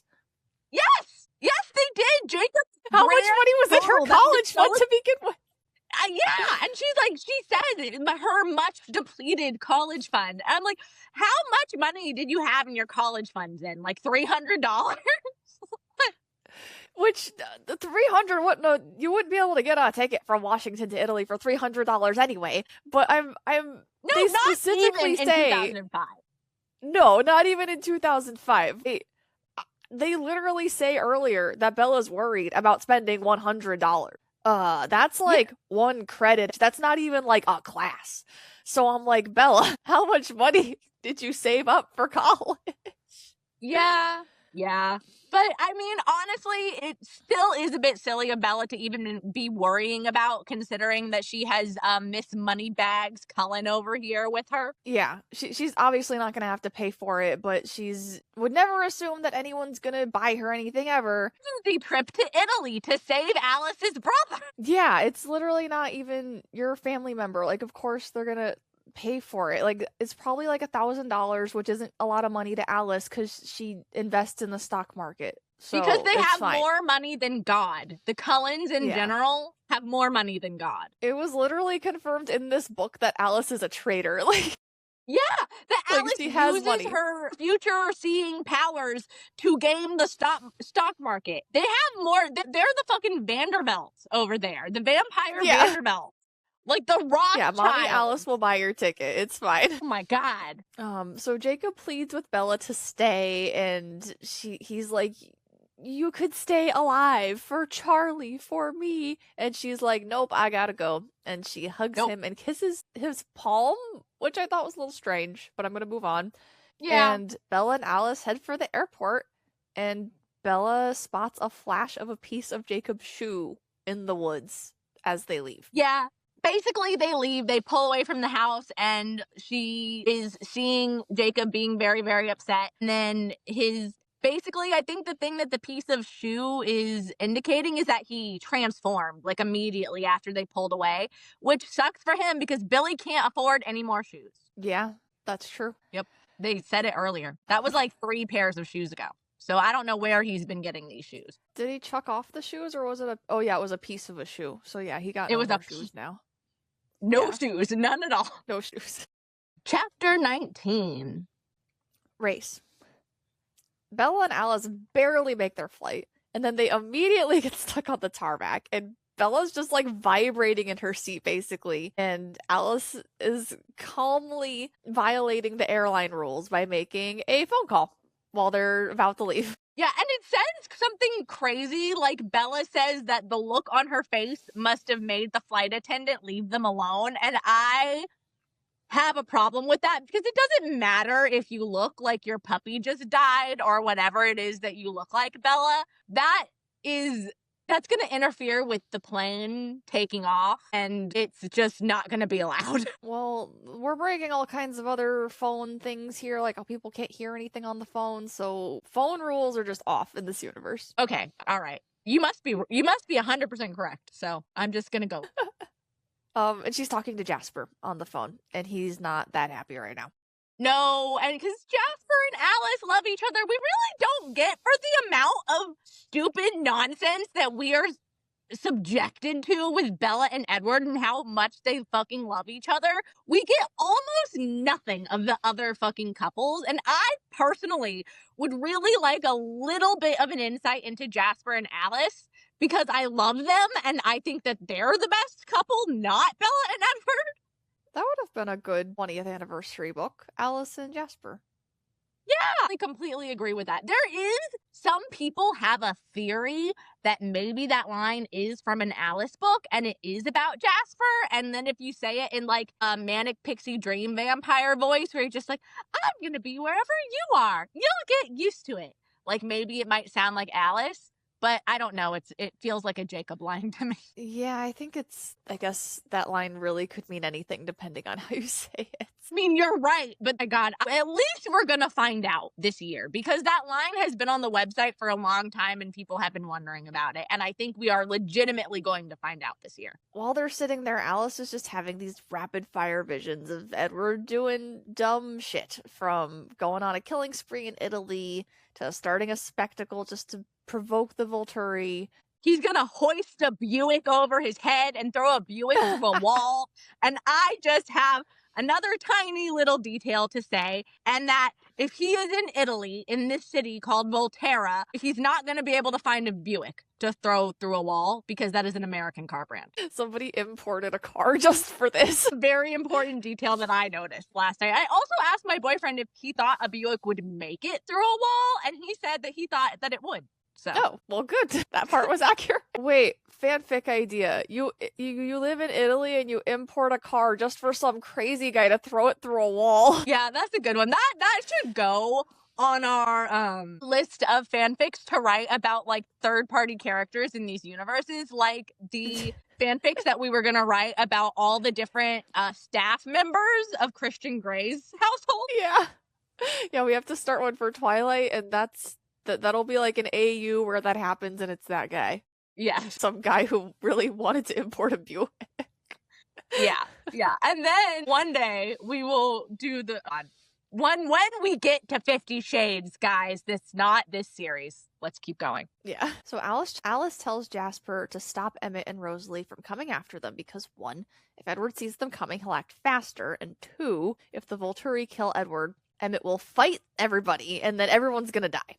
And everybody's gonna die, and Alice says that she can't lose Jasper like that, which is fair. Exactly. So Bella asks who exactly the Volturi are and what they do, and basically they just keep the other vampires in line, which was basically the plot of the Quileute tribe and the werewolves. And they've been in charge of Volterra for 3,000 years. 3,000 years, yeah. The 3 founding members of the Volturi are the vampires that Bella saw a picture of in Carlisle's office. Aro, Caius, and forget the third one's name. It's Aro, Caius, and Marcus. Aro, Caius, and Marcus are the 3 original Volturi. And then they make their connecting flight, and Alice has a vision that the Volturi want Edward on their team because his mind reading gift is impressive. They really want his mind reading powers. They think that he's super impressive. Apparently, Aro says that it would be wasteful of them to just kill him. So that's good. They're not just gonna jump on killing him, which means that Alice and Bella have a chance to make it to Italy to stop him from himself. And Bella asks how Alice's visions are clear sometimes and not others, and Alice explains that it depends on how close the vision is and if the person is a vampire or not. And also it depends. Alice's visions are all sort of a bit imperfect. She herself even says it. She says that her family relies much too heavily on her visions for it being such an imperfect power. Because if people make a different choice, if they change their minds, it changes the future. And Alice can track all that happening, but it's not every vision Alice gets doesn't perfectly come to pass. Yeah. And then Bella asks for clarification on the vision Alice had about Bella being a vampire. And Alice just says it was a possibility at the time, and the situation has, changed. But Alice has considered changing Bella herself. And Bella begs her to do this in the middle of the plane. I fucking love this part. Yeah, Alice is just like, the whole situation is getting a bit ridiculous if you ask me. So I was thinking about just doing it myself. And Bella, like, freaks out. She's like, oh my God, please do it now. Do it right here. Come on, bite me. She literally yells, bite me, in the middle of, like, a quiet plane. And Alice obviously refuses to do this since Bella would be in pain for multiple days, which they don't have. Yeah, she's like, this is not a good time, Bella. And I doubt the other passengers on this airline would approve. Yeah, no, I don't think so. And Alice realizes now that Edward's plan is to walk into the sun in the middle of the city. Yeah, isn't this And the part where she's saying that if he sticks to his more theatrical tendencies, then they have time because he's gonna wait until like high noon in the middle of the day to do it? Yeah, she said he's leaning towards the melodramatic. He wants the biggest audience possible. Yeah, I love the read of Alice just basically being like, Edward is a huge fucking drama queen. Me too. So eventually they land, and Alice looks at Bella and asks, how opposed are you to Grand Theft Auto? And steals the bright yellow Porsche that she is known for driving. Okay, so I'm trying to remember exactly what it was my boyfriend told me. It was like a 90... It was a 911. Like a 911 Carrera GT or something like that was what my boyfriend said that was. Yeah, they say it somewhere in the book. He mentions wanting one later, and I'm pretty sure I wrote it down. Yeah, she does. This is the car. This is the Alice car. So I guess they don't care about being subtle literally at all, but the car's fast, so that's why they picked this one, allegedly. Yeah, that's what Alice is, because Bella, when she gets in the car, she's like, geez, Alice, could you have picked a more conspicuous car? And Alice responds, and she's like, probably, but I couldn't have picked a faster car, and that's what we need. And then they also, once they get towards the city, realize it's St. Marcus Day, which is a vampire-themed holiday, ironically celebrating the mythical cleansing of vampires from Volterra. Pretty much. And little do the people of Volterra know that Marcus of St. Marcus fame is a vampire and is still fucking ruling them. And then at one point, Alice tells Bella, try not to trip. We don't have time for a concussion today. I thought that was funny. Let's just be reading everybody this chapter. And Bella thinks that would be just like me. Ruin everything, destroy the world in a moment of klutziness. Don't think that the world will end if they get Edward, if the Volturi get Edward. I don't think that is going to destroy the world, but okay, Bella. Well, Edward's like Bella's whole world or something, so, it's the same thing. I just love that description. Like, Edward's Bella's whole world or something. And the last thing that happens in this chapter is that they arrive at Volterra. Chapter 20. Volterra. So since there's a festival going on, there's a ton of traffic, and the roads are clogged, and everyone's dressed in red, and cars aren't even allowed past the city gate. No, only tour buses, ma'am. And Alice just pulls up with a thick roll of cash. Again, mommy Alice with the money. And it's topped with $1,000 bill on top. And the guy's like, are you serious? And she's like, yup. And then they drive in. Yep. Yeah, she's like, it's a private tour. And just hands him this huge wad of cash. And he's like, Miss Mommy Moneybanks Alice. Love that for you. So they enter the city, and Alice tells Bella she might need to go alone. And Alice gives Bella specific directions to find Edward, and says that he'll be in the shadow near the clock tower. In the Palazzo dei Priori. And she has to get out just because it's so crowded they can barely even drive the car around. Yeah.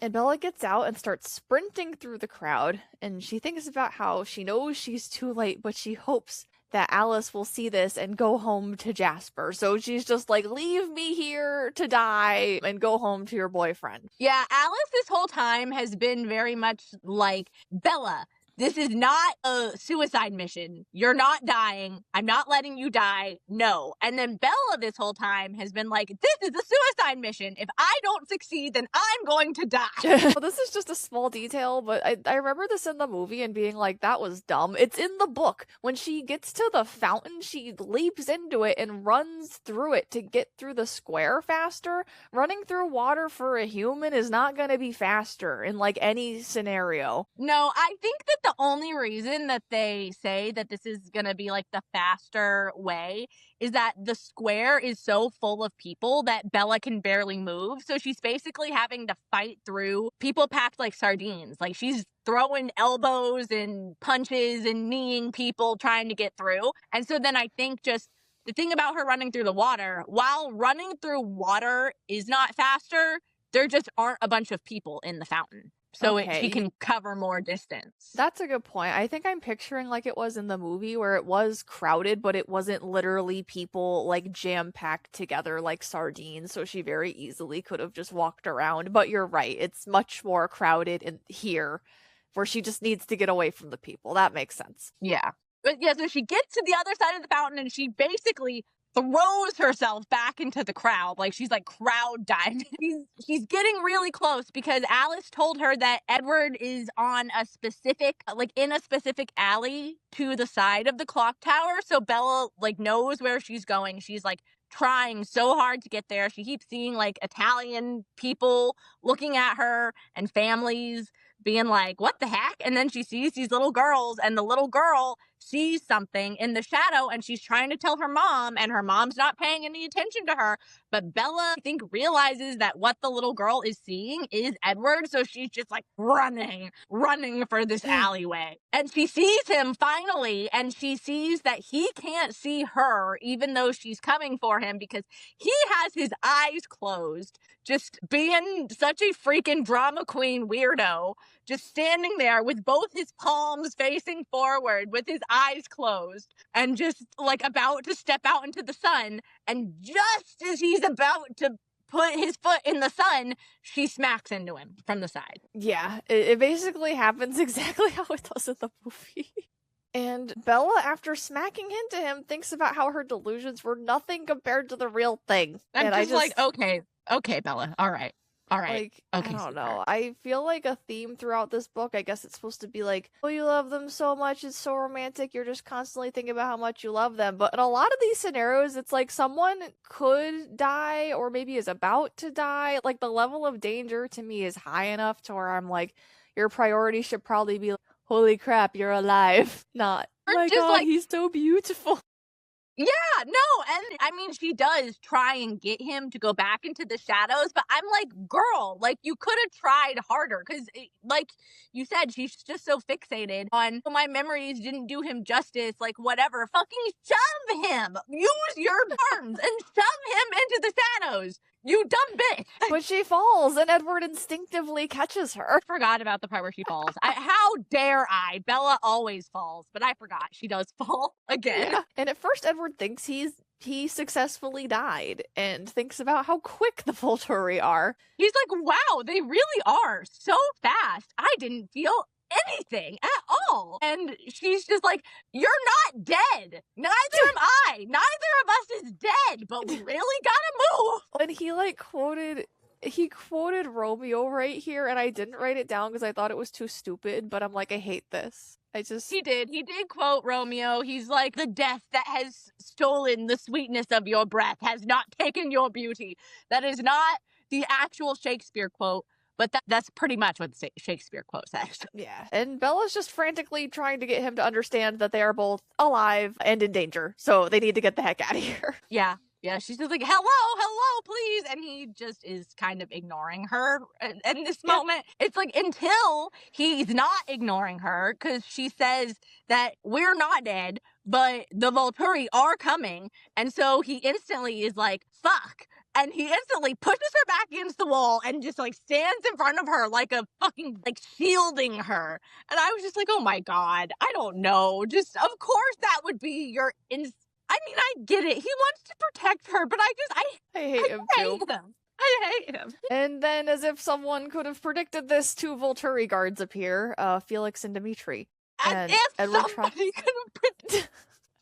I'm sorry. That was good. Thank you. Thank you. And Edward tries to talk to them, and he's like, I haven't broken any rules. And they insist that Bella go with them, and Edward refuses to let them take her. Edward's like, nope, not going. If you want Bella, I'm not going. Bella's gonna go back and enjoy the festival, aren't you, Bella? And Bella's like, no. And then Edward's like, yes, you are. Just, of course, just ignoring what she says, like always, and just keeps refusing. Felix and Dimitri are there being very threatening.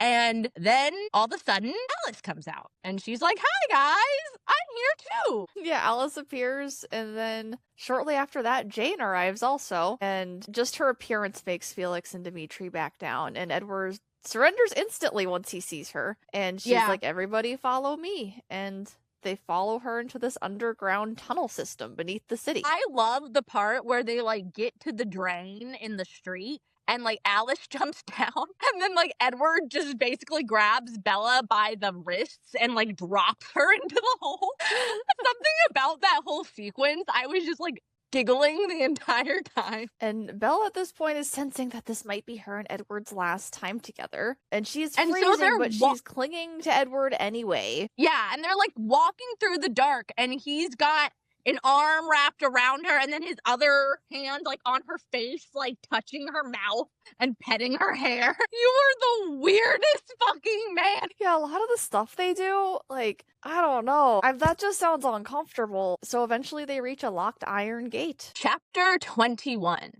Verdict. Bella, Edward, and Alice are led into some sort of reception area. And there's like a desk and whatnot, and there's a human Gianna who greets them. Yeah, Bella goes on this whole thing about how Gianna looks like just as human as her, and she's like very curious about it. And Bella is very comforted by the fact that they walked into some place that she says is warmer, and it's like carpeted, and it looks like a reception area. But Edward, that just freaks Edward out more.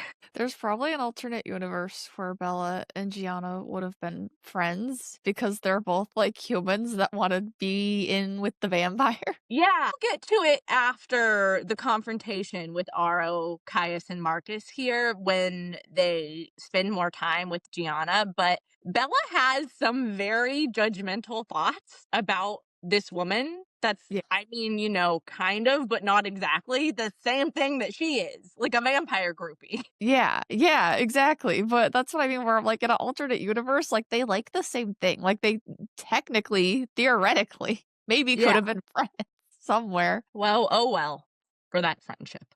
And then Alec is there, and he basically looks like he could be Jane's twin, and he greets her, and he said, they send you out for one, and you come back with 2.5. It's funny. Like, I was like, that's a good, you brought back a human dig. Yeah. I laughed. I did too. I love the Volturi. Like, let me just say, they kind of slap to me. They do have pretty big personalities, especially considering like our main character doesn't have any personality. We're going to talk about it in a minute when we meet Aro, but he just reminds me of the Master from season 1 of Buffy the Vampire Slayer, and he's just like the most camp older vampire, and I love him. One day I'll need to watch Buffy and I can get all your Buffy reference. We will watch Buffy one day. Yes, that's correct. Just will happen. It's a matter of time. Then Jane continues leading Bella, Eddie, and Alice through this chamber until they get to a room where there's 3 Volturi sitting on thrones. I just have one comment. Is they walk through a room with a drain in the floor, and Bella is literally just like, why is there a drain in the floor? Like, is it to another sewer level? And I'm just like, Bella, sweet girl, you sweet summer child. Oh my lord. Poor Bella. But I guess she hasn't seen it yet, but I was literally just like, wow, you're once again the denseness of Bella strikes. She's either like hyper perceptive or hyper dense. Exactly. Like, I was gonna say, it kind of reminds me of when Edward gets her all dressed up in the first book and she has no fucking clue that they're going to prom. And I'm just like, girl, like. But she figured out in like a day that vampires exist in the mortal realm. Yeah, exactly. It's very much one of those things that I struggle with Stephenie Meyer's writing a little bit, where Bella definitely has main character syndrome. To exactly like you said, she either is hyper perceptive and understands everything immediately, or she's like unbelievably stupid for the sake of plot convenience. I mean, either way, it's for the sake of plot convenience. It's like I either don't want to write like the process of her figuring this out, so we're just gonna make her have a dream that like Jacob's a werewolf or whatever. And then she just knows and we can keep going with the plot. And then same with this, where it's like, well, it'd be really inconvenient if Bella figured this out right now, so we're just gonna act like she is clueless. Yeah. But she knows. It's crazy to me because she also, like, Bella knows that the Cullens are weird. Like, the Cullens are not your regular everyday vampire. Normal vampires don't eat deer. They're not big fans of venison. So, like, I don't know. I'm just like, oh my God, Bella, like, grow a brain cell. So they make it to this room where Arrow, Marcus, and Caius are sitting on these thrones, and Jane, Felix, and Dimitri are also there, and they're standing around, basically guarding. Yeah, when she first gets to the room, I think only Aro is there, and he ends up calling Marcus and Caius, like, in. But then you're right, it's essentially the same thing. They all end up kind of grouped around in this room. And Edward, I think he's like, this is quite a reception just for us. And Aro is like, we were about to eat, Edward. This wasn't about you. We We're just were hanging waiting out. for Heidi to bring dinner. Bella wonders why they need guards, but I'm like, there's like other vampires. They're Yeah. literally bringing vampires in there at that moment, too. That's probably part of it. Yeah, exactly. And also, Aro has this thing that we're about to get into where he likes to collect almost vampires with special powers. Aro's special ability is kind of like Edward's and Alice's almost. I mean, not really exactly like Alice's, but if he touches somebody, he can read their thoughts. But he can apparently read, it's different than Edward's. Edward can read the thing that you're thinking, like what's running through your mind at that moment. But apparently, Aro can read your entire mind by just touching you. And Yeah. so, and he has all of these other members of his little Volturi pack also have special powers. But I don't think all of them. I think some of them are just normal vampires, but he likes to collect very specifically the ones with really excellent powers that he thinks will benefit him. Yeah. And the very next thing he does is asks Edward to touch him so he can see what's going on in Eddie's brain. I thought this part was very funny. This is when he is like, "Oh, the singer. What a waste of you not drinking her or whatever." He just keeps saying that it's a waste to have somebody whose blood smells as good as Bella's blood smells to Edward and not drink their blood. And I mean, he's not 100% wrong. This is also very much when he's giving me like major master vibes from Buffy, and we just have to watch it, and then you'll see why Okay. they're so similar. Sounds good. Also, Arrow confirms that Edward truly loves Bella deeply, which I just thought was stupid, and he's able to smell Bella through Edward's thoughts. Yeah, like that's why he's saying that it's a waste. Mhm. Says what do they call it? Did you write down what it is in Italian? It's like la incantanta or something. No, I didn't. It's La Belle Incantanta or something. They have some sort of title for the blood that sings, and apparently the way that Bella's blood smells to Edward is actually the most singing. It smells better than anybody else's singer. They've never seen a singer with such a draw to her vampire. They just can't freaking believe that Edward is not going to drink her. They're just like, the way she smells to you and you're not going to drink. I don't know. They're just like, Aro's a silly bitch and I love him, and this is like, this is when and why. Just because he's the way he responds to reading Edward's mind is great. Yeah, he's silly. And he also attempts to read Bella's mind and he's unable to. Yeah. Because he was very interested in the fact while reading Edward's thoughts that Edward's mind reading power didn't work on Bella. And so he wants to see if his powers work on Bella and if he can like touch her and read her thoughts. And he can't. And problem with this. Why does nobody's powers work on Bella except for the Cullens?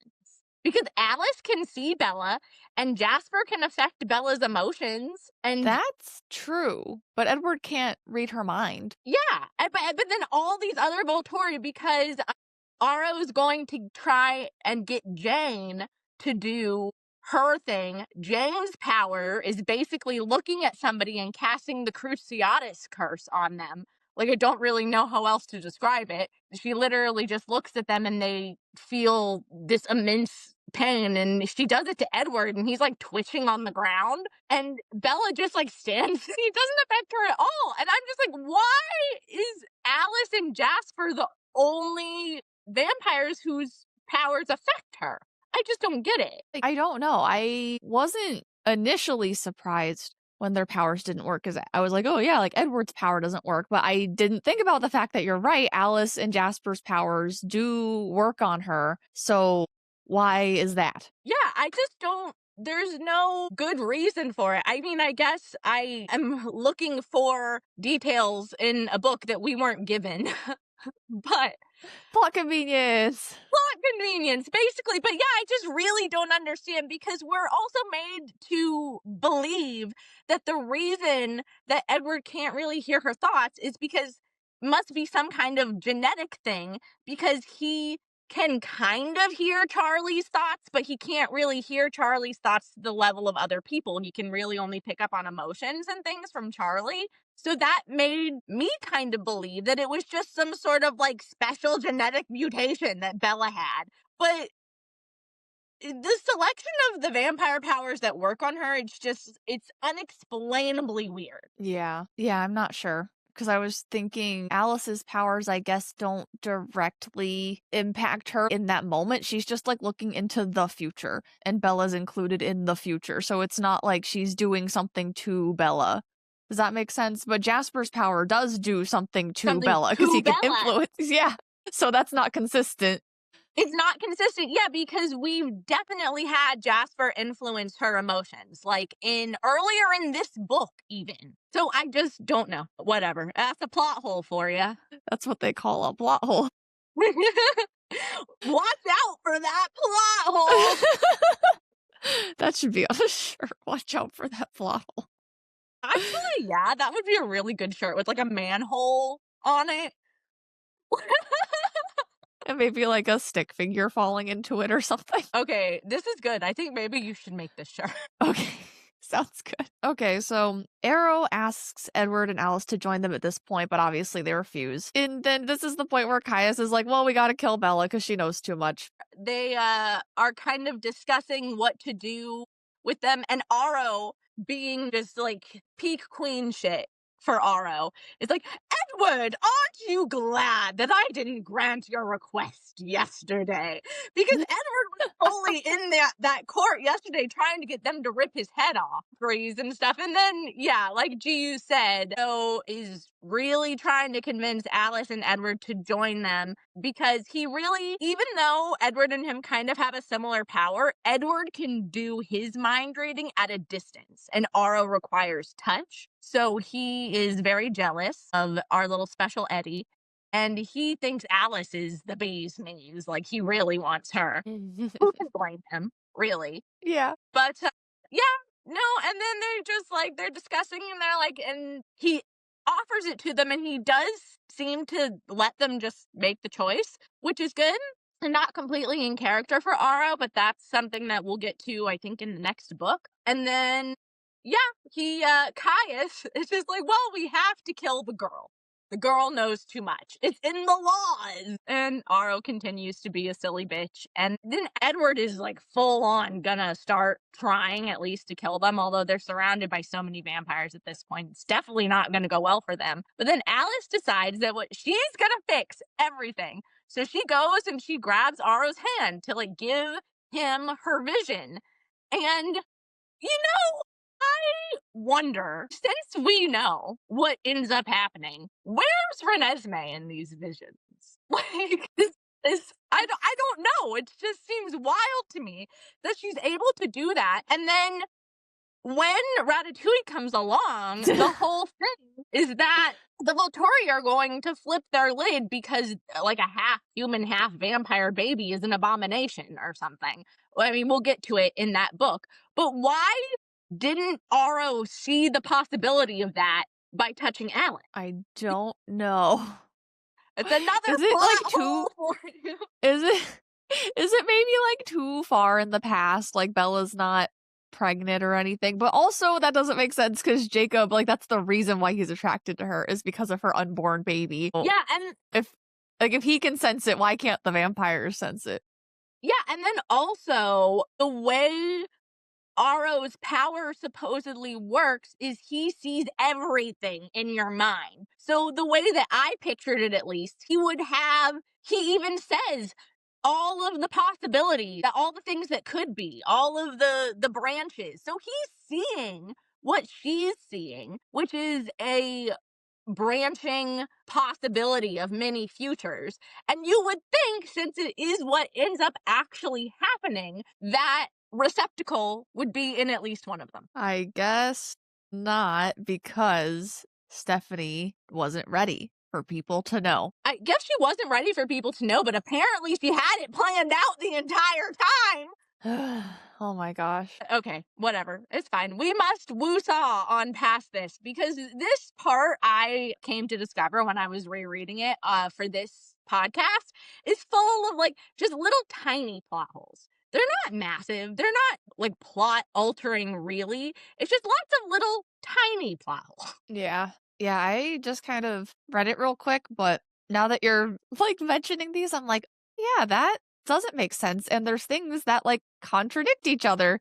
So not only does it not make sense just like in the time frame, possibly, it's like, oh no, that's just a plot hole. It's just a little bit of a plot hole. Put up some caution tape around that one. Yeah, no, they do end up saying after Alice shows Aro because they want him to change her, and he's like, no, that's not gonna fucking happen, right? And I think that what makes Aro decide to let them go is that he sees that she will eventually be a vampire. But I think he just wants, since she has this ability where some powers don't work on her, he just thinks that she could like be amazing as a vampire. He's like, imagine the possibilities. Yeah, she does. We are seeing like a little bit, it does kind of go to what her special vampire ability will end up being. Yeah. Oh, and Aro touches Alice's hand, and that's where he sees that Bella will become a vampire. Yeah. And that's when he decides to actually let them go, because they say that they won't forget about them. They're not going to let them just, like, Bella just exist as a human with this secret. They will be watching, and they will come for her eventually. So you better do it sooner rather than later, is pretty much what they say. Like that. Edward doesn't like being told what to do. No. And Bella's just thinking about how Alice's visions can change with one small decision, because she had been asking just recently on the plane about, oh, you saw a world where I could be a vampire. And she's still feeling confident she's going to be a human, because she thinks that Eddie thinks that letting her die is better than spending eternity with her, is what she thinks. Currently, we're still in, Bella has saved Edward from, trying to get himself killed, walking out into the sun and all that. But at this point right now, Bella still fully thinks that Edward's going to turn around and leave, like, immediately. And she's Even though just internally Aro freaking literally out. Tired. Yeah, and Aro like 5 seconds ago was like, wow, you guys have an extraordinary bond or some bullshit. So I don't know what her problem is. She's just not paying attention.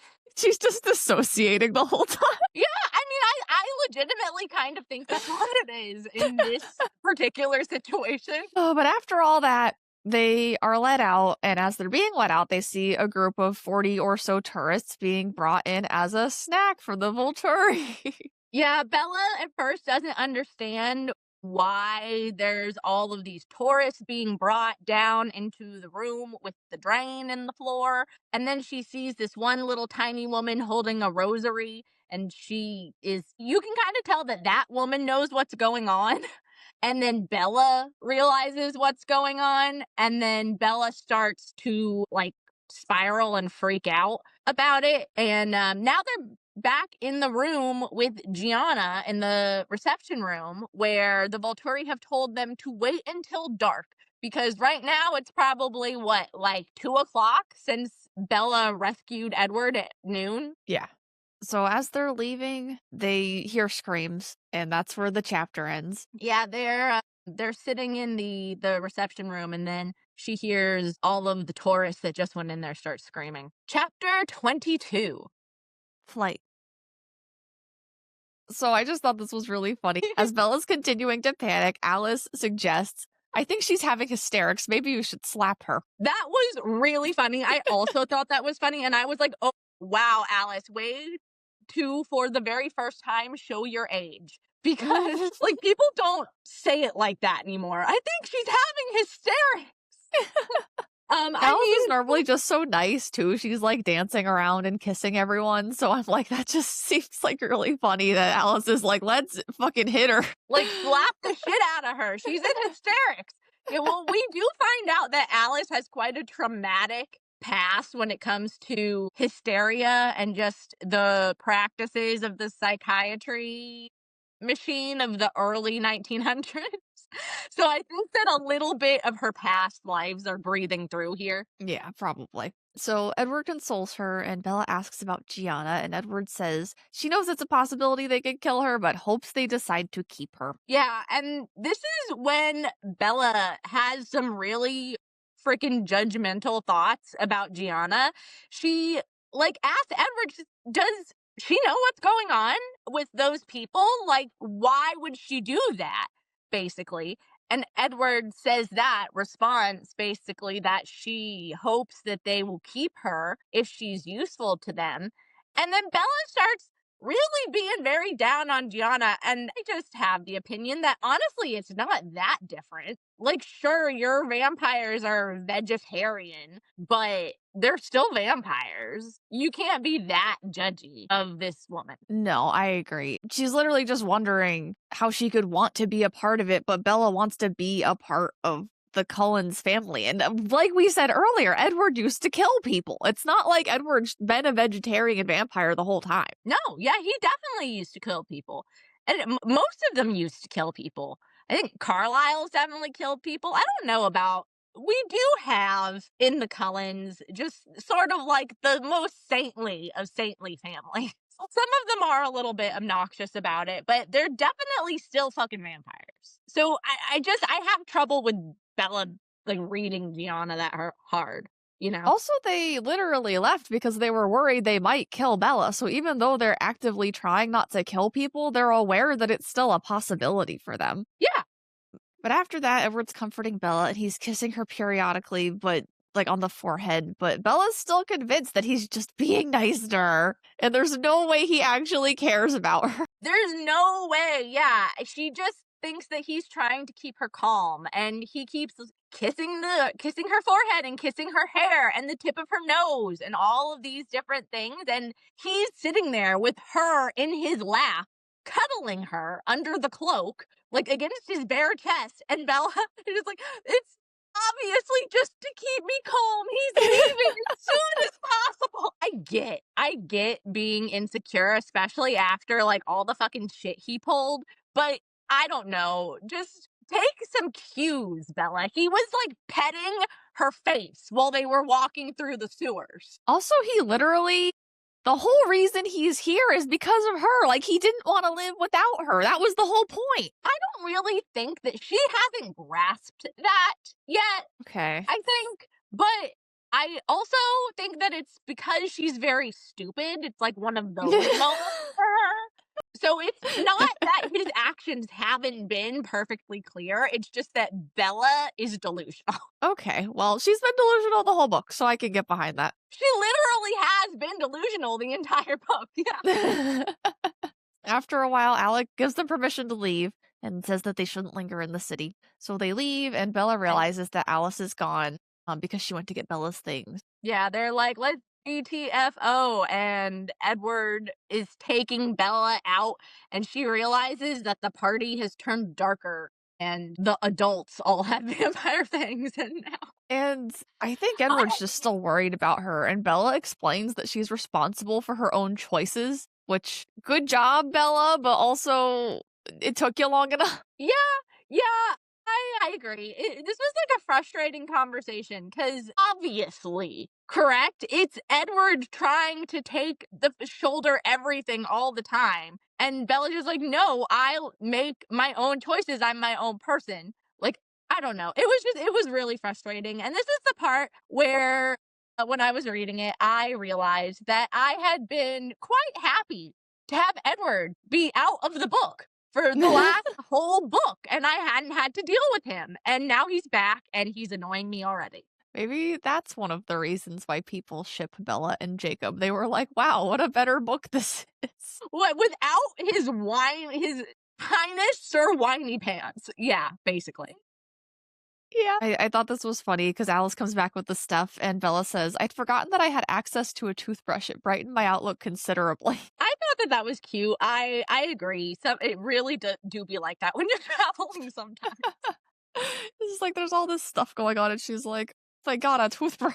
Yeah, one of And Bella's then cute human moments. Alice steals a very regular car and she's sad. So Edward promises to buy her a yellow 911 Turbo for Christmas. I thought that was hilarious. She literally apologizes for the car. She says, I'm apologize. There wasn't much to choose from. She's got a That regular, like, they don't even say what it is, actually. Usually they at least say what the car is, but yeah, but they didn't. But that kind of makes earlier when Alice originally stole the car funnier because she was like, "No, we just like need a fast car. This is logical to take this car." But now that she's sad about this car, it's like, "No, girl, you just wanted this car." if she really wants one, yeah, she wants literally the same car, 911 Turbo in yellow. And I think that that's adorable, but I think that it would be cuter if it was any other color, personally. So they board the flight home, and Bella's exhausted, but she's refusing to sleep so she can spend as much time with Eddie as she can. Yeah, I didn't really get this because I mean, I understood it in the fact that Bella, obviously wanted to not miss any time with Edward, but my complaint was that that at that point you're going to fall asleep like the instant you get home. I would rather sleep on the plane so then the instant I got home I would be awake enough to fucking make him fucking tell me what was going on. Oh, but I think she thinks that he's just gonna like leave. I think she thinks that she's being escorted home and then like that's it. I think you're right, but I just didn't really agree with her train of thought with staying up on the plane and making them explain things like when she got home. I don't know. I thought that it would have worked better if she slept on the plane and then made them stay to tell her what was going on when they got home. Yeah, I get that. I don't know. I guess that's just, again, like, I guess a personal thing, but it did bother me while I was reading. I was just like, why? I just thought it was dumb because I'm like, okay, if you're like that convinced he doesn't want to be with you, is being on a flight for like 10 or 12 hours with him gonna make a difference? Yeah, I agree with you with that as well. A flight is not. I mean, I guess Alice and Bella had a pretty in-depth conversation about vampirism and changing her and stuff on a flight, but I Yeah, just don't that's think true. that that's really an appropriate place for those kind of discussions.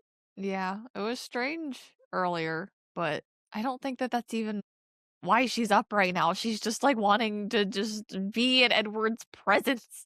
Okay, I think maybe that's what I don't understand, is you just want to be awake in his presence that badly? Like, sleep in his presence. I would feel just as comforted if I was sleeping in the presence of, like, my vampire boyfriend who had left me for 8 months to go be a sad boy in Brazil. Yeah. Okay, we must move on. None of Okay, this we can makes keep any going. sense. We know this. Okay. So they get home and Carlisle and Esme are waiting for them at the airport and they thank Bella for helping Edward. And Esme starts scolding Edward and just talking about how exhausted Bella is and was like, we need to get her home. And Bella is not even aware of where Alice and Jasper are at this point because she's just so exhausted. But they do, when they walk out to the car, they see Rosalie and Emmett are there too. Yes. And Esme is urging Edward to let Rosalie make amends. She says that Rosalie feels so terribly about her part in the situation. And Edward says she should feel bad, which I kind of agree with. She should feel bad. But this was kind of her fault. Yeah, it was. I mean, not even kind of. It was almost completely her fault. But I just, this is what makes Rosalie accept Bella. That she almost, and I guess that it's in thanks to for going to Italy to save Edward, because I think they believe that if Bella hadn't gone, then Edward would have definitely succeeded in himself, which, I mean, I guess they're probably right. He was about to get taken down. But I don't know. And so anyways, Bella and Edward get in the car with Rosalie and Emmett because Esme wants everybody to kiss and make up.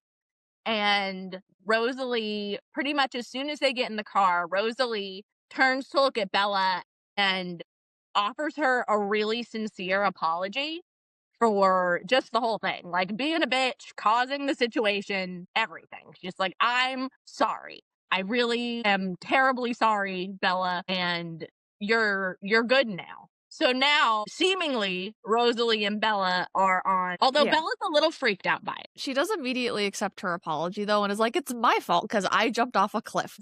That did really start. If Bella had just chilled with the extreme sports, then none of this would have happened. Well, if Edward didn't abruptly leave the way he did, then none of this would have happened. If Bella had never moved to Forks in the first place, none of this would have happened. So it's Renee's fault. It's Renee's fault for being a shitty mom.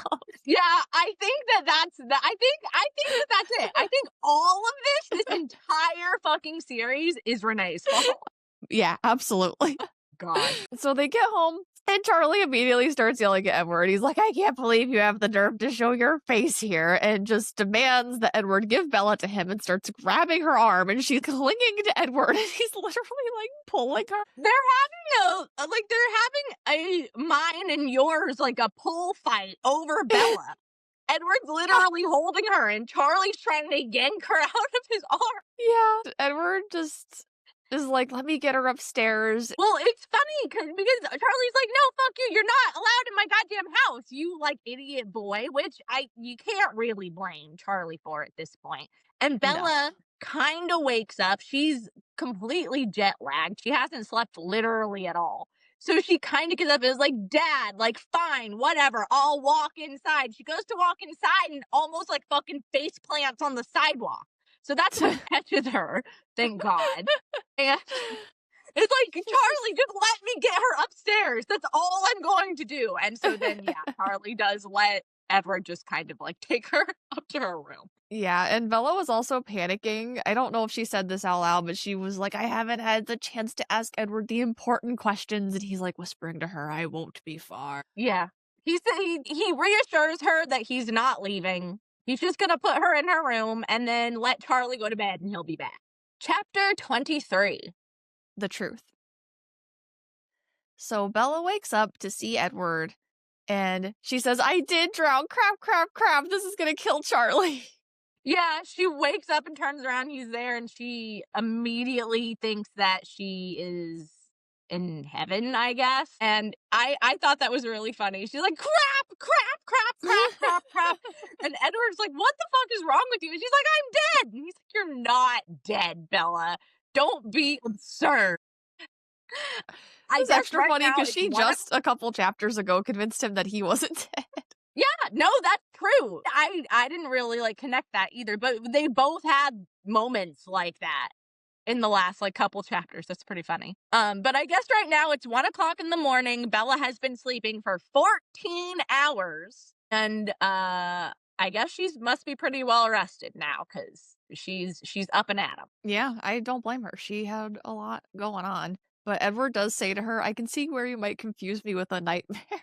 Yeah, of course, he thinks that her reaction means that she thinks that he's an evil vampire and she wouldn't want to be trapped with him, but that's obviously not what she's thinking. They misunderstand each other again for the 17,000th fucking time. Just like you both always think that the other one is just saying the worst shit about you in their head.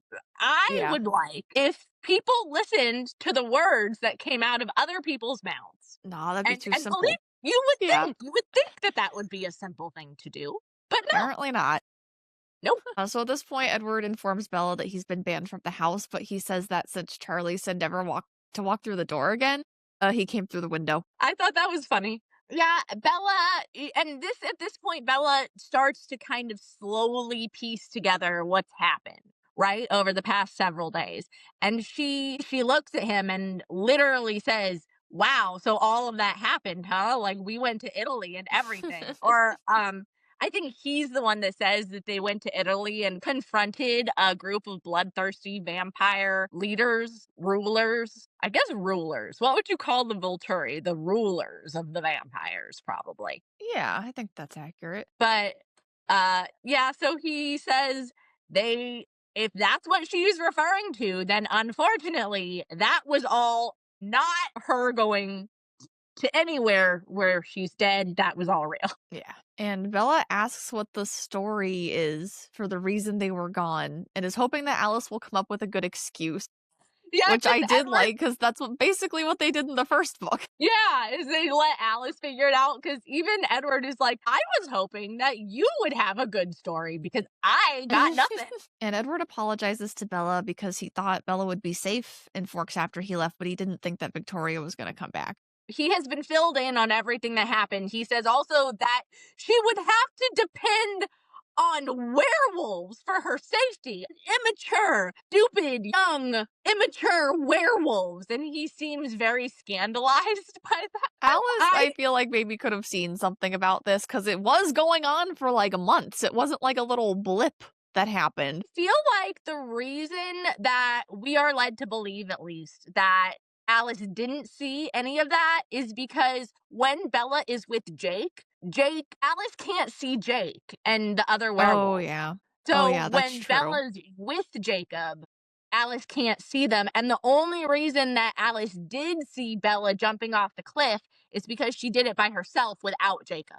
Oh, yeah, that makes sense. And then Edward admits that he focused on James the whole time, basically, and didn't understand how deep Victoria's connection was to him. So he's just explaining why he didn't really take her into the equation. Why he didn't take her seriously. Yeah, he says multiple things that he didn't realize the depth of the connection that she had to James, who they were mates apparently, because Victoria was so blindly confident in him that Edward mistook that for a very surface level connection between the two of them.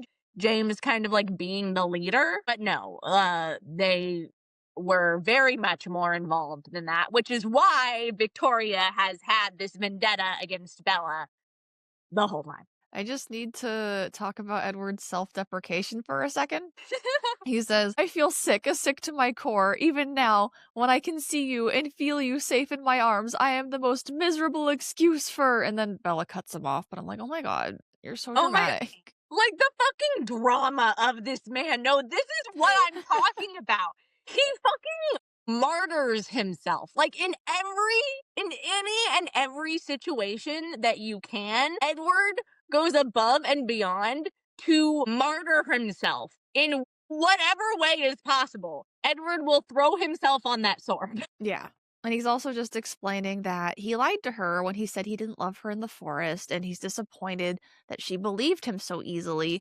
This is like the one instance where somebody did like just take them at their word, which I'm like, well, yeah, she trusts you. Like she trusted you completely. So if you tell her something, she's gonna believe you. That makes sense to me. Yeah, no, I completely agree with you. I was like, in what world? Because Edward says that he thought that he would have to be there for days, making her believe that he didn't love her. This kind of goes back to what I said at the beginning of this book, at the beginning of the video, where I don't think Edward really has any understanding or liking for women just in general.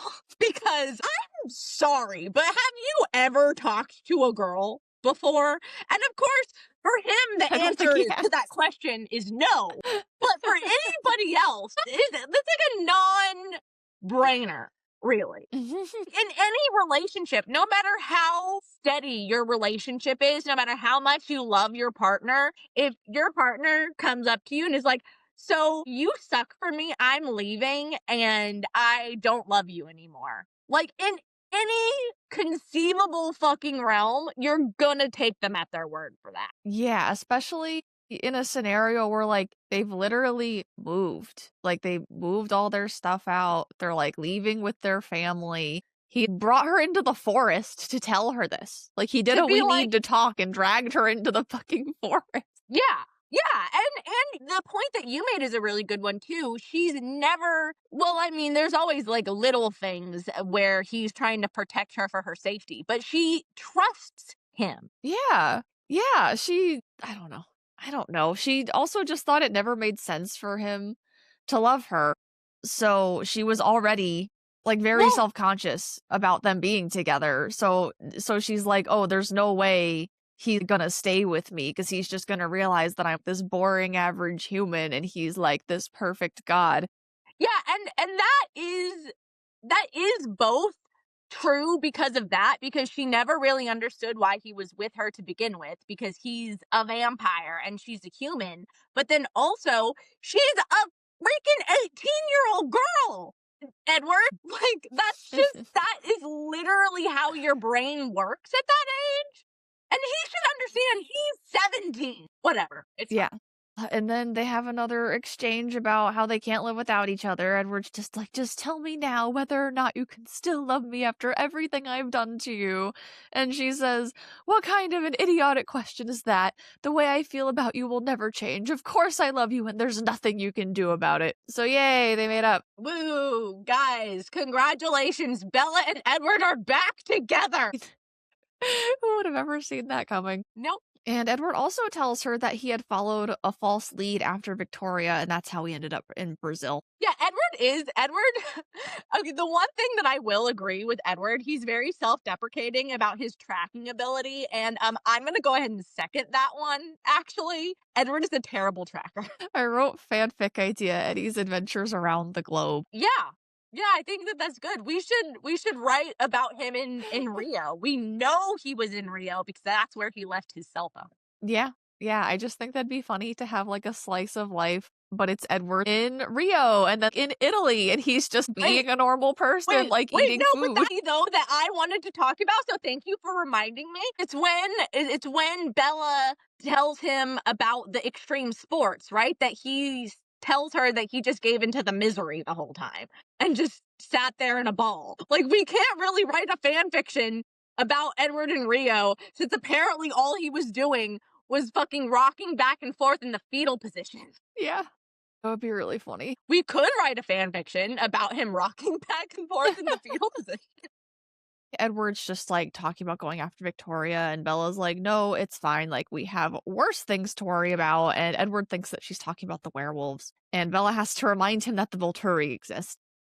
Oh, yeah. And he just is telling her that time means something different to them. Like, you might not cross their minds again, and then you're going to be 30 one day and they're going to show up. And Bella realizes that she's going to be 30 one day. Like Bella's spiral about turning 30. And then Edward promises to love her even when she's old enough to be her mother's age. Yeah, Bella gets so offended. She's like, 30? You're gonna let me turn 30? I'm gonna be so old? What the hell? And Edward is just comforting her, and they're arguing back and forth where she's like, you can't just keep letting me get old and you're just gonna stay like this forever. And he is touching her face. He's like, you will always be the most beautiful thing in my world, Bella. I hate it. I hate it so much. Really hate this part. This is when, because I have so many fucking feelings about this whole not letting Bella have a fucking choice in her vampirism thing that, like, this part was, like, really grating on me. And then Bella stands abruptly and announces that she's going to his house, and that since the Volturi are involved now, she wants his family to vote on her vampirism. Yeah. And she tells him that either way, she's going to do it either way, but probably you should be there too, because you're extraordinarily opinionated, and I'm sure you'll want a chance to air your views. And he's like, on what? Air my views on what? And she just kind of looks at him and replies, my mortality. And then he, like, freaks out. He's like, no, we don't. Like, I'm not taking you. Excuse you. And she's like, I'll take the truck. And he says that she'll wake up Charlie, and she's like, I don't even care. Like, I'm already in trouble. It's not gonna matter, really. And then, so eventually, she does kind of convince him that she's gonna go no matter what. So he takes her out the window. Chapter 24. Vote. So Edward takes Bella to his house on his back, and I'm just imagining them doing it Inuyasha and Kagome style. Oh my god, me too. That's like the only thing that I could think about. And she literally, Bella talks about how she likes the fast travel now, that she is an extreme sports aficionado. And so she always used to have to close her eyes on Edward's back, but now she's like wide open eyes, like leaning her head against his neck, just like, yeah, roller coaster. I love it. And they talk some more about how much they love each other, and he tells her that her hold is permanent and unbreakable, and she's still doubting at this point how Edward can love her. And Bella says he's worse than the Volturi because they can only kill her, but Edward can leave her. Yeah, Bella's being a silly bitch. She tries to lighten the mood by asking, so since you're staying, can I have my stuff back?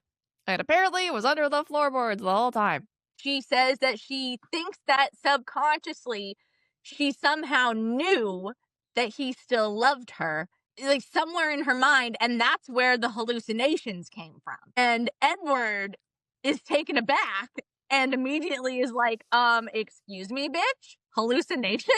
Why? What?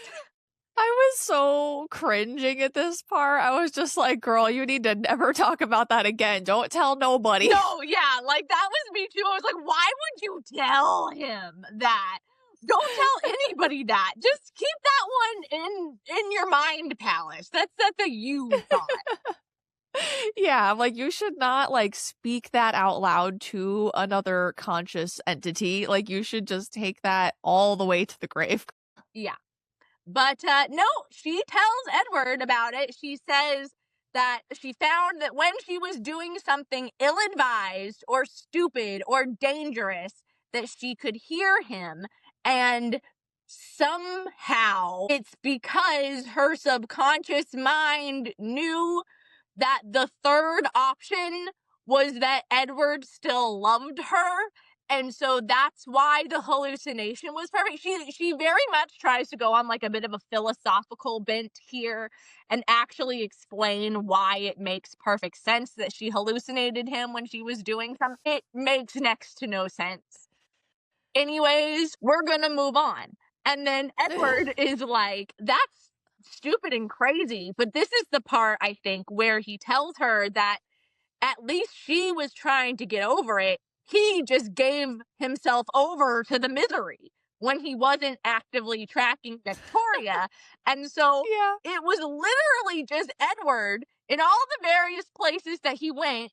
And whenever he wasn't actually doing something, he's just in a fetal position, rocking back and forth, fucking like, my insides have been scooped out. I am a hollow husk of a vampire.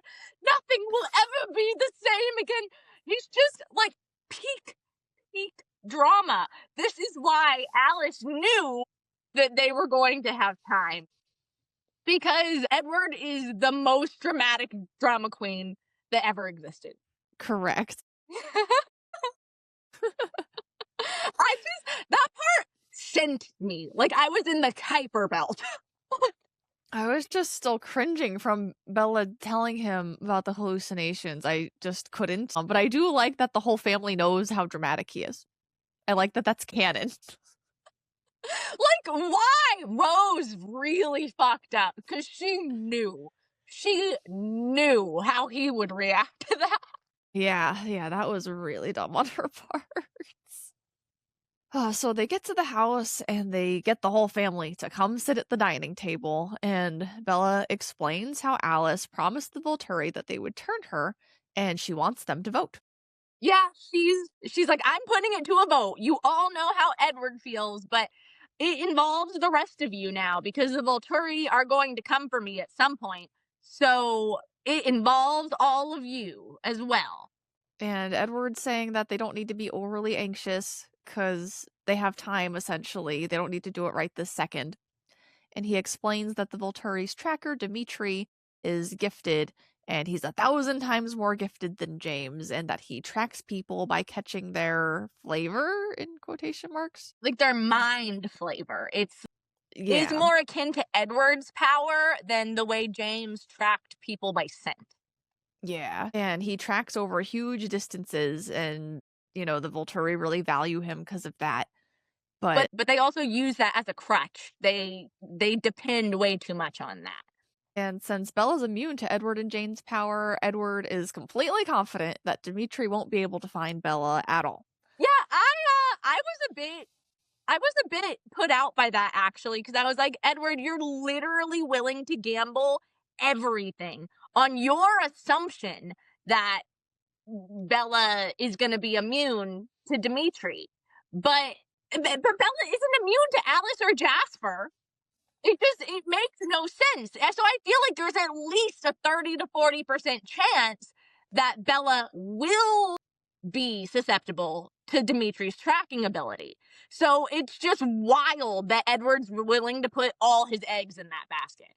Yeah, that's pretty high. How many vampires have tried to use their powers on Bella, successful or not successful? Okay, like so 5? There was Aro tried and failed. Jane tried and failed. Edward can't read her mind. Alice can. So that's 3. That's 3 that don't. I have fingers up on screen. I'm counting. Okay. And then Alice, she can see Bella. So Alice's powers work on Bella. Jasper's powers work on Bella. Is that 6? Did we say Jasper already? No, because the first 3 I named didn't work on Bella. And now there's 2 that do work on Bella. I mean, James tracked her in the last book. Like, used his power. Tracking a power. But yeah, Okay. don't know 7. how much that counts as an actual one of these special gifts. But I think that only 5 vampires. Is that 3 out of 7? Well, I mean, are you counting all the rest of the Cullens too? Because do they even really have powers in the same way?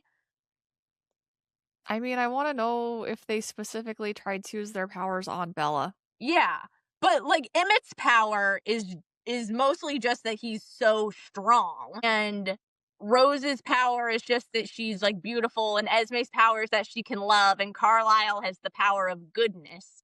None of those can really be used on Bella. I wouldn't even count those in the ranking at all, because if it's just something they inherently have, I'm strong, that's not gonna change with Bella or not. Right. Yeah, so I think that out of the 5 vampires that have had powers that they've tried to use on Bella, 3 of them haven't been able to, but 2 of them have been able to. Thought we counted 7. Did we say people twice? Wait. Aro, Jane, Edward for the 3 that haven't. And then Alice and Jasper for the other 2 is 5. Okay, and then are we counting James?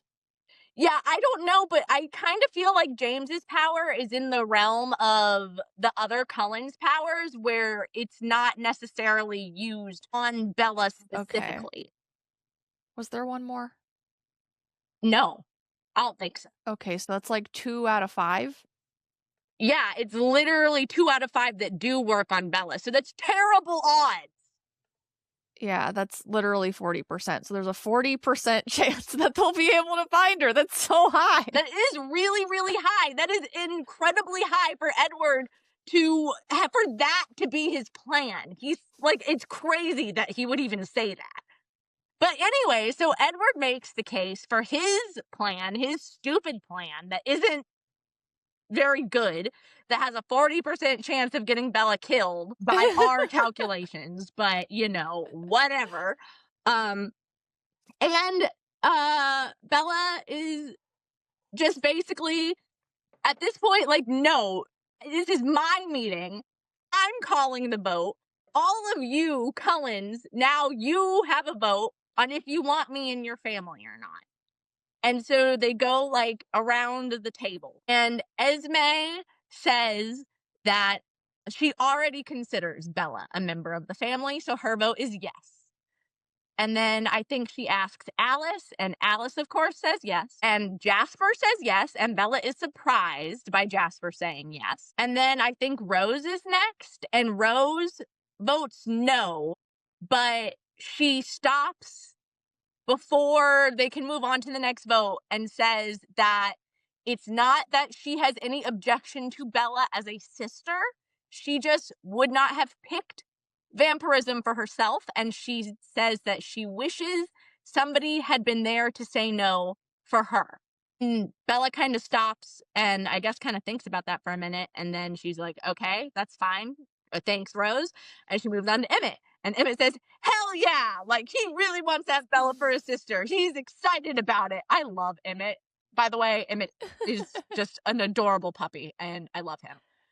I like him too. I know! He's so cute with all his muscles. And then last and most importantly, also, Bella thinks, is Carlisle. And Carlisle votes yes. So now we have 2 no's, and how many of them are there? I lost count. I think Rosalie is the only one that said no. And everybody else voted yes. Then I guess Edward technically, yeah. Yeah. Edward and Rosalie are the only ones that say no. And then Edward storms out and then back in and starts screaming, no, no, no, no. Yeah, and it's really, you missed the part where he storms into the other room and then she hears something massive breaking, like he smashes something, and then comes back in the room and starts going, no, I'm not gonna let this happen. No. Oh, this is like the biggest red flag right here is him like storming around screaming and breaking stuff. Yeah, just because he's not getting his way. Yeah. And Bella presses Alice to do it, and Alice admits that she doesn't know how to do it without killing her. Carlisle chimes in and says, I'm able to do it, but you would be in no danger of me losing control. And Edward physically tries to stop the conversation. He's like grabbing Bella's face and like forcing her to look at him and holding up his hand and being the biggest fucking wet rat brat of a man that one could ever fucking imagine. If a man ever you're trying to have a reasoned conversation with like a group of people and your man grabs your face like that, like fucking leave immediately. Like, that's abuse. Hold on, I have a quote. Sounds good. I hoped he could understand. It was hard to talk clearly the way Edward held my jaw. Yeah. Yeah. That's like so insane to me that she's like, I love this man. Yeah. This is the man I'm gonna be with forever. The man that like is holding my face in place just because I'm trying to make my own decision about what Edward is so concerned about is her fucking soul, but like, oh my god, what about like her fucking mind? And Bella's worried about leaving Charlie, Renee, and Jacob behind, but she justifies it because she thinks that they're going to be in more danger if she's human and around them, because she's already kind of did a fucky wucky in this universe. Yeah, and she keeps saying that she's a danger magnet and everybody will be safer if she's a vampire and there's not a bunch of vampires coming after her and stuff, which might in certain ways be true, but is not that great of an excuse. really. I'm not, just never to say that I do not give Bella the full agency to make her own decision on becoming a vampire or not. I think that if Bella wants it, then that's the end of the story. And she should be able to make her own decision. But this particular line of reasoning that everybody is going to be safer if she is a vampire and not a human, I don't find to be a good argument myself. I don't think so either. I feel like it's just gonna probably make her more of a target, not less, but I guess she's probably thinking like, "Oh, these vampires are gonna come kill me," and, then they could hurt my family, but I don't even really think they're interested in her family. Like, honestly, and I know that we've had our merry pack of werewolves around and stuff, but honest to God, if Victoria wanted to kill Charlie, I feel like it would have happened already. I don't think she was really interested in him, and I don't think the Volturi are specifically interested in her family either, because they're literally ushering in like dozens of people to kill on a regular basis. Like they're not for need of food. They're not gonna fly across the world To hunt just her family. No, you're exactly yeah. correct. And also, they very specifically wouldn't be a danger to her family anyways, unless her family knew about vampires. Because that's why they want the Cullens to change her, is because humans can't know about vampires, but Bella hasn't fucking told Charlie what's up. Charlie and Renee are Yeah. both 100% safe from the Volturi. Because they'd be able to tell that. Like, I think Aro has to touch her, but if they come to kill her, that's gonna happen, and then he'll be like, "Oh, okay, nobody else knows. We're good. We can go home." Edward ends up countering the proposal of turning Bella into a vampire by saying, "Let's wait until she finishes high school and moves out of Charlie's house." And Carlisle agrees because he thinks that that's reasonable. And that's not very far away at this point. Yeah, Bella also kind of reluctantly agrees because, yeah, that is kind of reasonable. And then it's gonna hurt Charlie less if she waits to do it that way, which that thought process is correct, and I do agree with. And then Edward at this point suggests taking Bella home in case Charlie wakes up early because it is like the butt crack of morning at this point. At home, Bella says she wants Edward to turn her, and he agrees to do it if she'll marry him, and they argue about this. Edward starts by asking her, if you could have anything, like in the entire world, what would you want? And it becomes that she would want him to turn her. But I don't know. I don't really like how quickly she came to that conclusion, because listen, he's been fighting you for 2 books basically now about turning you. He's not going to do it, and you had an in with Carlisle, who is the best at turning people of anybody. He did most of the family. So I personally would rather have Carlisle do it. Yeah, I think that that's much more logical, especially since Edward and her have this like bond, I guess, where she's like extra nice smelling to him and stuff. Extra tasty. It seems the most safe. I feel like having Edward do it kind of turns it into like she wants it to be this more intimate thing, but it's apparently really painful. I don't think that that is the move here. No, I don't think it's the move either. I think that this is a bad decision on Bella's part. I mean, just chuck it in the bucket with the rest of the bad decisions on Bella's part. But Yeah. yeah, I don't really like it, but they agree that that's going to be the thing. And now all of a sudden Edward immediately uses this to his advantage. And now every time she doesn't want to do something, he's like, "Well, you don't want to marry me." Like, way to use it as a weapon. Like, I don't know. And I get why, I guess he wants to marry her, because he's like an old-fashioned idiot and stuff, but it's just exhausting, is all. It really is. And she doesn't want to get married because she's worried about how Renee will react. And Edward says, "Please don't tell me you're afraid of commitment," which I guess is funny because she wants to be a vampire for all eternity. But I kind of thought the whole conversation was just pushing like don't all women like secretly want to get married? Like it couldn't possibly be that Bella just doesn't want to do that and wants to be a vampire. Yeah, no, you're completely correct. And I think that this is a little tidbit into Stephenie Meyer's brain, Miss Queen Mormon, she definitely thinks that women should get married young. And even though Bella says that Just making it happen. Renee thinks that getting married before you're 30 is a stupid idea, in the religion that Stephenie Meyer is known to be a part of, marrying at an incredibly young age is really super common. So I just think that that's interesting and probably has more to do with why Stephenie decided to make marriage the condition on which the vampirism was granted. Yeah, it's just, I don't know. I'm not gonna go off on a tangent. I think I just have to woo-saw past this. Yeah, because, neither of us have ever been the type of dreaming about our wedding type of girly. So I think that this is a Yeah. bit of I think this is a foreign concept to you and me. Yeah, I just hate this trope of like, oh, we have to make it like the guy who wants to get married and like really push for it because the woman like secretly wants to or whatever. And like, I feel like that's what this is giving right now. Yeah.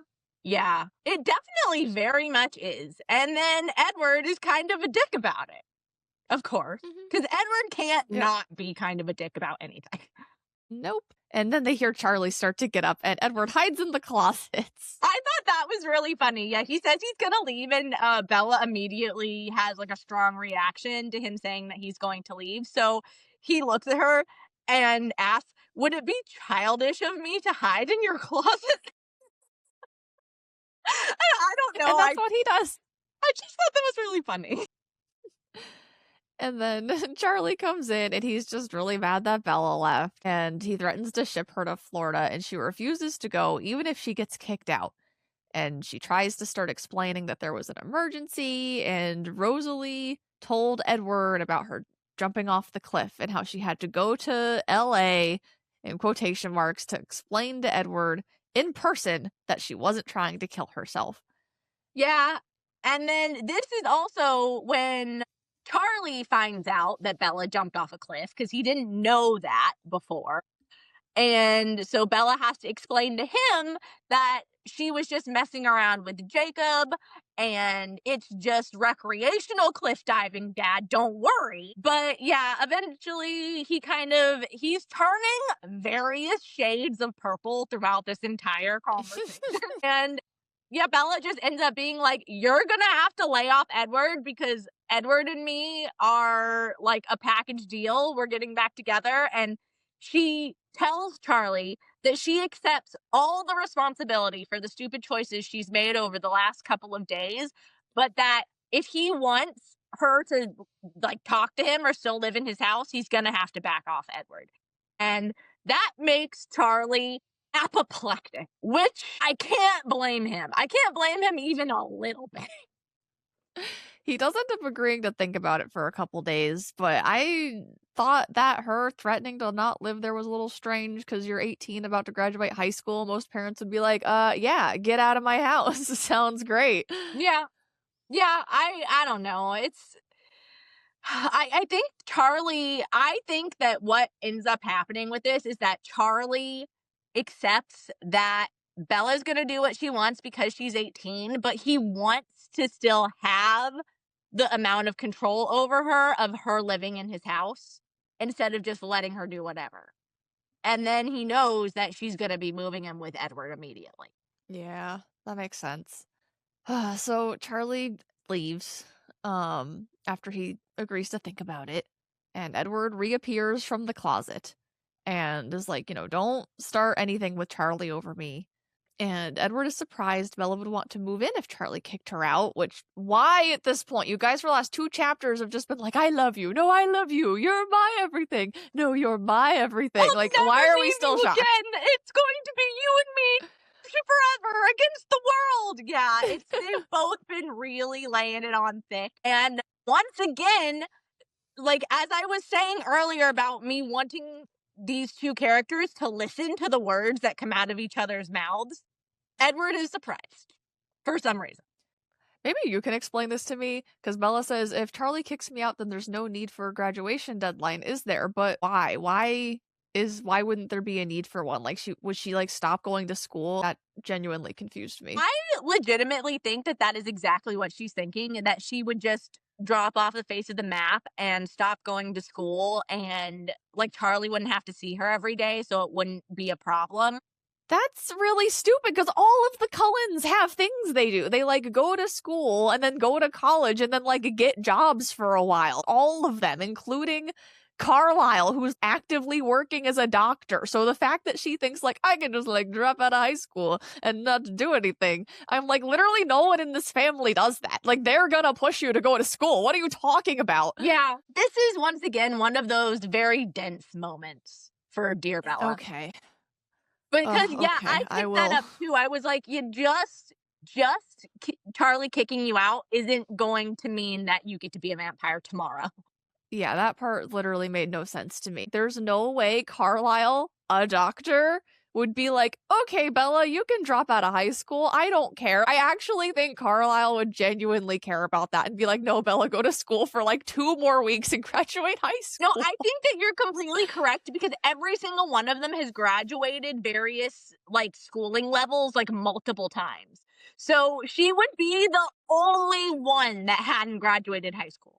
Yeah, exactly. That's what I'm saying, is it's obviously, like, important to their family. That must be a family value that they have. It's like, okay, we're eternally alive, but we can't just sit on our ass all day and not do anything. Like, I get high school because they want to start as young as possible whenever they move somewhere, so there is some redundancy. But it seems like overall they, like, want to strive to be better. I guess not human beings, that's what you'd say, but, like, better mentally. They want to be in society. They don't want to remove themselves from society, is what you're saying, I think. Yeah. But not only that, they strive for self-improvement, it seems like. That seems like a family value that they have. Yeah, they do all go to various levels of medical school multiple times. So That's what I'm saying. So, I'm gonna woosah. It's just one of those moments we need to woosah. it's most of those moments have to do with Bella being very stupid, don't they? Yeah.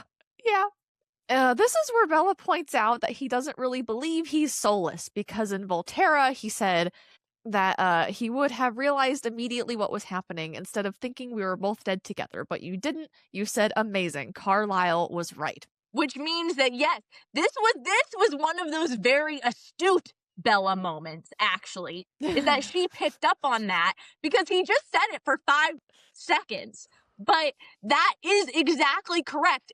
The mere fact that that was what he said when he saw her means that he, on some level, does have hope that Carlisle, like he said, that Carlisle is right, that vampires have souls and will have an afterlife and something to look forward to after their eternal damnation or whatever they call it. And that was peak Bella's amazing perceptive powers that she doesn't have. It really is like a 60-40 split. She's either so perceptive or like dumb as a rock. And we had it back to back right here. Yeah, exactly. Like these are in the same conversation. Really like that this chapter ends with Bella saying that Edward does believe Carlisle, and then he's just speechless. I think it says for the first time ever, Edward had nothing to say. He just looked at it. That's so good. Epilogue! Treaty. Everything is back to normal now. The Cullens move back. And Bella is planning for college, but that's a plan B. Again, why? We just talked about it. I'm moving on. Yep. Carlisle got his job back at the hospital immediately with no questions because Yay! apparently they told everybody that LA was not to Esme's liking, which I'm gonna say that was probably a really good excuse because I really do picture Esme as like a doctor's wife, that hosts parties and is doing like little charity work all the time and stuff. And so I can very much see that happening. Yeah, I don't know if I've said this, but I like Esme. I also like she's Esme. fun. Her power annoys me because I don't really understand it. I'm just sort of like what she loves very strongly and accepts people. I've had to woosah through a few of their powers like that where it's just like, I don't know. It's fine. Yeah. But it's that being said, I do love her as a character and as a mom. And Edward called her mom in one of the past chapters, and I thought that was really cute. Yeah. And also LA is like the polar opposite of Forks. Forks is like two people living in it in the middle of nowhere, and LA's like a bajillion people living in like a huge city with cars everywhere. So, yeah, I agree. I think that's a believable excuse. And Bella feels guilty for not thinking of Jake more. And so when she calls, he doesn't answer, or Billy just says that he doesn't want to talk to her. And Edward reassures her that this is because of himself and not Bella. Yeah, and Bella, he says that it's not personal, Bella. Don't worry about it. And she says it sure feels personal. Yeah. I think this is after school at some point. Edward's taking Bella home to find a red motorcycle in the driveway. Yeah, it is. It's after school. They're pulling up after school and they see the motorcycle kind of from like a ways off. And Bella is like, oh, like, fuck, shit. Why would Jacob do this to me? Had to be Jacob, who is telling by this, what he's doing is he's telling Charlie what's going on, like with the motorcycles, in an effort to get Bella in trouble so that she won't be able to see Edward anymore. But what Jacob doesn't know is that Bella is already grounded from running away to Italy for 3 days. And that's the reason that she hasn't, like, been to La Push. And Jake thought that the reason that she hadn't been to La Push is because Edward was stopping her from going. In order to save her from her boyfriend, Jacob decided to fucking tattle on her to her father. So they're pulling up, and Edward uses his abilities to tell that Jacob's there to be a spokesperson for the pack in quotation marks, and Charlie's getting impatient. I kind of like that use of the powers there because it's actually relevant to what's happening. Yeah. And Bella's just asking how Jake could do this to her, and she explains that she's been grounded and she would have gone to La Push to kick his butt if she wasn't grounded. Yeah, they walk into, he's waiting for them in the same path behind the house into the woods that Edward used to break up with Bella in the beginning of the book. Now they're back, both of them together, facing off with Jacob. Ugh, I hate that. Don't you? Because I do. Blech. And Edward thanks Jacob for keeping Bella safe when he didn't. He actually thanks Jacob very sincerely. He says that before Bella and Jacob talk, he has something to say, and he looks at Jacob and very sincerely says, thank you. Thank you for protecting Bella while I wasn't here to do it. It means more to me than you could ever know. If you ever need anything from me, like, I don't know, your daughter, Edward, but moving on, that hasn't happened yet, to be sure to let Edward know. And Edward will try his best to make it up to Jake. And Jacob, you can tell, actually is very surprised by the depth of feeling and sincerity that Edward delivers that thank you with, because he and Edward immediately don't like each other.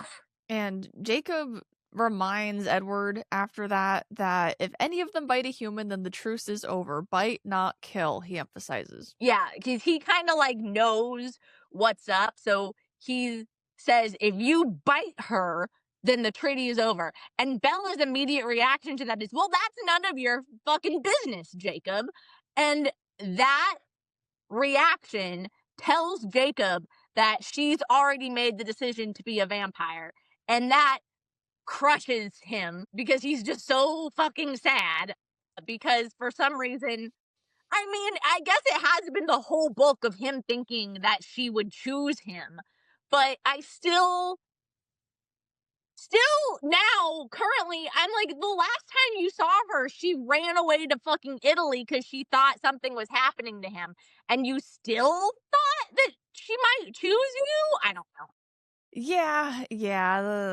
And Charlie appears and demands Bella get in the house. And Jacob's rage momentarily breaks, and Edward takes a moment to ask about where Victoria is. And Jacob explains that they almost ambushed her while Bella was in Italy, but Victoria sensed Alice's scent and vanished. And Edward firmly declares that Victoria is no longer Jacob's concern. And Jacob snarls at him and is like, she killed on our turf. She's ours. And Charlie's just shouting and is like, if you aren't inside this house in 1 minute. Yeah, Charlie has lost it. Charlie has flown off the deep end. I kind of don't blame him. There's so much, like, from his perspective, just nonsense going. I guess it's nonsense either way, but he is, like, especially out of the loop. I can see why he's pissed. Yeah. No, I mean, not. Yeah, I also don't blame him in the slightest. But yeah, he's just furious. He's like, Bella, get your ass in this house. If you're not in here in the next 1 minute, I can see his car out there, and I know you're out there. And Bella, before she goes inside, asks Jacob if they can still be friends and reminds him that he promised. And he's like, I can't see how to keep trying now. But his face is kind Bella of wavering. You can tell, like, he wants to kind of keep his promise. Even though I'm not a fan of the promise, but I just to be the content of what is happening in the story is Jacob, you can tell he's torn. He really still wants to try and keep his promise with Bella because he's still in love with whatever fucking receptacle pheromones that she's giving off right now. But he just doesn't know how it would work. And then he's off. That's kind of it for Jacob. He runs off, right? basically, she tries to step toward him, and then Edward pulls her back, and then Jacob's like, let her go, because Edward's just always dragging Bella around physically. And then Bella's like, Edward, we have to go inside. Charlie's mad. And then Bella sees Jacob's face crumble at the last moment. And she says, I would find a way to keep my friend. I would see him smile again. And I just stop giving the shippers hope. I'm begging you. Bella, leave him alone. You made your choice. Just leave the poor boy alone. I know. Yeah, that's it. And then Edward and Bella turn to go into the house as Charlie is yelling furiously.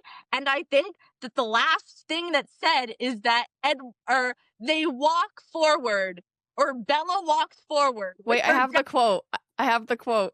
She walks in to meet her fate with her destiny by her side. Thank you. Okay, that's better that you actually had it. I just remembered the destiny by her side part.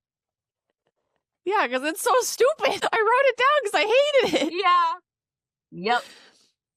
Yep. I'm like, also, is Charlie, like, her fate? She's walking inside to, like, see Charlie? He's the fate? Well, the fate, I guess, is just her being in trouble.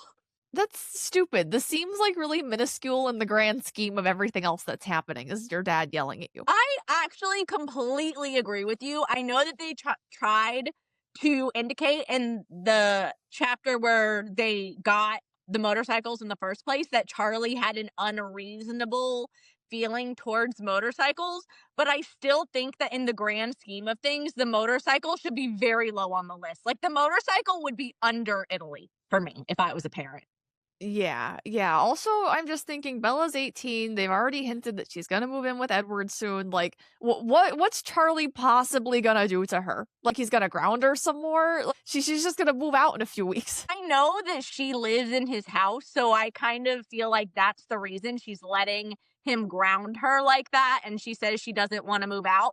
But listen, if I was 18, I'm just thinking about me as an 18-year-old girl. If I was Bella, all of this was the same. And, like, the whole thing happened, and Charlie even tried to ground me, I would literally just be like, well, I'm 18, it doesn't matter. Like, it doesn't matter. Either you let me see my boyfriend or I'm leaving. And I know that Bella did kind of say that, but she didn't follow through on it. And I, at 18, would have followed the fuck through on that. I think it's gonna happen soon. Well, they're gonna get married first. That's like the whole next stupid book. Yeah. But the books aren't very long. They're like a couple months each. Or like 3 months or something. Well, yeah, you're right. As far as, like, the actual timeline, it's not very far in the future that all that's gonna happen. Well, that was the end of the book. That was the end of the book, guys. That was New Moon. That was New Moon, and all of our various psychotic thoughts about New Moon. This book, oh my god, it was fun. Don't get me wrong, It's always a fun read. Any of the Twilight stuff is a fun read, but it's partially fun because it's so terrible. It's fun because you're angry a lot of the time. At least that's how I enjoy Twilight. And I was Yeah, right it's fun because there. we get to scream about it. Yeah, I was right there the whole entire thing. I was explaining some kind of minor thing to my boyfriend just the other day about Twilight. And then he was like, well, what? That doesn't make any sense based on the story that you told me. Why is it that way? Why isn't it like the other way? And I looked at him and I was like, babe, did you know that my best friend and I started a podcast about this book series? I could go on for and have now currently what is our time? We're at like 7.5 hours or something here of my thoughts on just this one singular book. People try to talk to me about Twilight. I'm like, how much time do you have? Do you have multiple hours to dedicate to this topic? To my feelings on every little thing that happened, because I can go into great detail for you. But that's why we're here, and I hope that everybody else enjoys our psychotic ramblings and thoughts about this fucking series, because I have so much fun doing this, even just going back into the universe and being mad at all the silly stuff. I always have so much fun with this book. Like, as angry as it makes me sometimes, it fills my cup. Twilight, the universe, fills my cup. Same. It's definitely become one of my favorite forms of media now, just because of how unhinged and insane that it is, and it's provided endless conversation for us. Like, we're only 2 books in, and we've inflicted what, 7, 8, 9, 10, probably 12 or 13 hours of Twilight content onto the world. So minimum. I'd say that we're probably closing in on 20 almost after we release this. Oh my gosh. Yeah, and as you said, we're only 2 books in. Join us for our deep dive into Eclipse, which I think is the next thing that we're going to be working on. Yeah, and the New Moon, we're gonna do the movie and then the graphic novel, if you didn't know there was a graphic novel. Unfortunately, it's only part 1, but still, we're gonna go ahead and read whatever they made. So, do you want to rate it? The Reed's rating for this book is 5 stars. Not that I actually think the writing is 5-star writing. It's just everything about this book is 5 stars. Yeah, I also rated it 5 because it's provided me with endless amounts of entertainment. Like, even books that I've maybe enjoyed more, that are more well written, have not provided me with this amount of entertainment to my life. Of entertainment, joy, just continuous thought-provoking conversation forever. Revisiting New Moon with you, GU, and I'm looking forward to our continued coverage of this unhinged series. Oh my gosh, me too. We've been reading these together before this, and we reread Twilight and New Moon, but we haven't actually tandem read Eclipse, so that will be extra fun. It's going to be an extra fun experience, and I so look forward to your fun. Yeah, me too. I have a hard time believing that anyone's made it this far in the video, but if you did, thank you. Thank you for joining us for our ad nauseum, so long coverage of this fantastic book. And we love you, and we'll see you next time.